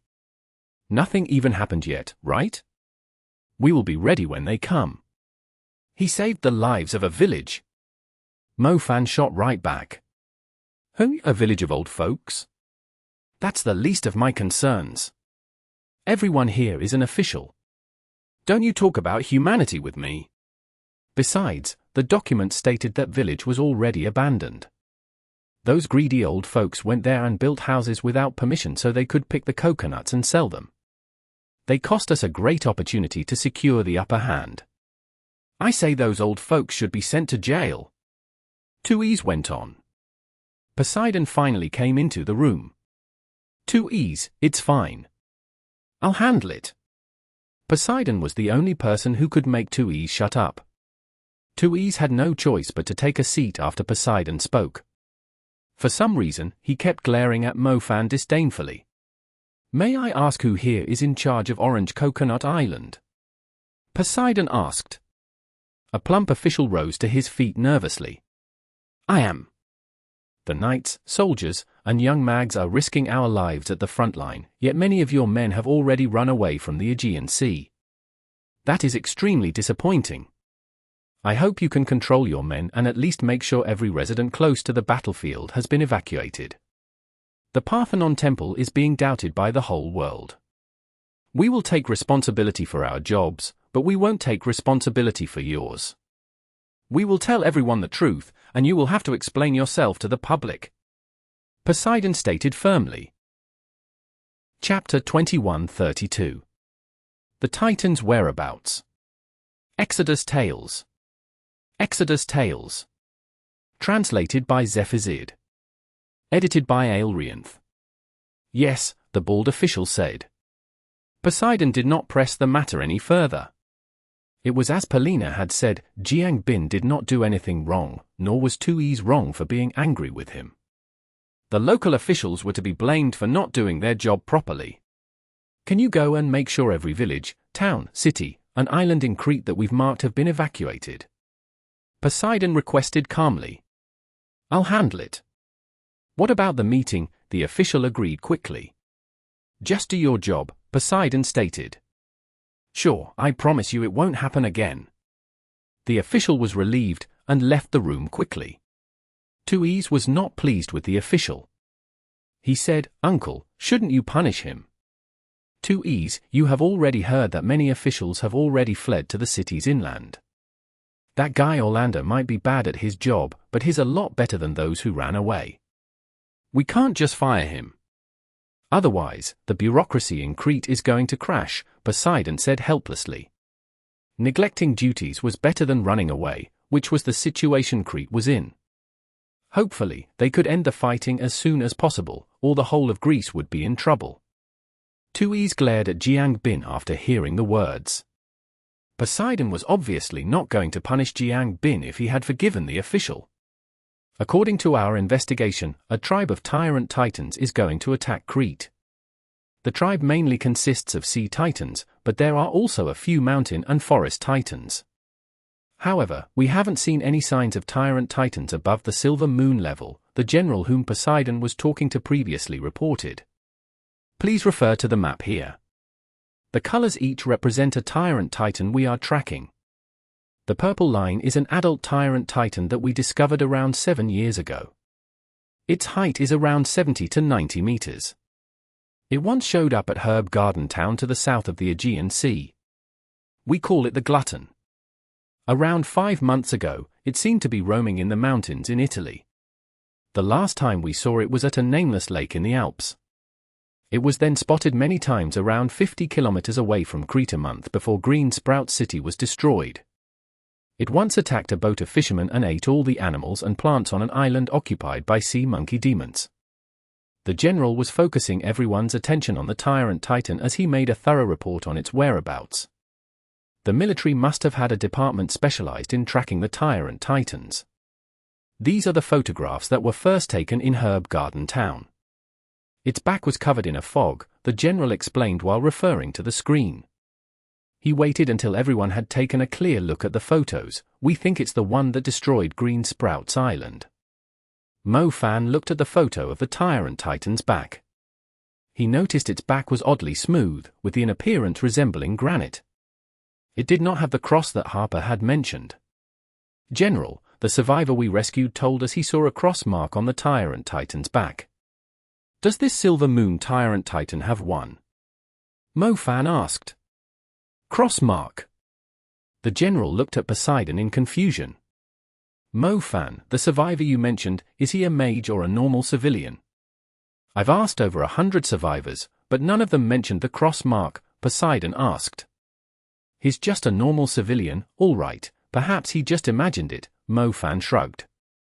Humph, how stupid of you to believe a normal person who might have shit his pants, 2Es mocked him. Mo-Fan ignored him and continued to listen to the general. We have found a clue. The Tyrant Titan seems to be interested in poppies, and the sea monkey monsters are their favorite food. Based on our estimation of how much it eats, sleeps, and the energy it consumes, it might start eating again next week. A Tyrant Titan of its height has to eat around 400 sea monkey monsters to feed itself, and if our information on its whereabouts is accurate, it should feed on the sea monkey monsters within 200 kilometers from the center of Crete. Therefore, if we want to find it, we can wait at places with a higher number of poppies and sea monkey monsters, the general with long eyebrows proposed. That's a brilliant plan, a few Golden Sun Knights complimented. If that idiot hadn't let the Tyrant Titan I found escape, we wouldn't have to go through so much trouble. 2E scoffed at the general's report. The 2Es did not usually have to waste so much effort in looking for the Tyrant Titans. Unfortunately, someone had ruined the first step of his plan. He would have to start over again. 2Es, what do you think? Poseidon asked. It's a stupid approach, but it might find the Tyrant Titan they are tracking. Let the military and Blue Star Knights handle the strenuous task. Let me know once you find the Tyrant Titan. I'll hunt it down, 2Es declared, looking at Mo-Fan provokingly. Mo-Fan placed 2 apples with a banana in the middle on the table and showed them to 2Es with a wave. How vulgar! 2E sniffed, looking away. All right, the general will assign the tasks.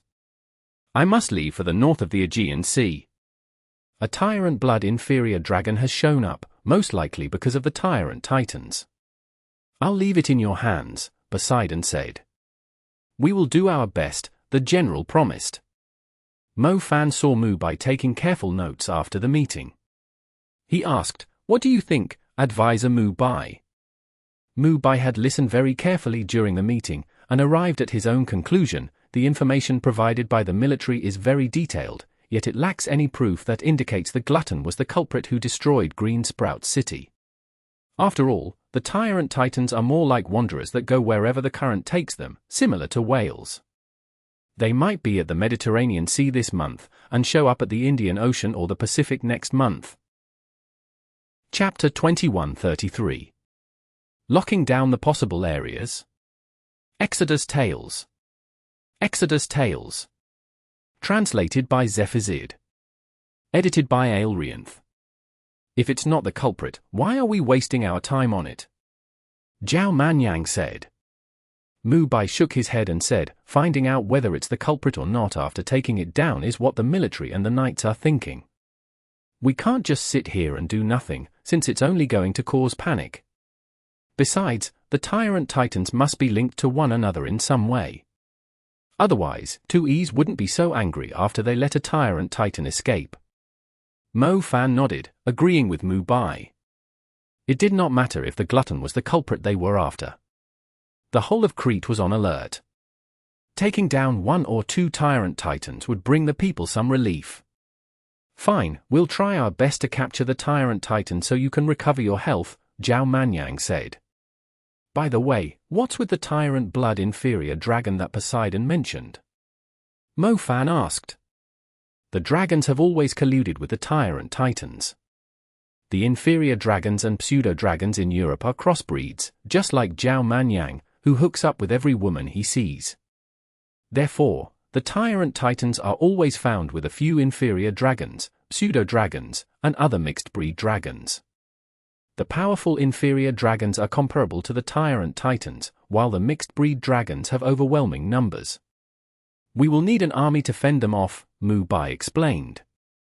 Green Tea Man, why must you use me as a comparison? Weren't you lying in a coffin for a long time? Why do you know so much? Don't tell me you were reading books in the coffin. Zhao Manyang complained. I already knew these things before. I'm not like you two. I enjoy reading books about different countries. The books about dragons and Tyrant Titans were interesting to me. After the incident at the ancient capital, I came to the Aegean Sea and stayed here for a while for a change of scenery, but I didn't stay on Crete, Mubai replied evenly. Yeah, sure thing, you read a lot of books, including the recipe for aphrodisiacs. Zhao Manyang had to say. Mubai's face darkened. Damn it, when will they ever stop talking about it? That's great, I always fall asleep when I read books. So what great ideas do you have on how we can capture the Silver Moon Tyrant Titan? Mo Fan asked. Are you familiar with poppies? Mubai asked. The plant they normally use to make anesthetics. Mo Fan was not that stupid. Some greedy people use them to make drugs. As for the sea monkey monsters, a little cave can have 3 to 4 of their nests.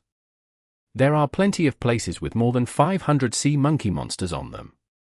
We can't possibly watch them all, so the poppies should be our focus, Mubai said. Can you find their exact location? Otherwise, we will be wasting our time if we wait in one spot. 2E has the knights helping him. We must find the Tyrant Titan before him, Mo Fan said. I can try. Give me some time to find out the plant distribution on Crete, Mubai nodded. It might take you a long time to collect the data. I'll ask Lingling to help you prepare it, Mo Fan said. That's even better. Mubai agreed. It would be a lot easier to find the spots where the Tyrant Titan might show up with Lingling's help. Mo Fan bought a box of fruit and carried it on his shoulder on their way back. Zhao Manyang was confused. He did not understand why Mo Fan was trying so hard to disguise himself as a worker. Did it even matter if the other guests knew they were mags? The chance of some strangers in such a remote place beating them up was almost zero, considering their strength. Something is odd about them. They are definitely doing some illegal stuff, so I'm quite curious, Mo Fan explained. That's quite a special hobby you have. The inn provided its guests with 3 meals, Harper was the one cooking all of them.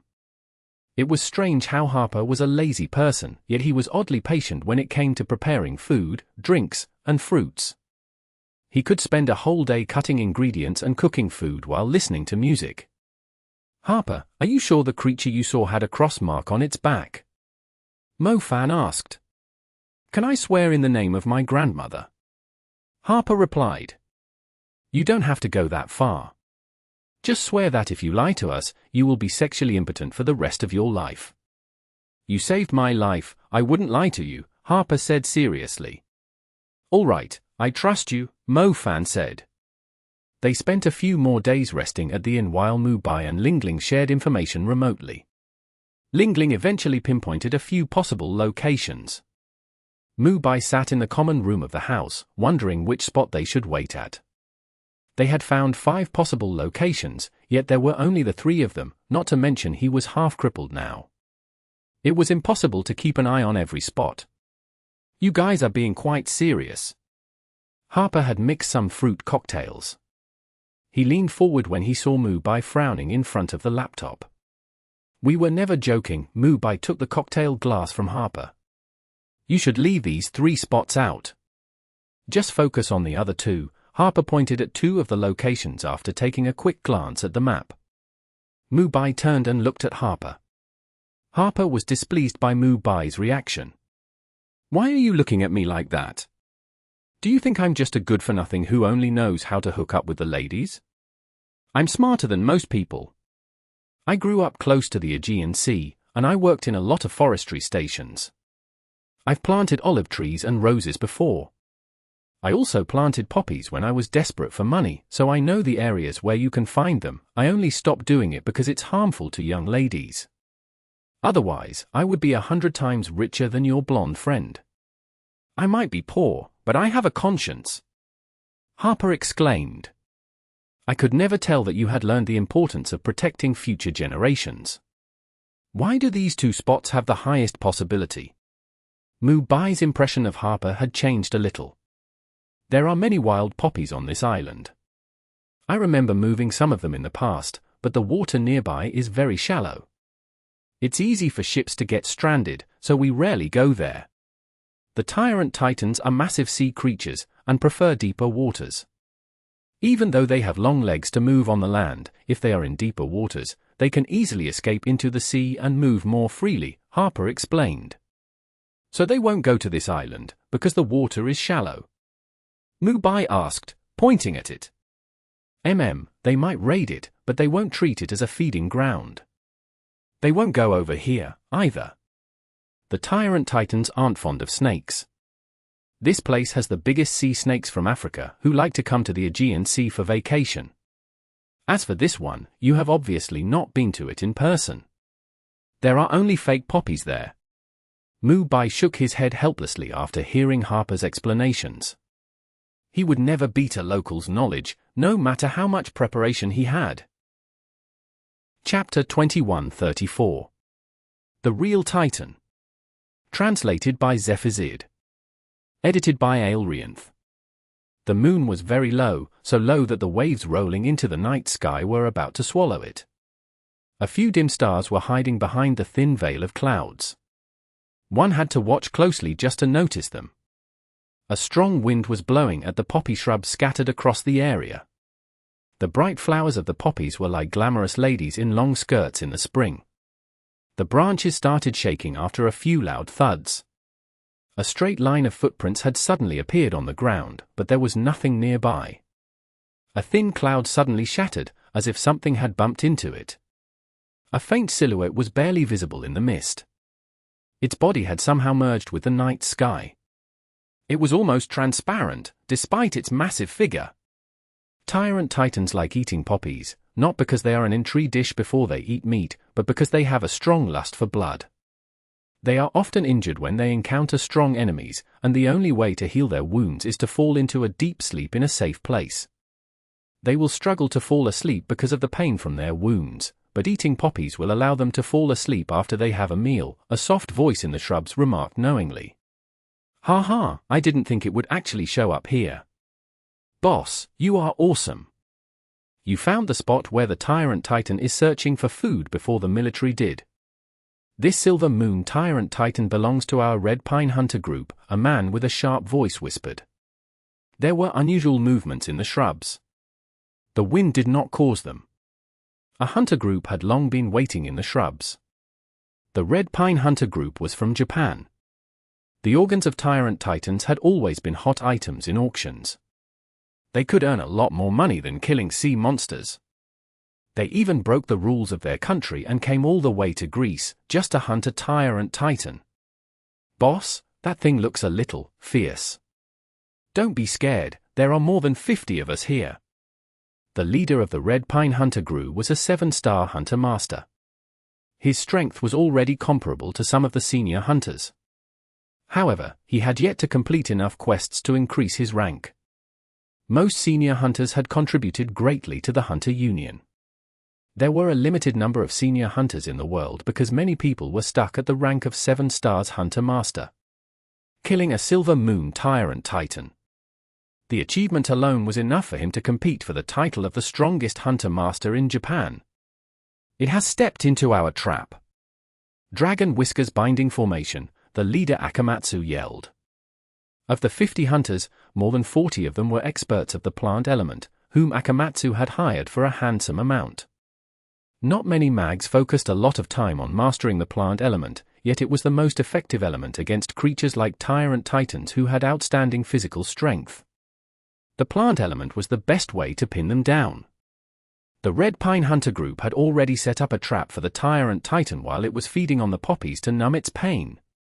Countless branches reached out from the shrubs. They were flexible and tough. Hundreds of them had spread across the area under the control of the plant mags. Their branches were blossoming like a huge flower if anyone was looking down from above. The Tyrant Titan was right in the middle of them. The branches tied a few circles around the Tyrant Titan's limbs, waist, neck, shoulders, and joints that were crucial to its movement. The other ends of the branches were fixed to the ground. When the Tyrant Titan tried to flee, the branches tightened and bound it to the ground. It could not break free from the branches no matter how hard it tried. These wood whiskers can even hold a flyover bridge in place. They are tougher than steel cables. Akamatsu declared confidently. The Tyrant Titan tried to turn around and use its momentum to pull the branches up. Normally, a rigid substance might snap when the object being tied was rotating with great force, but the branches were very flexible. They remained intact despite the Tyrant Titan's efforts. "Boss, I'll go slice the back of its neck," shouted Akamatsu's lackey, who wanted to look cool. "Do you think this is a comic? That's a Tyrant Titan, not a Titan from Attack on Titans." "Hee, I was just kidding. Is that thing really a Silver Moon Tyrant Titan? It's not that impressive." "Idiot, don't say something like that again in the middle of a fight. Don't you know the enemy will often go berserk and kill everyone whenever someone says that line in a comic?" Akamatsu scolded him. You're right." The members of the Red Pine Hunter group kept their eyes fixed on the Tyrant Titan. They did not dare to lower their guard before its shocking size. They did not think it would be this easy to suppress a ruler-level creature, and were ready for any unforeseen events. However, the thing they were most worried about did not happen. The Tyrant Titan failed to break free from the Dragon Whiskers binding formation despite its efforts. The members of the Red Pine Hunter group were confused. "It has stopped struggling," the lackey noticed. "That's strange, we have prepared other ways too. Are we really that strong? Or the Tyrant Titan isn't as sparey as everyone has said." The leader of the Red Pine Hunter group fondled his beard thoughtfully. A short while later, the Tyrant Titan suddenly leaned forward and stopped moving, like a pig overwhelmed by fatigue and waiting to be slaughtered. The mags exchanged glances with one another. What the heck had just happened? They did not even attack it. Why did it surrender? A few loud explosions suddenly came from the sea. This time, not just the grove started shaking, but the sky and the sea were shaking too. The hunter's vision blurred suddenly. It eventually returned to normal, but when they raised their heads and looked toward the beach, they saw a head emitting scorching steam rising from the sea a kilometer away from them. Burning lava was flowing out of the cracks on its skin, like an erupting volcano rising above the surface of the sea. Another Titan. The Red Pine Hunter group stared at the beach in shock. The Titan with scorching lava looked like it was right in front of them, leaving them greatly afraid. It was a real Titan, compared to the one that was trapped in a Dragon Whisker binding formation. Chapter 2135. Volcano Titan. Exodus Tales. Exodus Tales.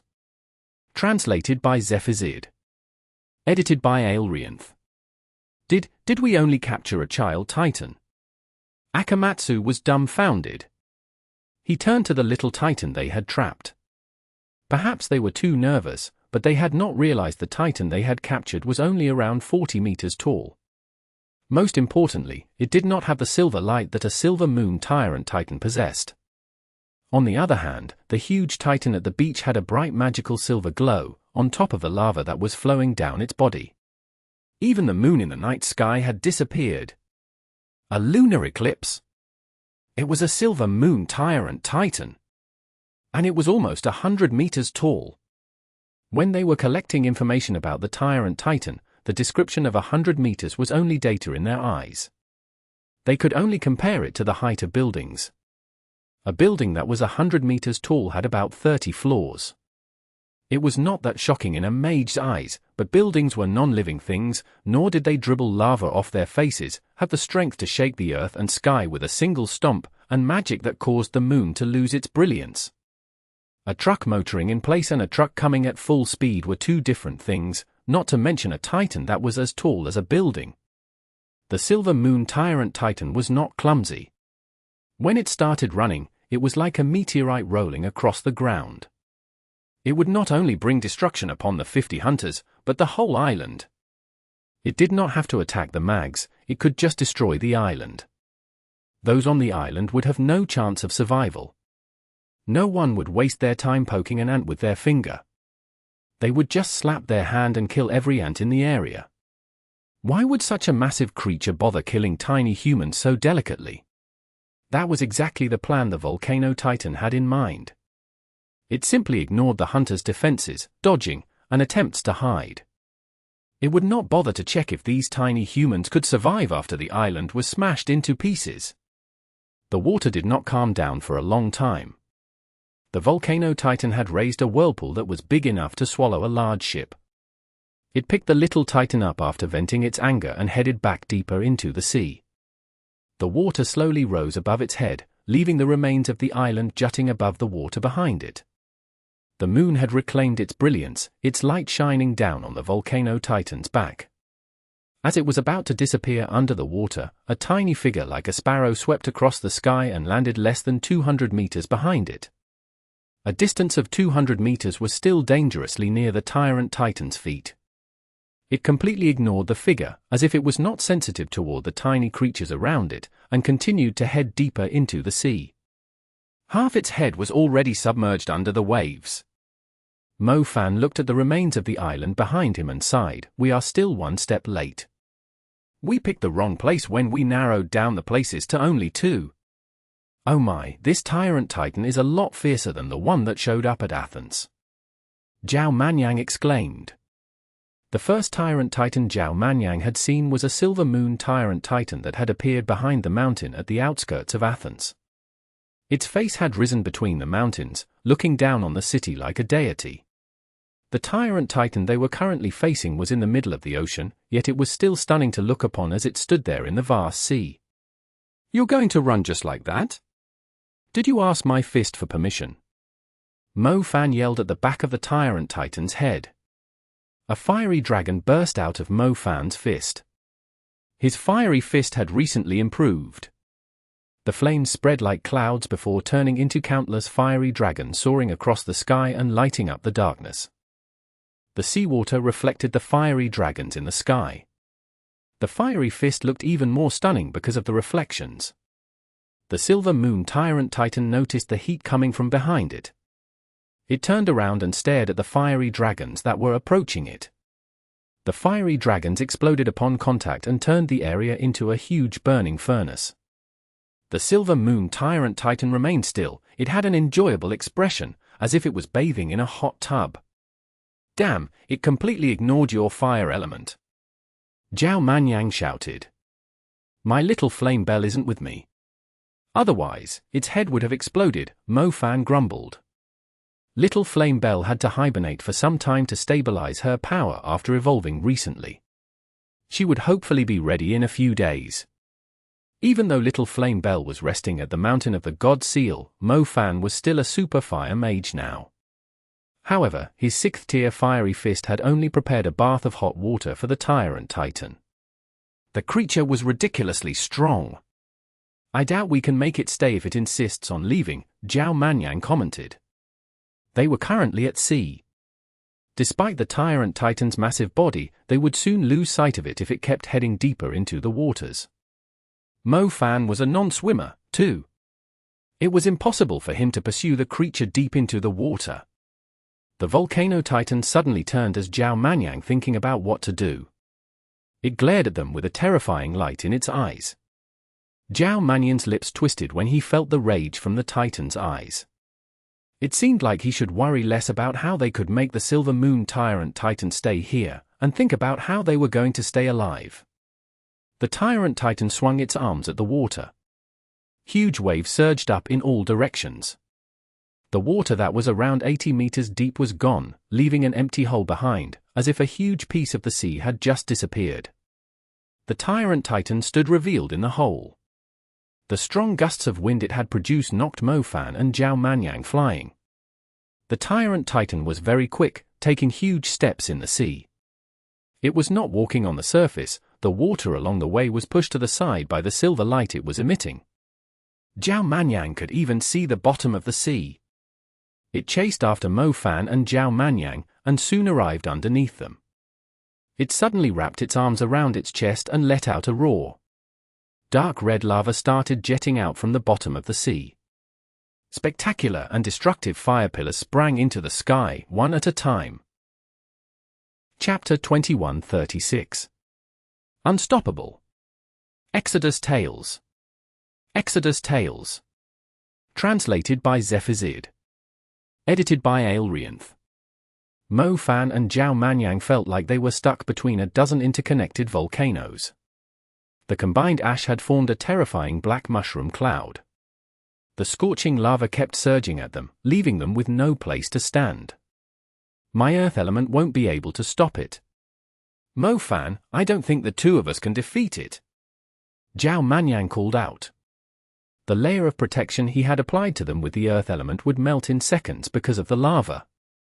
No matter how quickly Zhao Manyang was producing the rock, he still could not match the speed of the lava melting it. Why don't you try using your earth element? Zhao Manyang taunted Mo Fan. Damn it, are you really trying to pick a fight with me at a time like this? My circle of crystal teeth, Heavenly Gate needs to accumulate shards first. I can only set up a pig pen at most. Just focus, I'll show him what I've got. Mo Fan snapped back. Zhao Manyang's pride must have suffered a huge blow recently.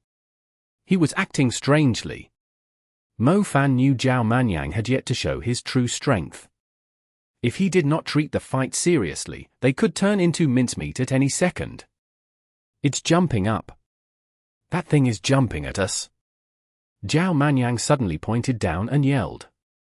Mo Fan lowered his head and saw the creature's lava-covered head was less than 100 meters from him. It was not a big deal since they could easily dodge it with the reaction speed of a mage, but the magical silver light it was emitting would be a problem. The silver magical light had significantly magnified the area of its power. Mo Fan could sense a powerful force approaching from the vast sea below. Even blink was not enough to get him to a safe distance. The Tyrant Titan's attacks had insane areas of effect. It was trying to destroy the little humans, together with the whole area. Old Zhao, it's all you now. Mo Fan decisively stood behind Zhao Manyang. Up to me my ass, why didn't you just let it go in the first place? Zhao Manyang grumbled. A Silver Moon Tyrant Titan. Any Silver Moon Tyrant Titan was at least at the ruler level, not to mention an adult Silver Moon Tyrant Titan. Zhao Manyang had almost died when he tried to save the people in Athens, and now they were fighting one that was even stronger. No matter how diligent he was, he would never catch up to Mo Fan's speed at trying to get himself killed. A silver light sprang at the moon. Its overwhelming energy left white cracks across the sky. It looked as if rays of light were pouring down from the gaps between the clouds, yet it was actually the space being distorted by waves of energy. Space was like a calm surface of water. Any energy that landed on it would only result in a slight ripple, which would return to calm eventually. However, when the energy was too strong, it would create a hole, resulting in a maelstrom as the hole was being filled. Zhao Manyang had watched the fight between Basha and Qiukai. Every time they had collided with one another, the space would crack apart and produce these same little vortexes. The Silver Moon Tyrant Titan was already strong enough to break the space around it. If they could not gather enough elemental energy to defend themselves, they would be shredded to pieces. Mo Fan, we can't beat it, prepare to run! Zhao Manyang shouted. Even you can't withstand its attacks. Mo Fan was surprised.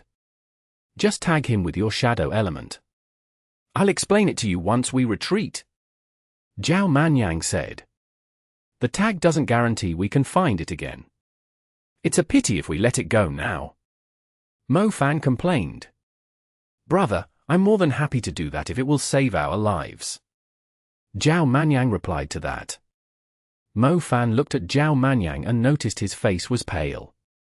He must have sustained internal injuries from the impact. If Zhao Manyang's defenses were not effective against the Tyrant Titan, he would not last for long either. Let's go.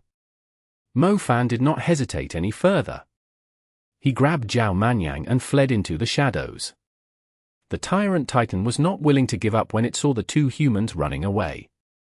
After chasing them for a few kilometers, it noticed some lights approaching from the north, flying over like meteors. The Tyrant Titan decisively gave up its pursuit when it realized the humans' backup had arrived. It swung its arms to the sides and split the sea in half. The huge waves rolled fiercely as the line extended into the horizon. The waves completely blocked everyone's view. Water fell from the sky like it was raining. The Silver Moon Tyrant Titan was quite gone by the time the lights arrived. Damn it, it ran away again. Lucas shouted angrily. We didn't arrange for our men to guard this area. A hunter group did request they be allowed to watch this place, but they didn't notify us when the Tyrant Titan appeared. I wonder if... Track it down, don't let it escape. Lucas interrupted. The mags immediately split up into groups to search for the Tyrant Titan, but the sea creatures were better at concealing their presence than creatures on land. Their efforts were in vain. 2Es arrived around 10 minutes later. His mount was a flying horse in dark gold and barding. The knights of the Parthenon Temple were very concerned about their appearance, but 2E's golden armor flying horse was obviously a few levels higher than the Golden Sun Knights' mounts. If anyone were to compare him to Mo Fan and Zhao Manyang, it was like the difference between beggars and an emperor. Mo Fan, can you please buy your own wing magical equipment? It's not like you can't afford it, Zhao Manyang grumbled while carrying Mo Fan in the air. I haven't found anything that suits me. I don't want to waste my money. Mo Fan sniffed. 2Es pulled in on his flying horse and strutted proudly beside them.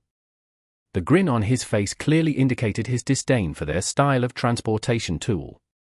It was like someone who was driving a sports car stumbling into a high school classmate riding an old bicycle, not to mention he was also carrying another person on the bicycle. You two are more useless than I thought. You've let the Tyrant Titan escape. 2E sneered. Aren't you the Tyrant Titan expert? Why didn't you come here earlier than us? Mo Fan shot right back. It's because I know that thing isn't the culprit that destroyed Green Sprout City. Capturing it will only calm the people's resentment temporarily. 2E sniffed. I knew that too, so I didn't want to waste my time. Mo Fan promptly agreed with him. Chapter 2137. Spatial Crack. Exodus Tales. Exodus Tales. Translated by Zephizid. Edited by Aelrianth. Mo Fan and Zhao Manyang left, ignoring 2E's ridicule. 2E's face darkened as he watched them leave. 2Es was not a kind and gentle person. He believed the most effective way to make people respect the 2Es family was to make them fear them.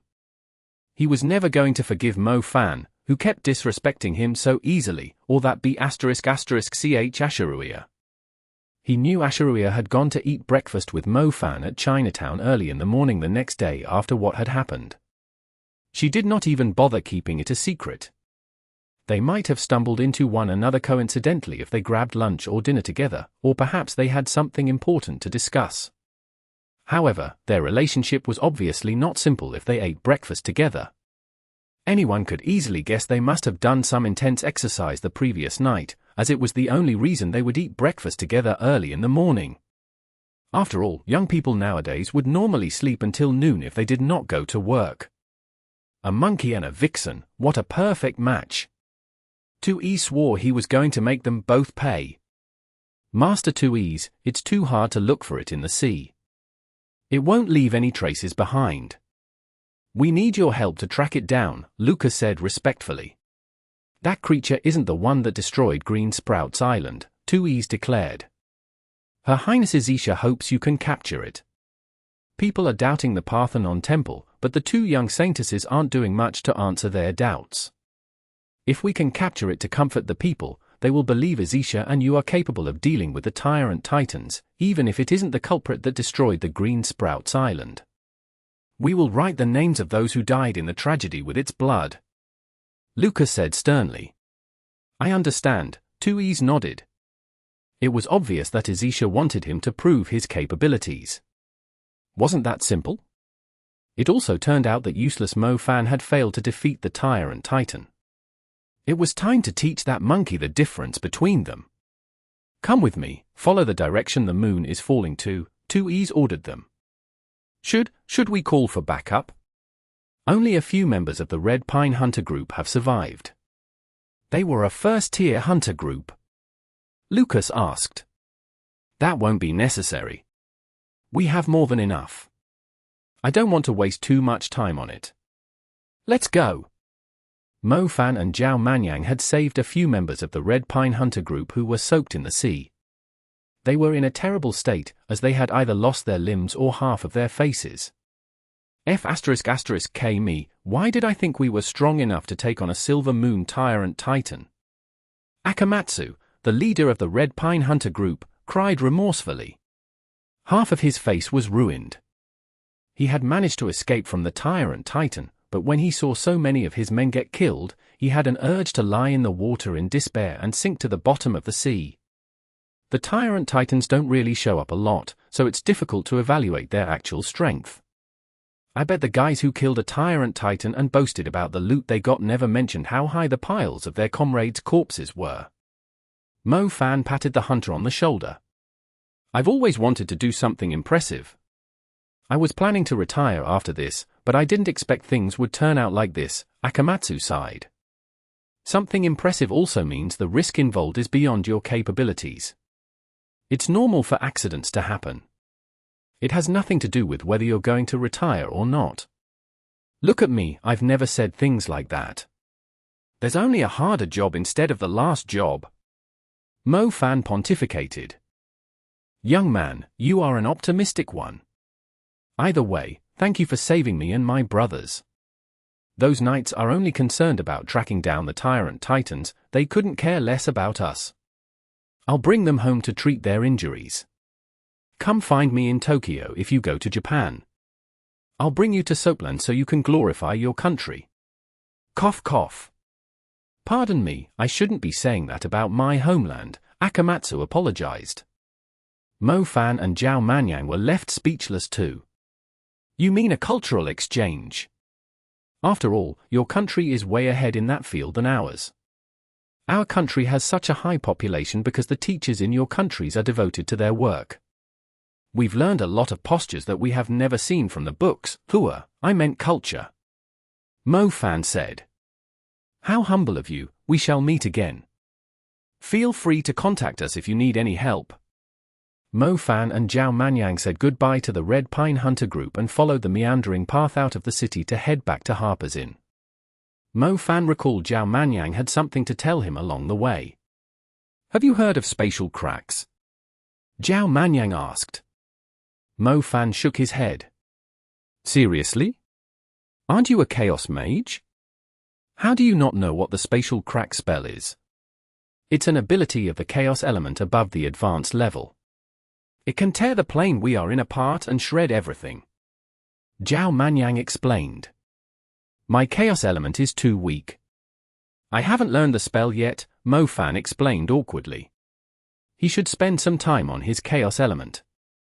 Little Loach had leveled up recently, so his cultivation speed was probably like a rocket now. The Chaos element had many useful abilities. They might come in handy when he went up against a strong opponent. The things it can shred include our defensive spells, like a rock shield, a light barrier, a water curtain, or a wind wall, pretty much everything, Zhao Manyang pointed out. I know, so please get to the point, Mo Fan sighed. I'm getting there. Didn't you notice how the space around us was breaking when it used the silver light? It was strong enough to crack open our plane, similar to the spatial crack spell. That means it could shred my defenses, even if they were 10 times or 100 times stronger. Zhao Manyang declared. It was tiring to explain theories to an illiterate. What the heck did Mo Fan do when he was in primary school? These spatial cracks, can they really shred anything? Mo Fan asked directly. Let's use sand as an example. If there was a lot of sand forming a huge thick wall, do you think it could stop a truck? Zhao Manyang asked him. Sure. Mo Fan nodded along. Chapter 2138. More bad news. Exodus Tales. Exodus Tales. Translated by Zephazid. Edited by Aelrianth. What about water? Even a scoop of it can permeate the sand no matter how thick it is, let alone a huge wave, Zhao Manyang went on. Mo Fan nodded. He felt like a young child listening to the teacher in a kindergarten. It doesn't mean the truck has less force than the water, nor does it mean the defense of the sand isn't strong. It's the nature of different substances. The Silver Moon Tyrant Titan's attacks are targeting the plane directly, so it's useless to defend against it. Even the thickest defense will be torn apart with the plane, as there isn't any magic substance left, Zhao Manyang concluded. So that's why you think you can't defend against it? Mo Fan asked. Isn't that obvious? Even if I try my best to defend us, it is still going to break down. Aren't we asking for our deaths if we keep fighting? Zhao Manyang retorted. That means, if we can't find a solution, we will never defeat that Silver Moon Tyrant Titan, let alone the culprit of Green Sprouts Island.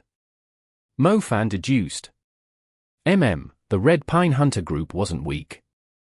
They must have prepared themselves, yet they lost so miserably. The main reason is because they didn't understand the Tyrant Titan's abilities. Once there are cracks in the plane, their defense was going to crack apart, allowing energy to permeate it and strike the mags. Zhao Manyang lectured him. It's really not easy to take on ruler-level creatures, Mo Fan admitted. But don't worry, I've been experimenting on how to deal with spatial cracks after watching the fight between Basha and Chiao Kai, Zhao Manyang went on. Did you find any solution? Mo Fan was intrigued. The spells he had encountered after he became a super mage varied a lot, not to mention the strange abilities of different demon creatures. It was necessary to learn a way to deal with these spatial cracks. Spatial cracks will recover on their own. It's normally done in a few milliseconds, so if we can speed the process up and fix the cracks even quicker, we can prevent energy from permeating our defense. That way, I shouldn't have a problem blocking the Silver Moon Tyrant Titan's attacks. Zhao Manyang said firmly. So can you do it? Mo Fan wondered. I haven't mastered the technique. I need someone's help to gather the energy nearby in a short period of time. Even a little crack will need all the energy within 100 meters to be fixed. Judging from the size of the cracks the Silver Moon Tyrant Titan caused, we'll need to gather the energy from around 3 to 4 kilometers to fill the cracks. Zhao Manyang declared firmly. Only a domain can gather energy, Mo Fan mused. Yeah, you can't help me, since you must use the energy you gather to attack the Tyrant Titan, or we won't even hurt its skin. However, my domain alone isn't enough to fill the cracks in a short enough time. We can only think of another way. If we don't solve this problem, I won't dare fight a Silver Moon Tyrant Titan again, Zhao Manyang stated. Mo Fan wanted to go back to the inn, but Zhao Manyang insisted on having a few drinks. Mu Bai came in a little later. Harper was with him. The civilian had shamelessly tagged along when he heard they were going to get some drinks. Say, aren't you two being too optimistic? Why are you drinking here if you didn't catch the Tyrant Titan? Mu Bai grumbled when he arrived. We tried our best, Mo Fan replied lazily. Mu Bai observed Mo Fan and Zhao Manyang closely, and did not notice a single scratch on them. They did not even need to change. It was obvious that they did not fight much. We are here to drink. Why do you have to bring up such a serious topic? Work is the same whether you treat it seriously or slack a little. It's nowhere as comfortable as having some drinks at night and talking about girls. Harper started drinking naturally. Here, have some snake ghoul cocktail, it's good for your kidneys. Zhao Manyang gave Mu Bai a glass of liquor. Good my ass. The four had a few drinks. Zhao Manyang also explained the spatial cracks to Mu Bai and asked him to figure out a plan. Mu Bai was about to speak when people started cheering nearby. What happened? Did Manchester United score? Harper immediately turned around, assuming they were watching a soccer game. Izisha is still the same. Our country never had any problems when she was in charge of the Parthenon Temple. Even when something happened, they could easily find the culprit in a short period of time, but now, with several saintesses competing against one another, they keep fawning upon other countries instead of taking good care of their own country. What a joke! Friend, you don't have to flatter Izisha like that. It's just a Silver Moon Tyrant Titan roaming in the wild. It's not the one that destroyed Green Sprouts Island. It's too early to be praising her now. I like Saintess Asheruya more, she's such a beauty with an outstanding temperament, not to mention how hot her body is. The crowd in the bar was engaged in loud discussions. Everyone, it doesn't matter who we support. It's worth celebrating whenever a Silver Moon Tyrant Titan is killed. Let's drink. The owner of the bar raised his malt beer to the whole crowd, who cheered. Speaking of which, who was the warrior that defeated the Silver Moon Tyrant Titan? I heard only 4 or 5 out of 50 members of a first-tier hunter group survived the attack, a man who seemed to be a hunter inquired. It was 2Es. Is 2Es that good? You mean the man who was dancing with the Saints during the snow festival? He's no ordinary person if he's allowed to take part in the ceremony. Here, let's give the warrior 2Es a toast. Hey, why aren't you guys raising your drinks? You didn't drink when we were giving Xiangtian a toast, and you aren't drinking now either. What are you trying to tell us? Do you not want Crete to reclaim its peace? A drunk man slammed his hand down on Mo Fan's table. Mo Fan was going to tell him to piss off, but Harper immediately raised his glass and drove the drunkard away with a few words. Zhao Manyang and Mo Fan took a sip from their drinks. Mo Fan, you are in a pinch here. That 2Es is really a Tyrant Titan killer. Let's not worry about how he found the Silver Moon Tyrant Titan after it ran away. The fact that he managed to kill the Silver Moon Tyrant Titan highlights the difference in strength between us. Why don't you give him kowtows and admit you were wrong? Otherwise, you will seriously be separated from Xiangtian forever, Zhao Manyang taunted Mo Fan. Bullshit, that Tyrant Titan only got away because we let it go. 2Es is only picking on the target we didn't want. Our target is the culprit of Green Sprouts Island. The others aren't our concern, Mo Fan retorted instantly. There's more bad news. Didn't 2Es say he can locate other Tyrant Titans once he captures one? If he caught the Volcano Titan, doesn't that mean he can track down the culprit of Green Sprouts Island? Mu Bai recalled. Chapter 2139. Mirage Titan. Exodus Tales. Exodus Tales. Translated by Zephyr. Edited by Aelrianth. Mo Fan immediately felt the pressure. The guy was no ordinary person indeed if he dared to act so recklessly in front of the saintesses of the Parthenon Temple. Mo Fan was not afraid to fight 2Es in a duel, but he had to challenge 2Es in his area of expertise. Xiangtian has suddenly won the support of the people. Xiangtian will be under great pressure if we don't work harder, Mu Bai noted for him. Old Zhao, can you find a way to tackle the spatial cracks? It's just a Silver Moon Tyrant Titan. We'll take down another one that is taller than 100 meters. Mo Fan prodded him. What's with the rush? I'm not done drinking, Zhao Manyang answered indifferently. Now is not the time to drink. Time to get back to work. Mu Bai is already so weak. Do you want to see him suffering from sexual impotence for the rest of his life? Mo Fan said loftily. Mu Bai's face darkened. Why did they always come back to that? His body was weak, not his kidneys. Poseidon soon held an emergency meeting. He praised 2Es at the start of the meeting. 2Es wore a smug look throughout the meeting, disgusting Mo Fan. Mo Fan, I hope you can work harder. I've already reported everything back to Great Muse Valentine. She will judge the outcome of the competition between you two, Poseidon said. My target is the culprit of Green Sprouts Island, Mo Fan shrugged. The kill serves as a warning to the Tyrant Titans. I doubt they are going to stir up trouble in our territory anytime soon, Poseidon reminded him. Mo Fan did not respond. He was currently at a disadvantage. It was meaningless to talk too much. Poseidon did not dwell on the topic, either. He concluded the operation that had successfully killed the Silver Moon Tyrant Titan and proceeded to focus on other Blue Star Tyrant Titans. Don't call me if it's a Blue Star Tyrant Titan. I don't want to waste my time on those petty creatures, 2Es sniffed. Mo Fan, if you can't handle the Silver Moon Tyrant Titans, why don't you help us with the Blue Star Tyrant Titans? It's better than doing nothing. After all, the knights are well aware of your strength, Golden Sun Knight Lucas mocked him. We are willing to help regardless of the Tyrant Titan's kind. Please share the information you have with us so we can eliminate every potential threat, Mu Bai immediately replied on behalf of Mo Fan. Very well, Poseidon nodded. He was pleased with their attitude. After the meeting, 2Es, who was so flattered during the meeting, walked past Mofan with a proud grin. He was wiping his hands with a handkerchief. It seems like you will soon kneel before the altar of my clan. I must remind you that the Blue Star's Tyrant Titans aren't easy targets either. It's no use bringing 2 pieces of trash with you. Why don't you request a troop of battle mages? 2Es taunted them. Zhao Manyang was frustrated with 2Es' comment when they returned to the inn.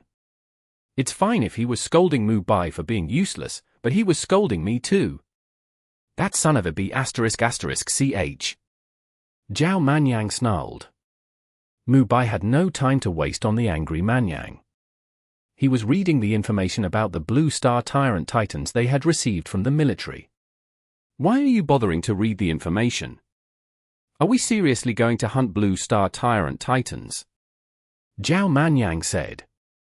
Can you use your brain for once? Mu Bai said. It's better than not having functioning kidneys. Zhao Manyang shot back. Old Zhao, enough grumbling. Mu Bai has done the right thing, agreeing to hunt down the Blue Star Tyrant Titans. You saw what happened to the Red Pine Hunter group. There were 2 Tyrant Titans on the island, a Blue Star Tyrant Titan and a Silver Moon Tyrant Titan.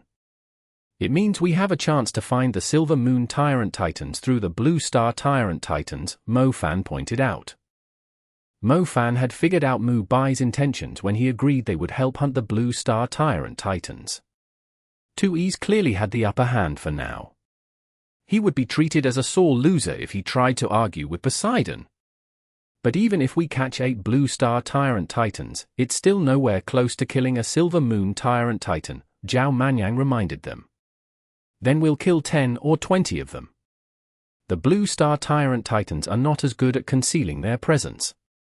We have plenty of clues about their whereabouts. 2Es is an arrogant man. He won't bother hunting ordinary Tyrant Titans, we can only rely on quantity since we don't have his capabilities, Mofan said. Mofan knew when to put on airs and when to act sensibly.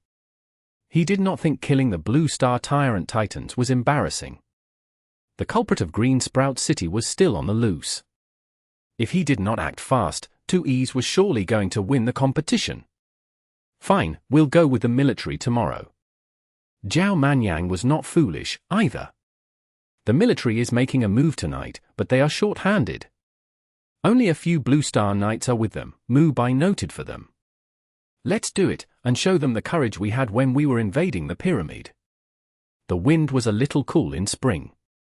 Mofan, Zhao Manyang, and Mu Bai dragged a piece of turf over their heads and waited patiently for the Blue Star Tyrant Titans to show up. Airplane. I'm not taking it. Chain. My cards are better than you.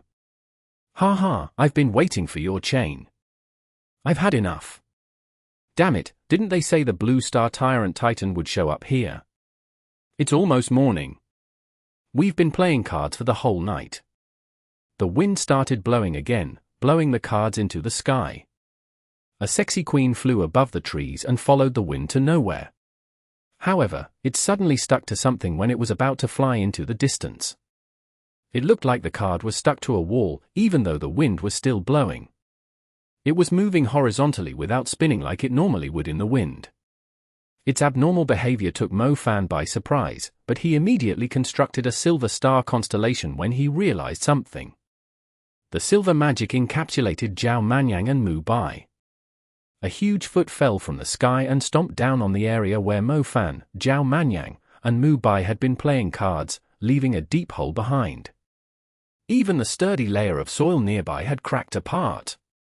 Oh my, that thing is better at hiding than us. Zhao Manyang exclaimed. The ambusher had stumbled into an invisible tank. The stomp would have flattened them if Mofan had not noticed it first. Prepare to fight. Mofan readied himself. Blue Star Tyrant Titan, 60 meters tall. Be careful, Mu Bai decisively backed away. He was unfit for battle with his current condition. Chapter 2140. The Fishing Boat's Predator. Translated by Zephizid. Edited by Aelrianth. The blue star Tyrant Titan was able to devour the light of the stars. It was already the dark of night. Their surroundings were almost pitch black when the stars disappeared. Somehow, even Mo Fan's ability to see at night was affected by the Tyrant Titan's ability too. "I can't see that thing," Zhao Manyang shouted. "Where's your light magic?" Zhao Manyang was slow to react. He produced a light orb and tossed it into the sky. He decided to create a small sun himself since the stars had disappeared. Light with a hint of blue sparkles poured down from above and drove away the darkness. Zhao Manyang's vision recovered, yet he still did not see the blue star Tyrant Titan. However, he felt a breeze coming from behind him. "You're good at hiding, aren't you? Back off." Zhao Manyang could easily tell the Tyrant Titan was behind him.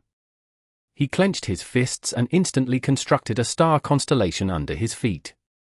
A water curtain rose like a fierce wave between Zhao Manyang and the blue star Tyrant Titan that was now within inches of him. Zhao Manyang's water curtain was unlike a normal water curtain. Its waves were able to knock back nearby targets when they emerged. The ripple spread and knocked the Tyrant Titan back continuously as it was about to raise its fist. The Tyrant Titan was quickly driven more than 200 meters away. Zhao Manyang turned around and said with a confident grin, "How dare you little Titan try to kill your grandpa Zhao." Lightning Punishment Formation, Seal of the 9 Laws. Mo Fan did not bother wasting his time on the blue star Tyrant Titan. He immediately used his super lightning spell. The Lightning Punishment Formation was very effective against huge targets. Not only was it good at suppressing its targets, its damage was outstanding. Mo Fan did not want a blue star Tyrant Titan that was able to go invisible at any second to run away. Mo Fan's super lightning spell was unusually strong against a single target because of the blessing of the God Seal. The lightning halberds came down from the sky and landed in 9 different locations. Deadly lightning was conducted between the lightning halberds. Tiny lightning needles pierced the blue star Tyrant Titan's flesh despite its thick skin. Mo Fan, "Don't damage its organs," Mu Bai reminded him. "Oh, right, I almost forgot." Mo Fan quickly withdrew his spell. The lightning that the halberds were conducting could blast the Tyrant Titan's organs to pieces. Its remains would lose their value if the organs were damaged. "I'll handle it, I've been practicing for a long time." Zhao Manyang rolled up his sleeves. The star orbits of the light element intertwined like they were a piece of fabric being knitted. The strings eventually combined into complete patterns and star constellations, eventually lining up into a magnificent star palace. "Holy Judgment, Demon Judgment Sword!"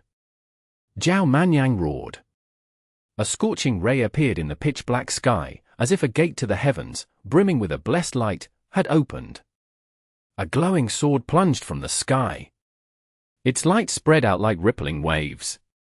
The grove of date trees, their leaves covered in dew, turned into ashes when the waves reached them. The blue star Tyrant Titan had a terrified expression when it saw the sword hanging above it. As a Titan, it was disdainful toward most living things in the world, as if it was a deity. They were born with innately overwhelming strength, capable of trampling every species under their feet, not to mention that humans once submitted to the ancient creatures in the past.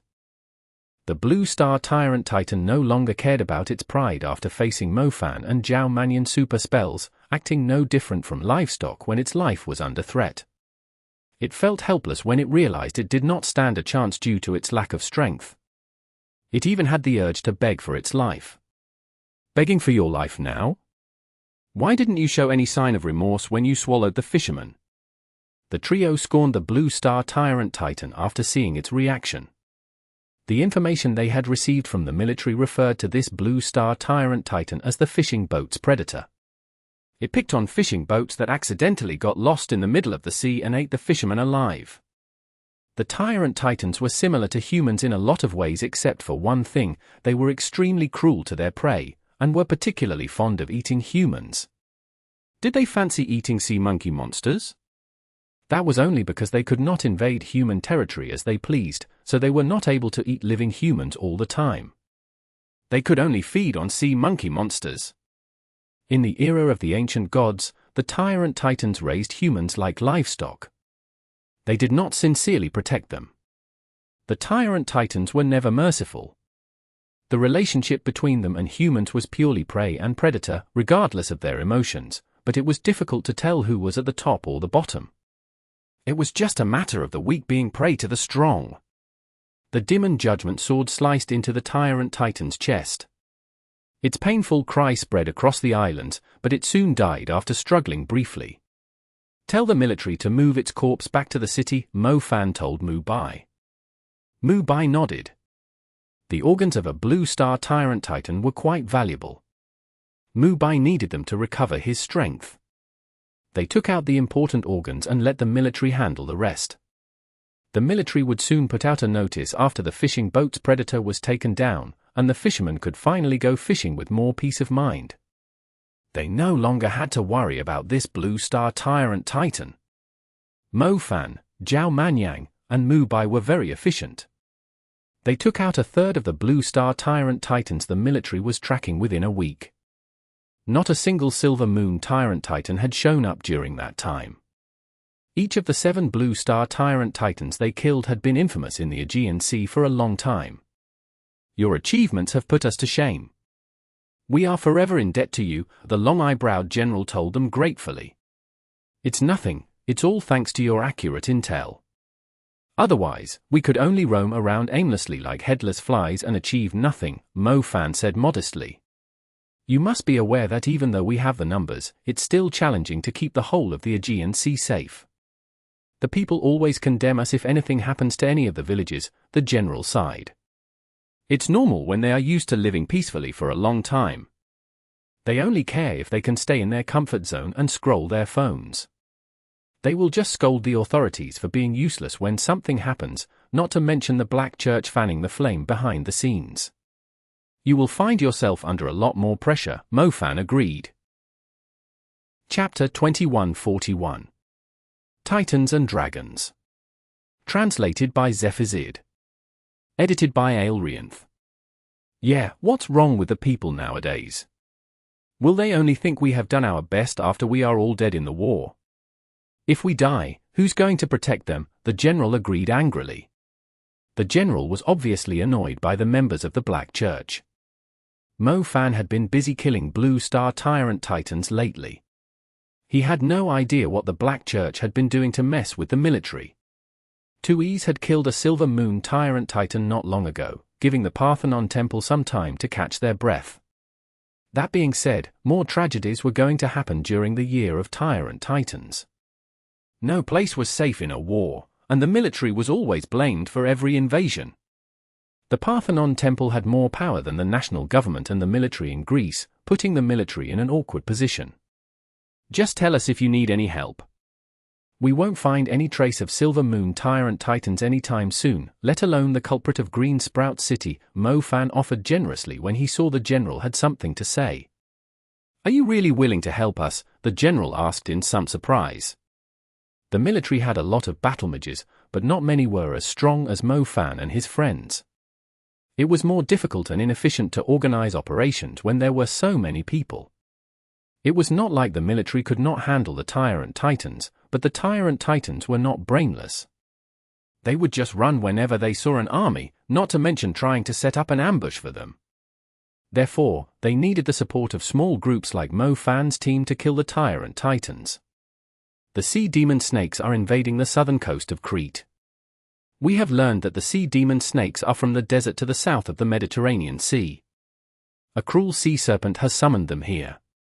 Based on our investigation, the cruel sea serpent is colluding with a Tyrant Titan we have named the Steel Mountain Titan. It destroyed several rescue ships during the incident of the Blood Sea. The incident of the Blood Sea?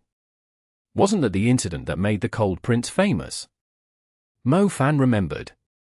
Yes, the fresh blood that was shed dyed the shoreline of many countries red with a foul smell, including our Aegean Sea. The cruel sea serpent and the Steel Mountain Titan are both wanted by the Hunter Union, yet no one has managed to hunt them down after so many years. We have been trying to find a way to hunt them down too, but even when our brilliant soldiers found them, none of them came back alive.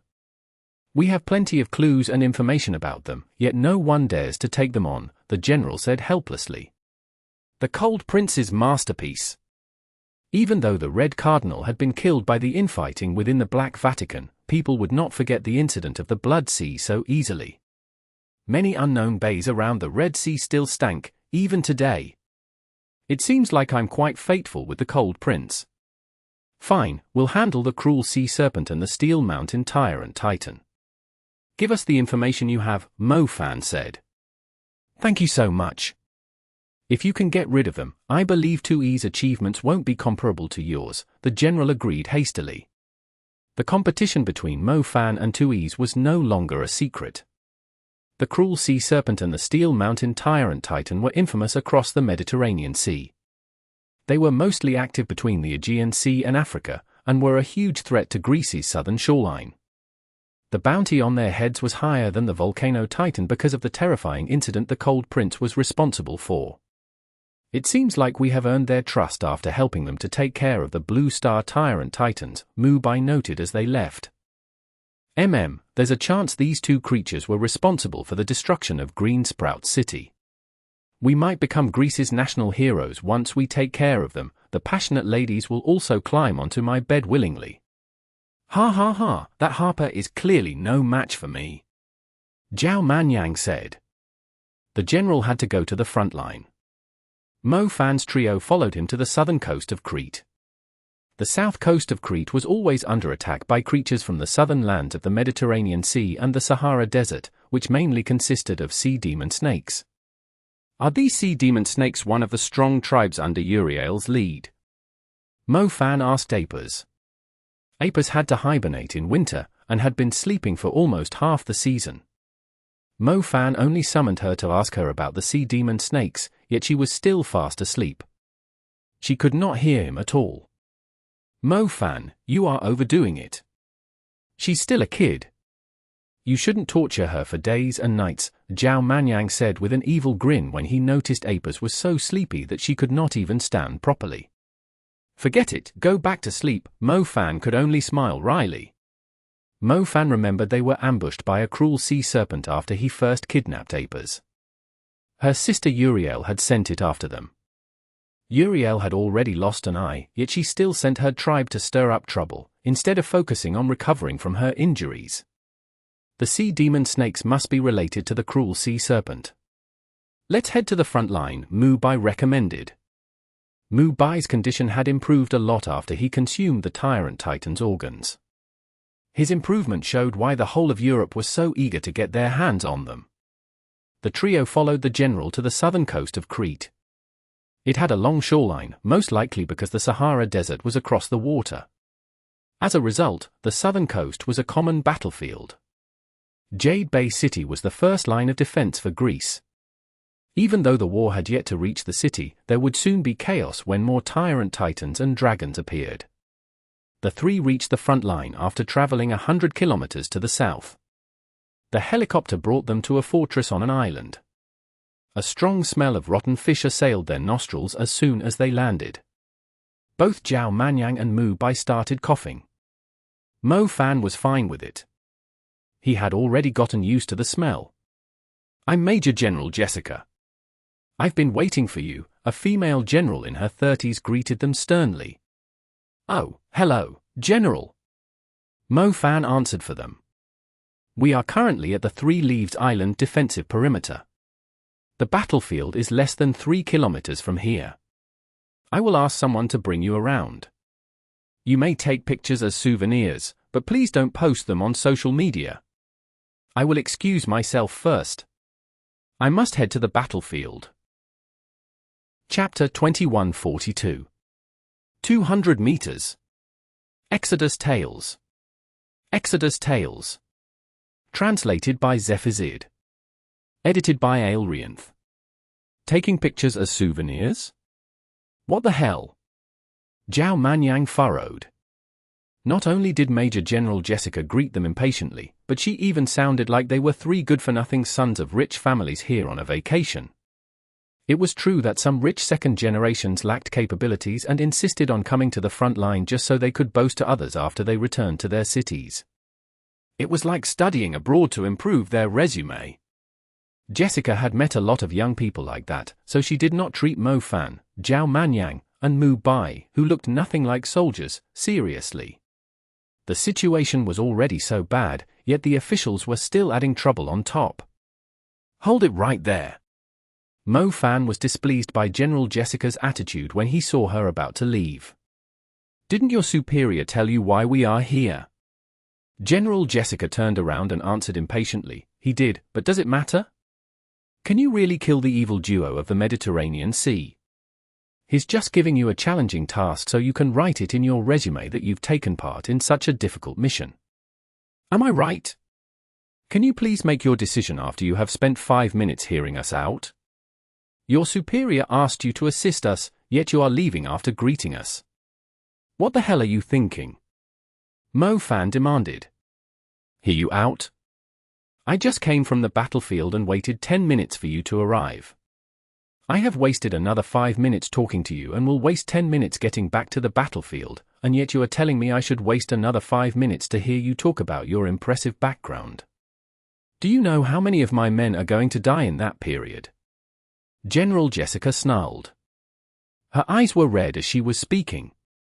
She was obviously forced to be here. They had assigned her to do such a meaningless task just because she was a woman. She was a warrior fighting at the front line too. The number of demon creatures she had killed was higher than any of the other major generals. Yet her superior kept treating her as a secretary and assigning her to do petty tasks like this. Jessica left after finishing her sentence. She was afraid that she could not hold back her urge to kill these men. Why could not they just stay in the city and enjoy their lives? Why did they come to the front line and trouble her? She had enough of these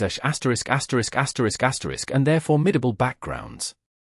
Mo Fan, Zhao Manyang, and Mu Bai were speechless as they watched her leave. Seriously, why did we have to stumble into a resentful woman? Zhao Manyang complained. Forget it, she must have been annoyed by some rich second generations. She already gave us the information. Let's find them ourselves, Mu Bai sighed. By the way, isn't this place a little too close to the front line?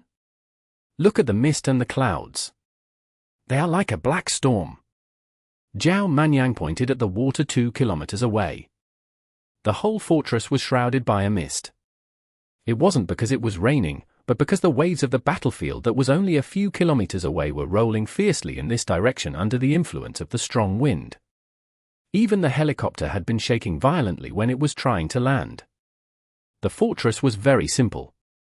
The soldiers were soaked and in a hurry. Mo Fan, Zhao Manyang, and Mu Bai felt a little awkward, as they had no idea what to do. Tyrant Titan! It's a Tyrant Titan! The soldiers in the fortress started screaming in fear. The wind and the storm grew fiercer. The light that the soldiers' magic was emitting dimmed all of a sudden, like the light of a fishing boat surrounded by huge waves. Fall back at once. Everyone, withdraw from the Three-Leaved Island defensive perimeter and retreat to the bay. Move! The soldiers in the fortress were constantly moving around. They were even more nervous after the Tyrant Titan showed up and immediately went to secure their positions. Around 10 minutes later, Major General Jessica came back into the fortress. The bloodstains on her were being washed away by the mist as more blood seeped out from her wounds, dyeing her military outfit red. Why are you still here? We are going to lose the Three-Leaved Island defensive perimeter soon. General Jessica yelled at them. Is it because of the Tyrant Titan? Mo Fan studied the chaotic sea in the distance. He could see a faint silhouette approaching the fortress. Most magic was effective against the sea demon snakes, but it was a different story when a Tyrant Titan showed up. The Tyrant Titan was like a mountain as it stepped forward to protect the demon snakes. Every spell that landed on it was like mere fireworks without any damage. The Tyrant Titan could easily press forward with an army of demon creatures. They did not have enough advanced and super mags to stop its progress. We are here to take out the Tyrant Titan, Zhao Manyang declared. Idiots! General Jessica shouted at them. We've killed 2 70-meters Tyrant Titans this week, Mu Bai said. You are nothing but fools. General Jessica yelled. Mo Fan kept staring at the sea, noticing the Tyrant's head alone was around the height of the fortress. Mu Bai estimated the height of its head to be around 40 meters. Could it be a Silver Moon Tyrant Titan? That was not possible. If it was a Silver Moon Tyrant Titan, General Jessica would not have come back alive. There would be no reason to retreat, since no one could possibly survive. The figure in the mist rose as Mo Fan was still having his doubts. It was rising as if it was climbing up a flight of stairs. It was more than 100 meters high when it was less than a kilometer away from the fortress.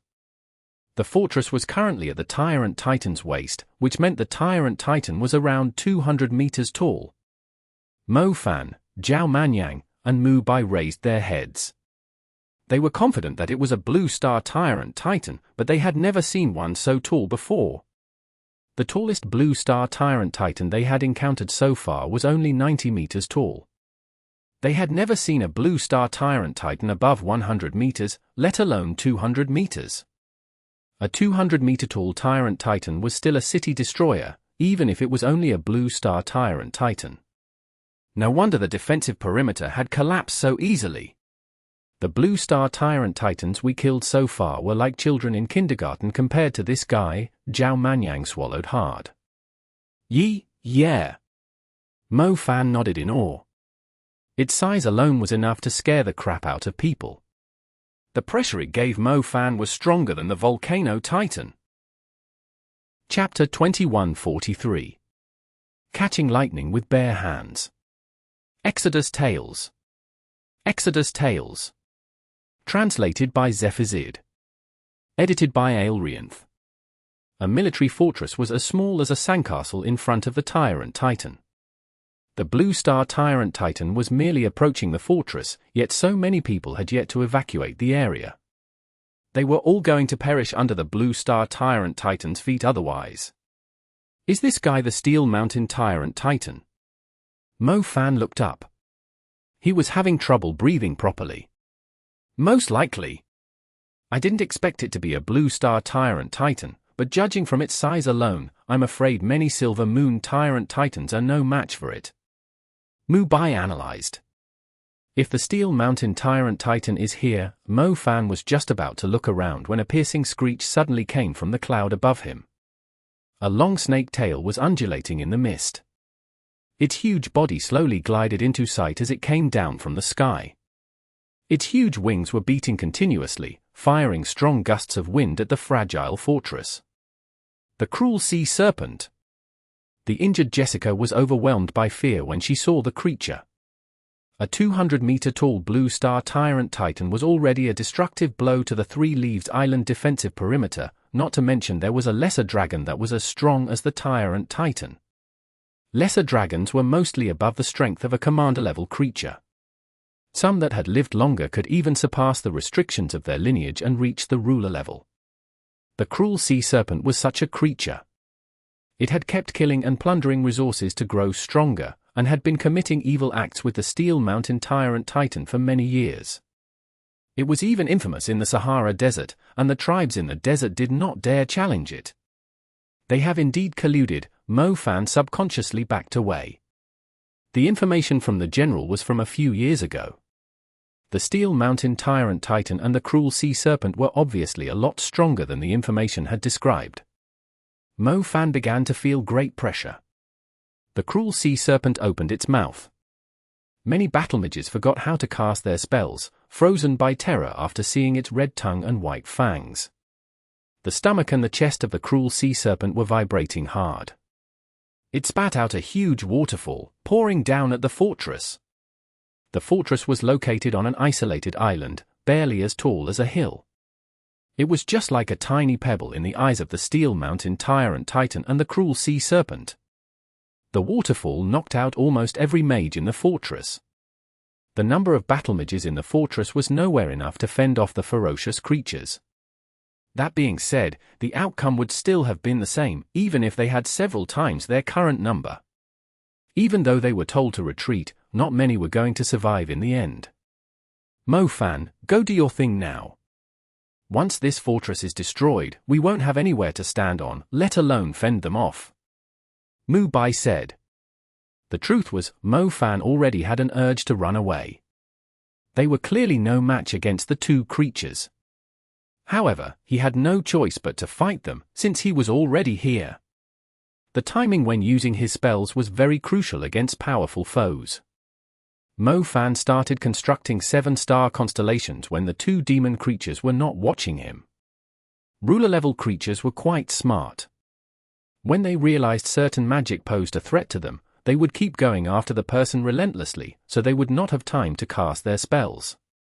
Every powerful spell needed some time to construct the complete star palaces. A powerful super spell required 2,401 stars and could not have any mistakes. If one of the stars was unstable, all their efforts would be in vain. They had to start all over again. The battle mages were so terrified that they were struggling to connect their star orbits after seeing the cruel sea serpent and steel mountain tyrant titan. It was not easy for Mo Fan to complete a super lightning spell under such great pressure. However, he could not miss out on the opportunity to execute his strongest blow with his super spell. 1,000 lightning crows. The lightning took the shape of crows with flickering strands of lightning as their feathers. Dark red lightning strikes had initially been appearing from the storm, but the dark sky for 10 kilometers around was soon filled with Mo Fan's lightning. The lightning crows fired lightning arcs at the surface of the sea and triggered a series of explosions across the water. The lightning crows were targeting the cruel sea serpent in the sky. Mo Fan believed the cruel sea serpent was not as strong as the steel mountain tyrant titan, based on its size and aura. He was planning to inflict serious injuries on the cruel sea serpent first to prevent the two creatures from attacking at the same time. The proud cruel sea serpent did not expect a super mage to be at the fortress. It began to flee in a panic when it saw the dense lightning crow flock diving from the sky. The steel mountain tyrant titan suddenly let out a roar. Its speed was completely unlike the leisurely pace it had when it was approaching the fortress. It reached out its arm right before the lightning was about to land on the cruel sea serpent and stopped it all by grabbing the lightning with its bare hand. The lightning sizzled and crackled wildly. The steel mountain tyrant titan's outstanding reaction speed caught Mo Fan by surprise. More importantly, it had managed to catch his lightning in mid-descent. He was using the lightning tyrant with a 12-fold damage amplification. That flock of lightning crows could disintegrate a ruler-level creature, yet the 200-meter tyrant titan had caught the whole group, like a warrior clenching the throat of a giant bird that was attacking him. The steel mountain tyrant titan let out a roar. Its hand emitted a magical blue light that significantly improved its strength. It started squeezing the whole flock of lightning crows, intending to crush the super lightning spell to pieces. The lightning crows eventually shattered, and the strong lightning magic began to dissipate. Even the lightning in the sky had faded away. That's ridiculous. Zhao Manyang almost dropped his jaw. Crushing a super spell to death with its bare hands. The lightning element was Mo Fan's strongest element too, he had never seen anything like it. I'm afraid we have kicked an iron plate, Mo Fan muttered.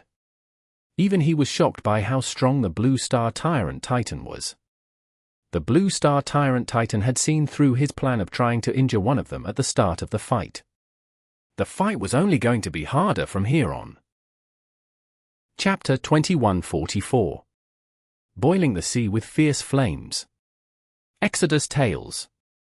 Exodus Tales. Translated by Zephazid. Edited by Aelrianth. The cruel sea serpent let out a furious screech after it was frightened so. Its eyes had almost popped out of their sockets, and were now fixed on Mo Fan. The gaze of the snake. Mo Fan knew it was a common ability of snake species. He immediately focused to protect his mind.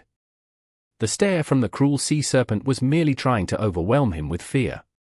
It was effective against many humans, but that was not necessarily the case for Mo Fan, who was not even afraid of the Medusa's stare. The cruel sea serpent was enraged. It dove from the sky and swung its claw at Mo Fan. A black aura burst out from its claw, most likely possessing the power of the Dark Wither. The Dark Wither would prevent its target's wounds from healing and would serve as a deadly poison. The victim would suffer from severe dehydration in no time and turn into a dried-up mummy. Mo Fan dodged the claw agilely, yet the withering aura of the claw still caught him on the back. The skin on his back immediately dried up. The Steel Mountain Tyrant Titan made its move as soon as he dodged the attack from the cruel sea serpent. Mo Fan could not see its whole body. He could only see a huge foot over his head that was about to stomp onto him. The Tyrant Titan was 200 meters tall, so its stomp was exceedingly terrifying. Half of the hill on the island collapsed, leaving a huge hole across the surface of the sea. The sea water around began pouring into it. Mo Fan was currently inside the hole. A golden barrier with an arc-shaped ceiling was shielding him, protecting him from being trampled to mush. The golden barrier had stopped the Tyrant Titan's foot from falling, but it soon had cracks on it. The cracks quickly spread further, like a piece of glass that had just taken a heavy blow.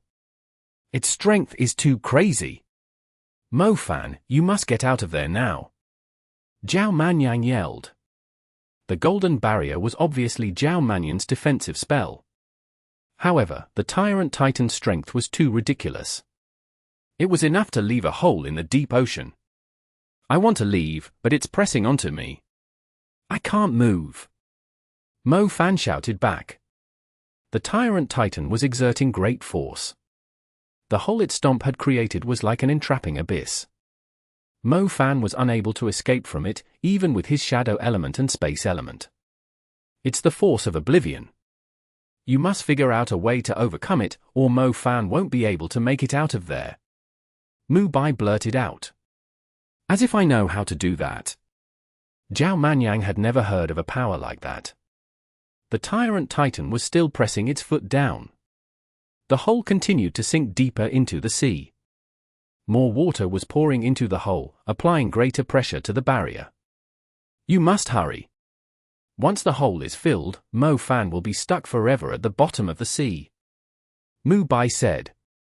I really have no idea what to do. If Mo Fan's super lightning spell can't even hurt it, my light sword will only be scratching its back. Zhao Manyang said. A huge whirlpool appeared in the sea. The surrounding water was diving fiercely into the hole, forming a circle of waterfalls. Mo Fan was right in the middle of the hole, with the Tyrant Titan on top of him. Mo Fan was clearly a few hundred meters away, yet he felt like something was binding him down. He was struggling to leave the hole. The water began to cover the hole. Mo Fan forcibly swept the water to the side with telekinesis. No matter how strong a person's telekinesis was, it was impossible to stop the rolling waves. The water weighed thousands of tons. Mo Fan was already at his limit trying to stop himself from drowning. Mo Fan finally realized how terrifying the 200-meter-tall blue star Tyrant Titan was. I'm almost at the bottom of the sea. Mo Fan was surrounded by over 10,000 tons of seawater in a hole he could not climb out of. Once the water covered him, he would be trapped at the bottom of the sea for eternity. It was Mo Fan's first time feeling so desperate and hopeless. He had underestimated the Tyrant Titan. He was still not strong enough to take on a 200-meter-tall Tyrant Titan. Ling, Tilda! Mo Fan suddenly saw a bright light amid the darkness as he was about to be devoured by the sea. Why was there such a bright light at the bottom of the sea? Why does that cry sound so familiar? Mo Fan heard the sound of water boiling. He looked around him and saw the seawater at the bottom of the sea was turning into white steam. Steam? Did the water evaporate? Why don't I feel its weight pressing on me? White salt fell continuously down from above. The seawater collapsing onto him had disappeared. He was surrounded by insane heat, as if he had just gone from a deep cold abyss into a steaming furnace. The terrifying force that was binding Mo Fan disappeared with the water. He quickly turned into a shadow sparrow and left the hole.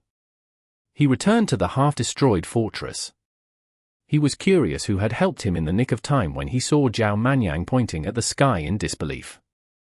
Little, no, it's the Flame Bell Empress. Zhao Manyang remembered Mo Fan's little flame bell had evolved into the Flame Bell Empress and driven away the Nazca monster birds by herself when the national team was trapped in the old fortress in Peru. He remembered the unforgettable sight of the Flame Bell Empress dancing amid flames in the sky even today. The same Flame Bell Empress surrounded by scorching flames had shown up again. The water had thoroughly evaporated in front of her calamity fire. Her stunning appearance left everyone staring in awe.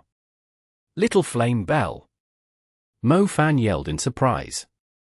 It really was her. However, unlike her adorable childish appearance, she was now an unstoppable empress of flames. A flame bell in the adult phase. Her flames were boiling the sea like a brilliant sun. This was the real Flame Bell. Chapter 2145.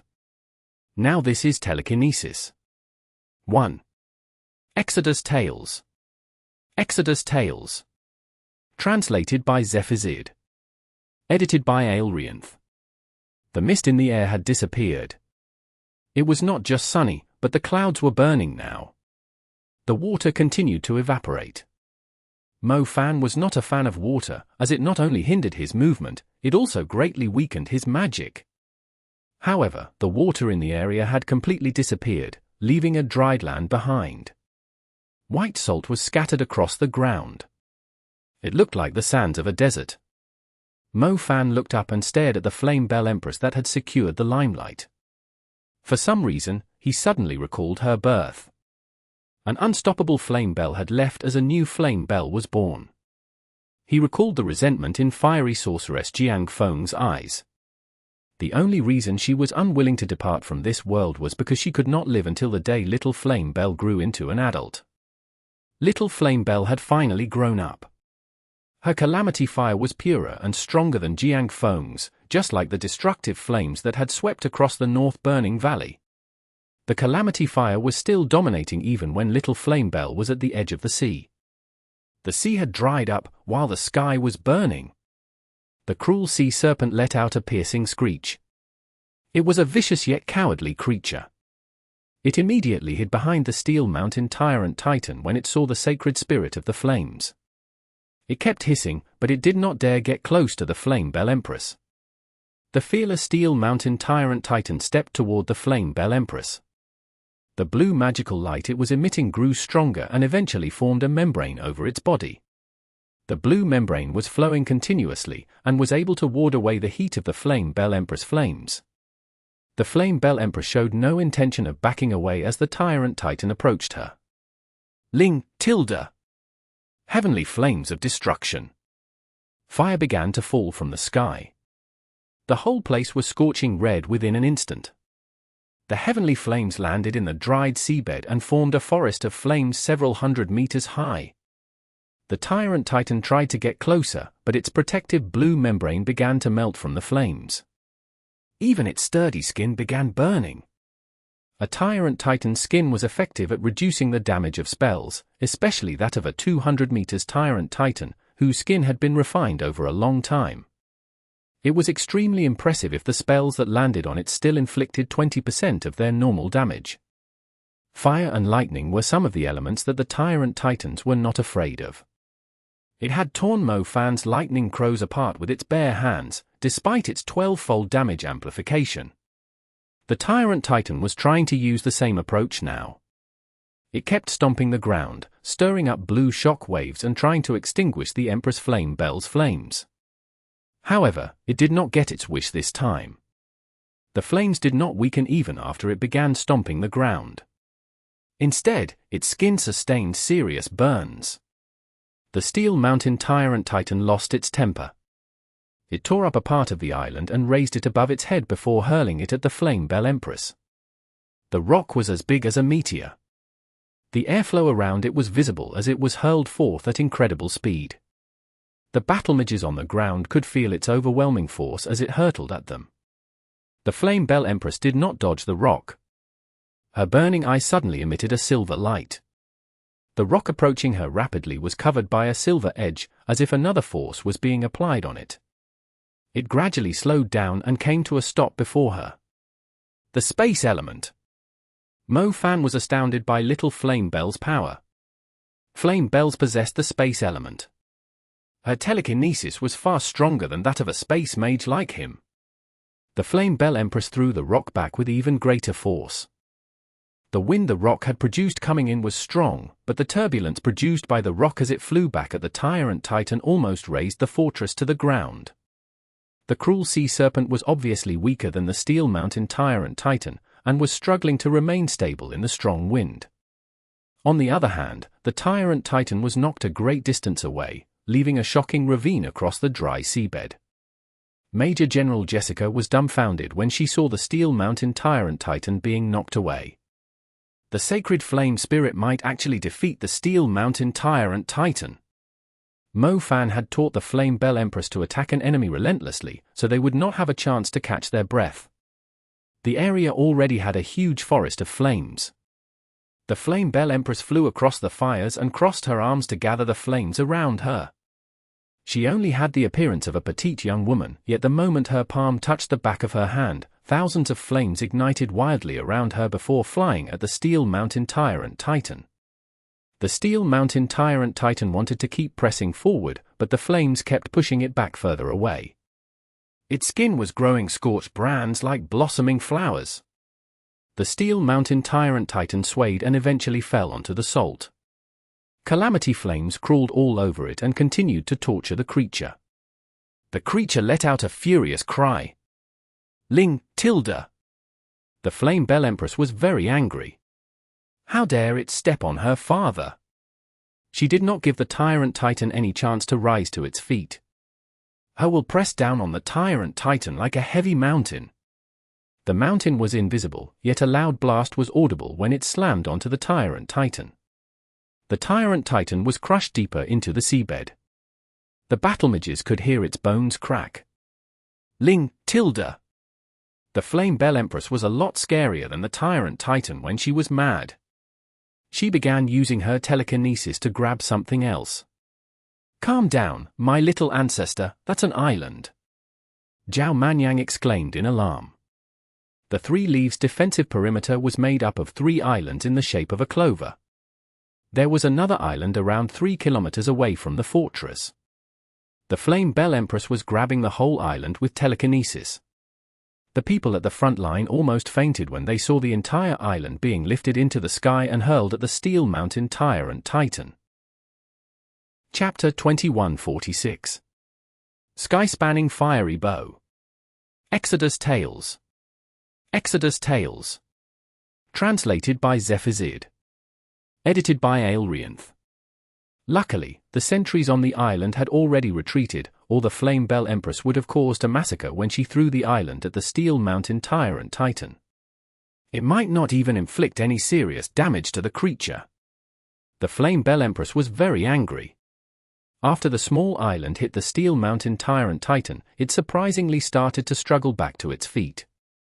Not only was its body covered by burns, it had been knocked to the ground by something so huge. The cruel sea serpent screeched when it saw its protector being beaten up. It beat its wings and rose to a height above the Flame Bell Empress. A loud cry suddenly echoed across the area. Most of battle mages fell to the ground before the power of a scream that made their souls shiver. Not only were they unconscious, there was blood coming out of their nose and ears. It's the sound element. Stop it! Mo Fan told Little Flame Bell. The piercing shriek did not affect the Flame Bell Empress much.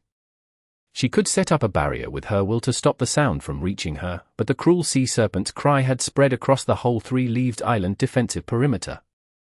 If it lasted for more than half a minute, every mage below the advanced level would be reduced to a vegetable. Pure fire magic danced around the Flame Bell Empress, as elegant as butterflies. As she tapped her fingers softly in the air, an even fiercer calamity fire spread wildly. A line of flame with a slight arc to it stood in the air. When the solid arc of flame several hundred meters long first appeared, it was difficult to tell what ability the Flame Bell Empress was using.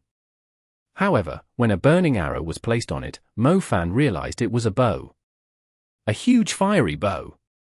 The bow extended from a height of several hundred meters to below sea level. The arrow was more than half the length of the island where the fortress was built.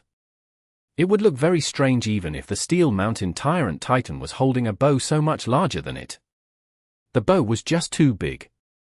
The Flame Bell Empress was petite, like an ordinary young girl dressed in a burning red dress.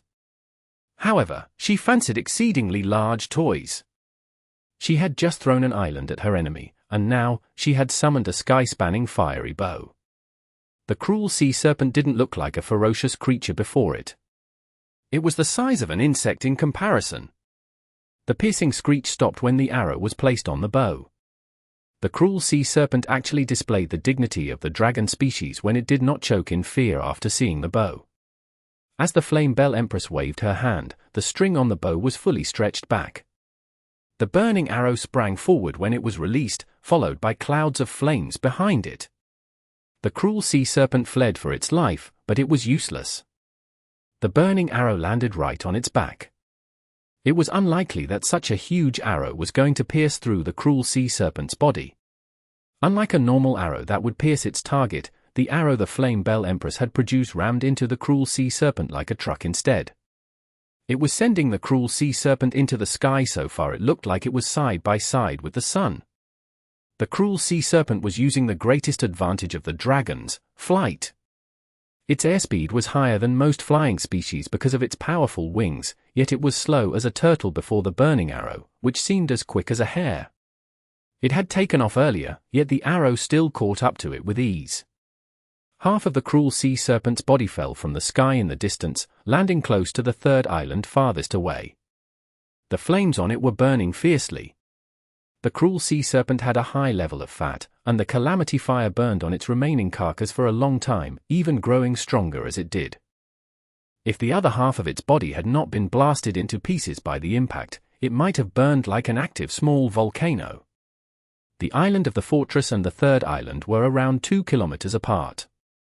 Mo Fan, Zhao Manyang, Mu Bai, and General Jessica stared at the huge pillar of smoke in disbelief. Did the infamous cruel sea serpent of the Mediterranean Sea just turn into scorched remains, just like that? Exactly how strong was the Flame Bell Empress? She had just killed the cruel sea serpent with a single blow. The Steel Mountain Tyrant Titan finally rose to its feet. It was enraged when it saw the cruel sea serpent had turned into a pile of burning fuel. It started charging at the fortress recklessly, despite the meteors that the Flame Bell Empress was throwing at him. Is it trying to take us down with it? Zhao Manyang cried. Have your men retreated? Mo Fan asked General Jessica. They have withdrawn further, the general confirmed.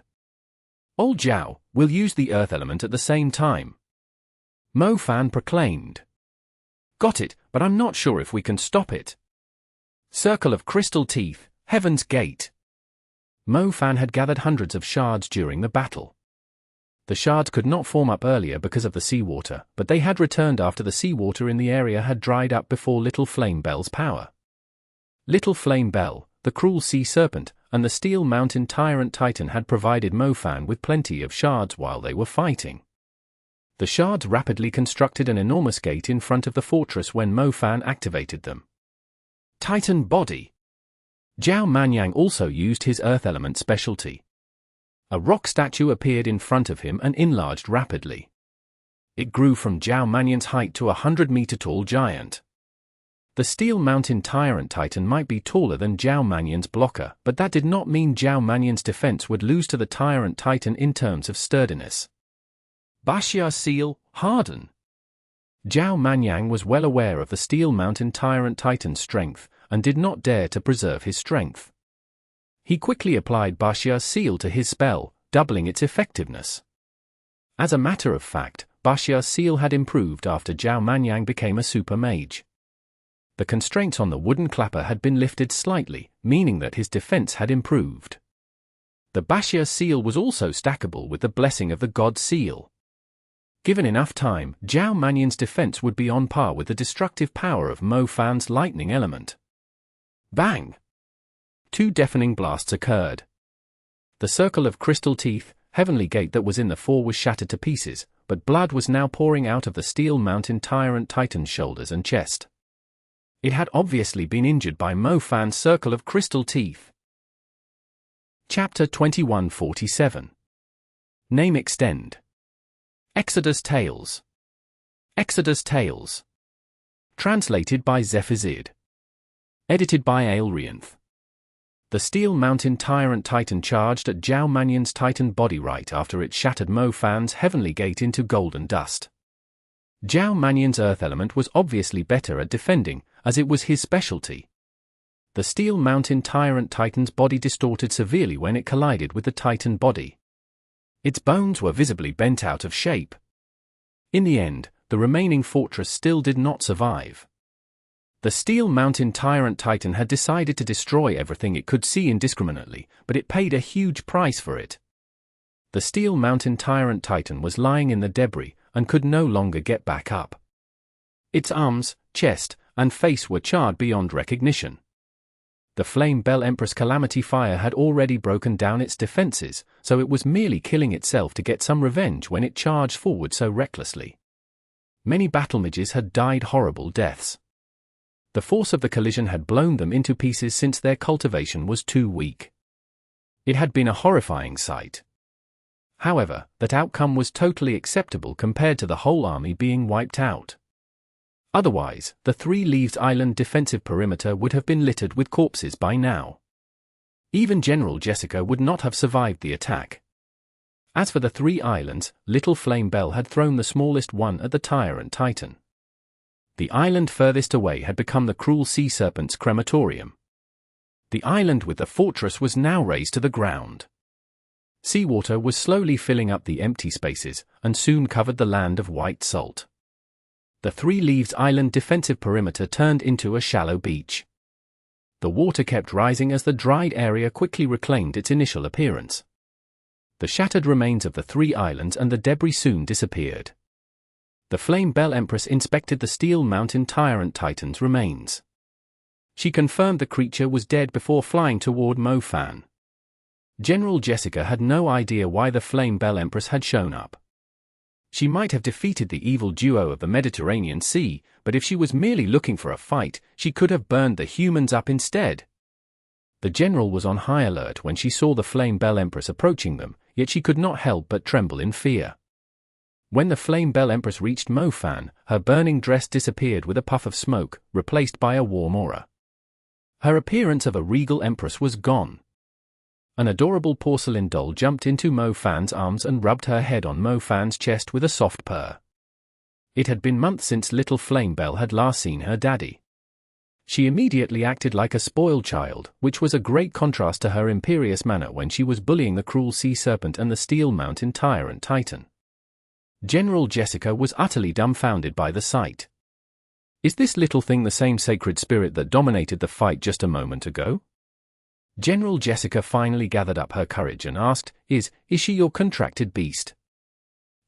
She's a little clingy. Mo Fan had no choice but to hug Little Flame Bell in his arms until she was satisfied when he realized she had no intention to get off him.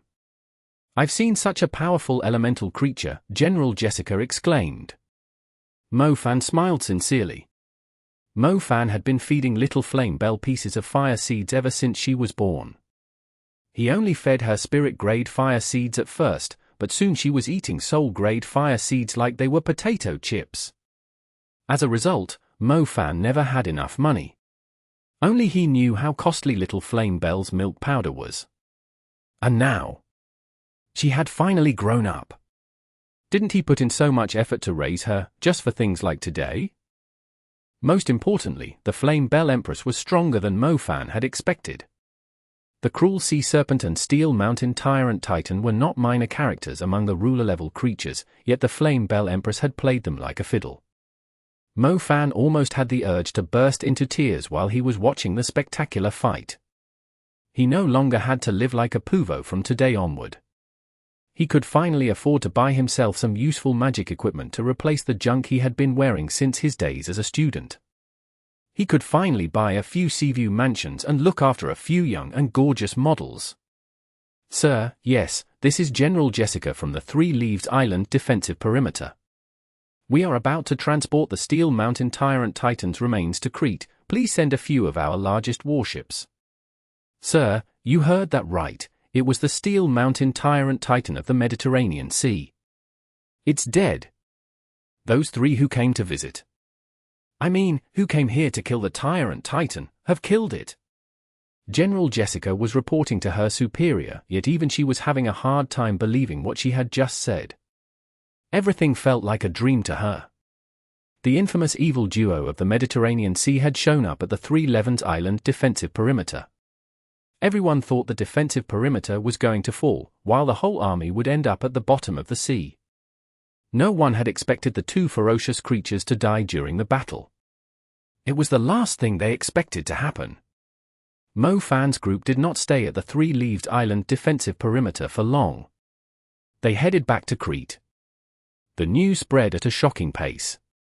They saw banners across Jade Bay City proclaiming the evil duo of the Mediterranean Sea had been killed before they reached Harper's Inn. Many people were doubtful at first, whether they were the locals or the hunters who had come to hunt the Tyrant Titans. No one had managed to kill the evil duo of the Mediterranean Sea for so many years, yet the two had been slain so suddenly.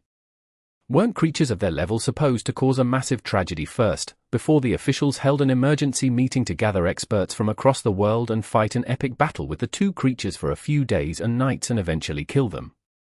How could they die so easily? It was not like they were just some sea monkey monsters you could find by the sea. However, those who were doubtful were left in awe when the military fleet transported the remains of the Steel Mountain Tyrant Titan and the Cruel Sea Serpent back to Jade Bay City. It really was the evil duo of the Mediterranean Sea. A few hunters had been there for the incident of the Blood Sea.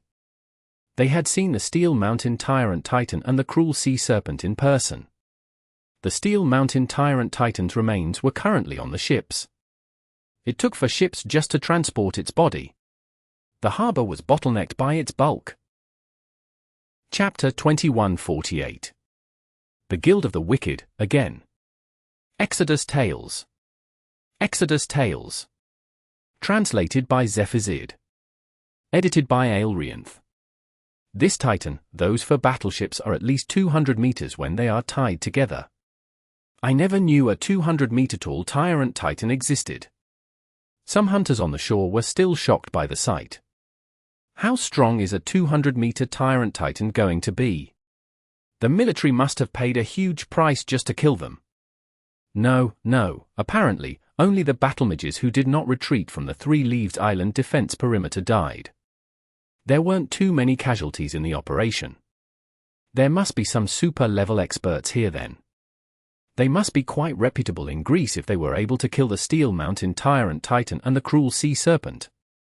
The Steel Mountain Tyrant Titan's death gave the people of Crete some much-needed relief. The Tyrant Titans were not invincible. They would also fall miserably if they dared to invade human territory. A meeting was held right away. The general with long brows was smiling so hard when he saw Mo Fan, Zhao Manyang, and Mu Bai that his face was about to secrete oil. Mr. Mo Fan, you did not let the highnesses down.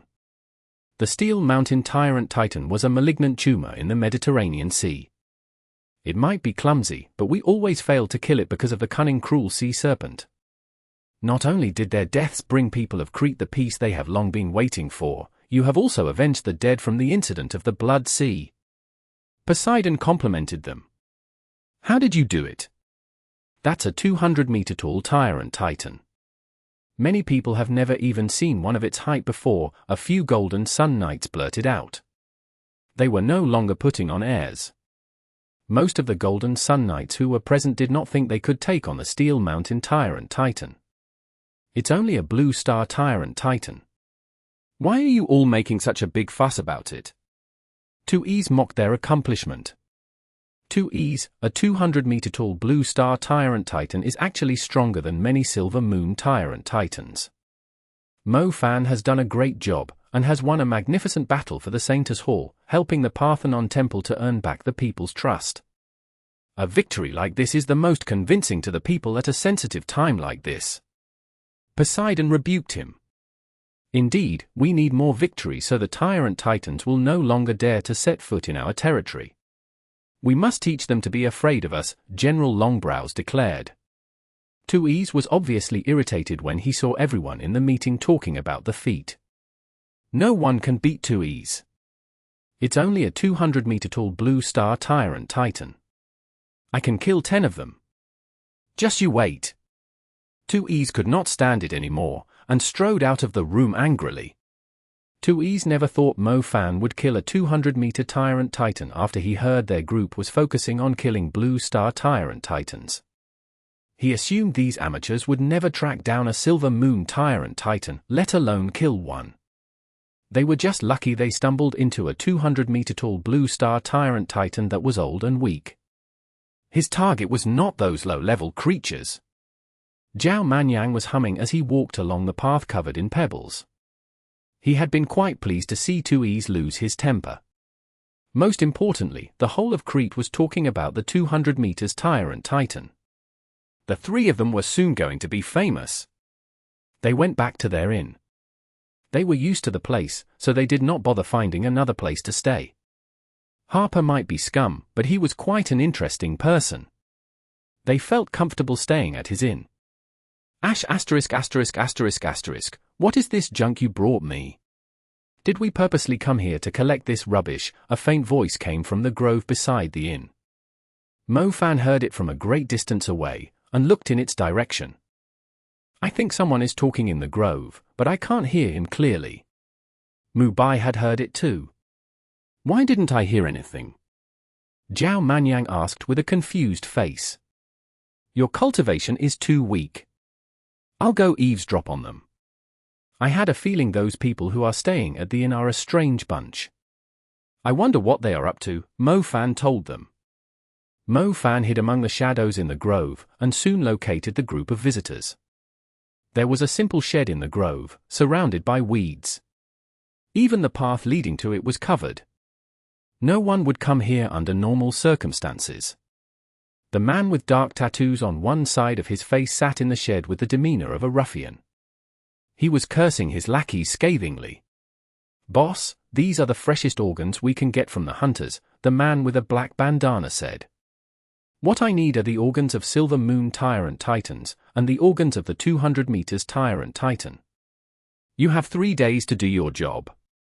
If you can't find any of them, I'm feeding you to the snakes, the leader said. Boss, it's really difficult to get them. You do know the military has the 2 Silver Moon Tyrant Titans. Who cares if the military has them? Our guild has been controlling the supply of the Tyrant Titans' organs for many years. Last time, we failed to provide Sulu's men with enough hearts from the Tyrant Titans. This time, the Leiden royal family is offering us a lot of money. We must get them at any cost, the leader said. Boss, give us more time. We just need to figure out a way. We do have connections in the military. We also have people in the Parthenon temple.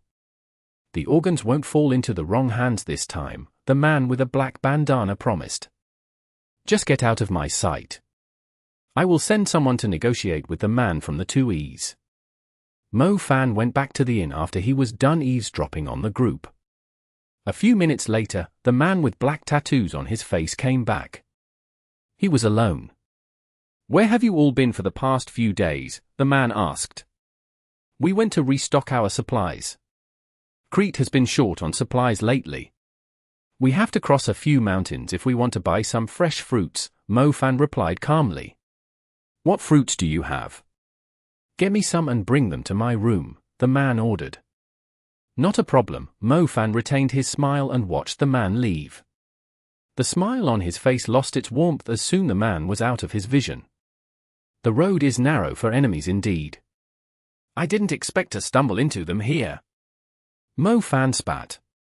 You know who they are. Mu Bai was surprised. They are from the Guild of the Wicked.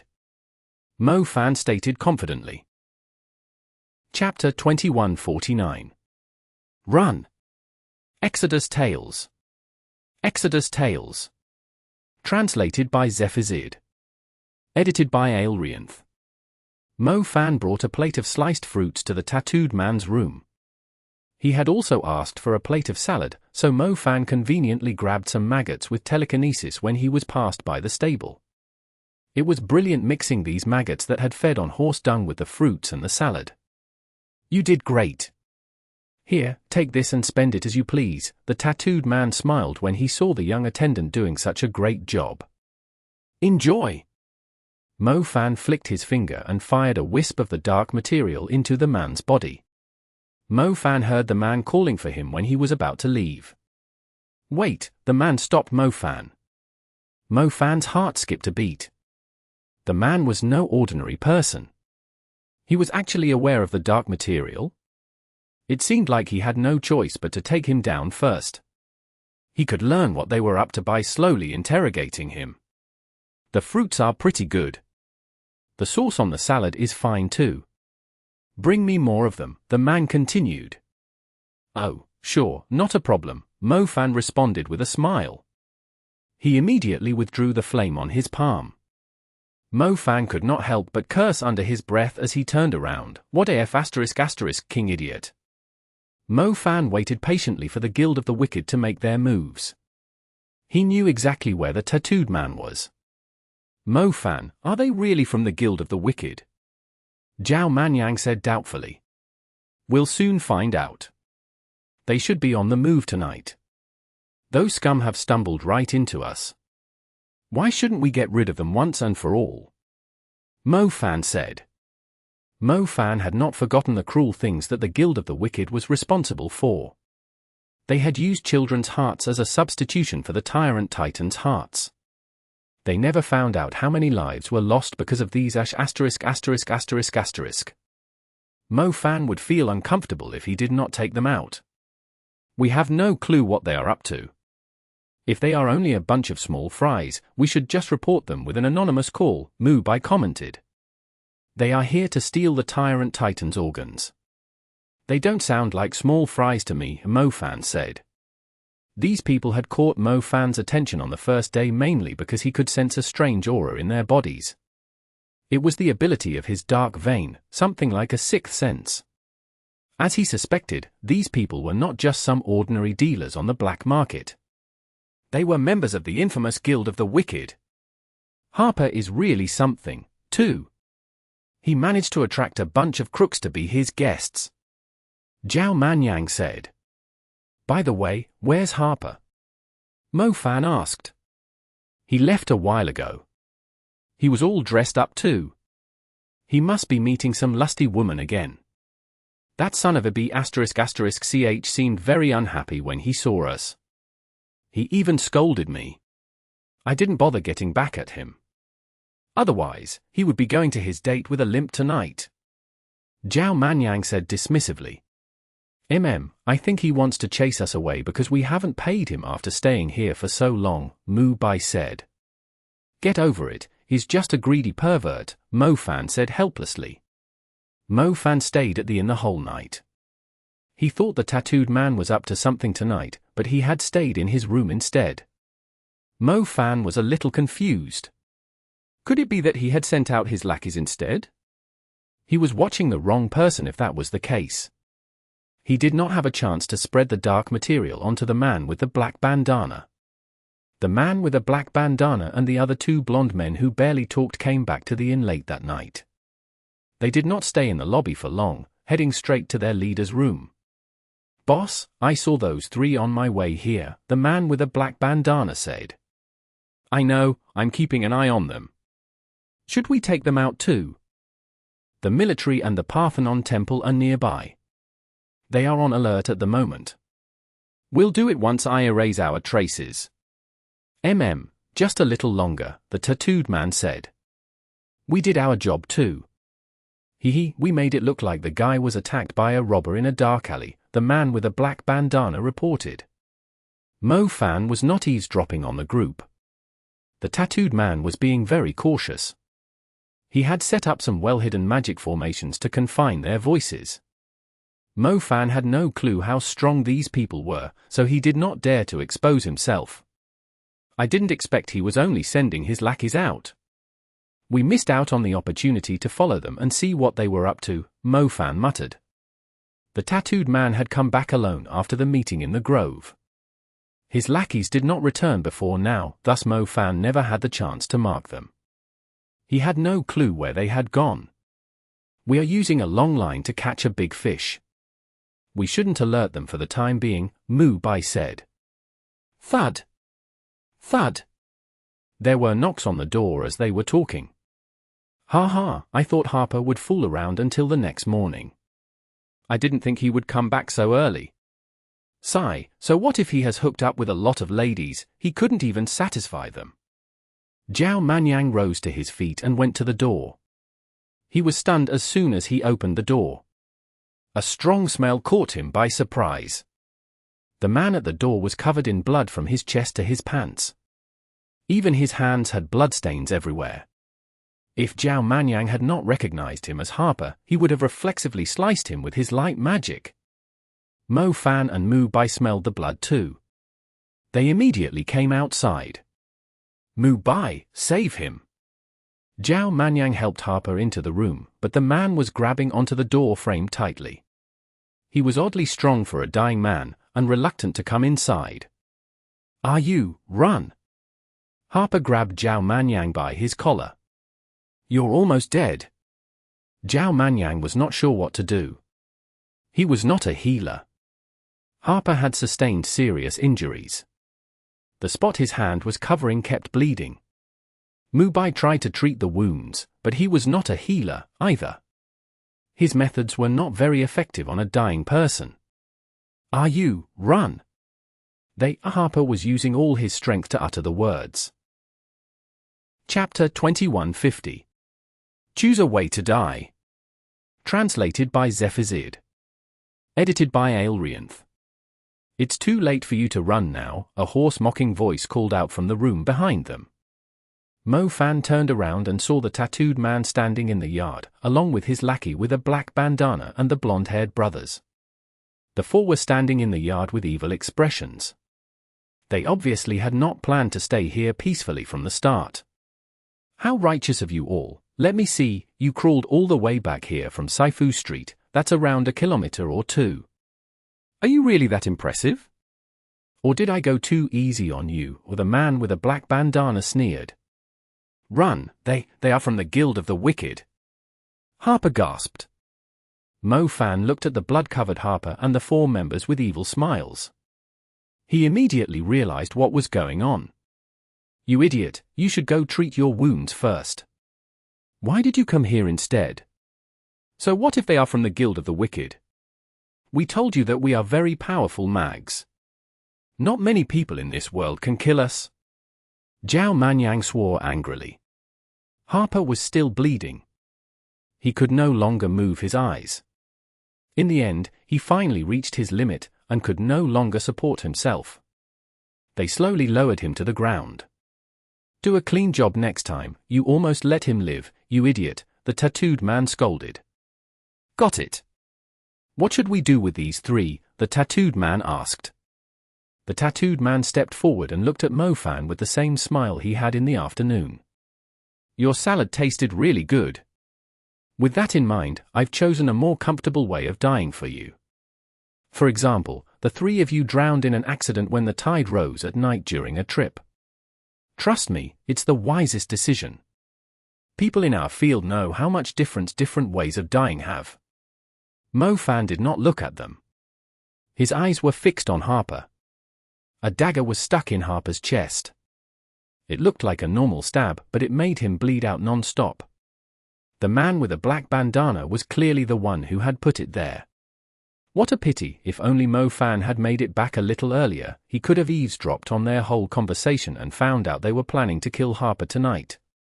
He could have saved Harper's life. Life was too unpredictable. To Mo Fan's surprise, Harper had still crawled all the way back here to warn them. He knew he was going to die. He knew he was going to where his murderers were. Mo Fan could imagine how tough the journey here was. You could have run away on your own, seriously, Mo Fan told the already dead Harper quietly. What a pity. If Harper had known how strong they were, or had he truly believed that they were indeed here to kill Tyrant Titans and were some of the strongest mags in the world, he would not have had to suffer so much. The clumsy stab had turned out to be deadly. Normally, a victim could only lie on the floor until they bled to death, but Harper had a strong desire to live. If he had climbed to the city, he might have survived. However, he chose a deserted road and climbed such a great distance. They were only strangers coming together by chance. They had never thought he was a noble person. Why didn't he focus on saving himself after he was stabbed?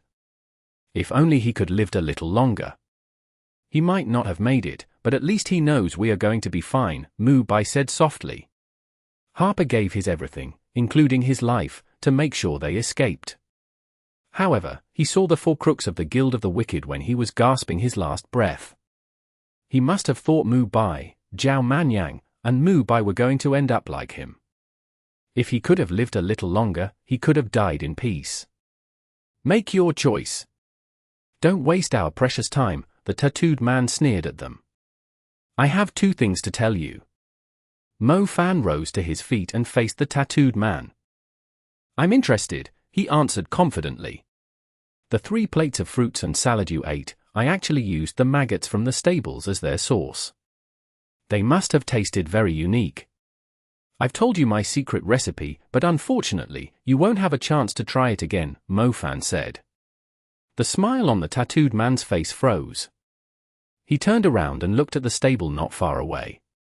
There were indeed a few white maggots crawling on the pile of horse dung. His face began to twitch uncontrollably. It seems like you can no longer choose how you are going to die. Tell me about the second thing, the tattooed man swore. As for the second thing, I will let you choose how to die. I can't be bothered asking you why you wanted Harper dead. I just want to see you die now, Mo Fan declared. Asking the enemy to choose how they were going to die was only something one would say when they completely outmatched an enemy. A few Asians who were working at an inn dared to ask them to choose how they were going to die? Did they really think advanced mags and super mags were everywhere? Kid, do you know who we are? The tattooed man said. The Guild of the Wicked, Mo Fan nodded. We are the black ornaments of the Guild of the Wicked. We aren't your usual pirates, thugs, or human traffickers. I can sense some magic from you. You might have learned a few basic spells to light fires, cook dishes, or build walls. Those aren't real magic. Something exploded beside the tattooed man as he was speaking. A thick sauce, like a salad dressing, splattered all over him when he was in the middle of his sentence, but it was bright red. The smell of blood was so strong that he had an urge to throw up. He turned around in disbelief. The lackey with a black bandana standing right beside him had exploded. His ribs, arms, and head had been blasted to pieces. Only his legs remained, but they were covered in blood too. He's dead? Did he die, just like that?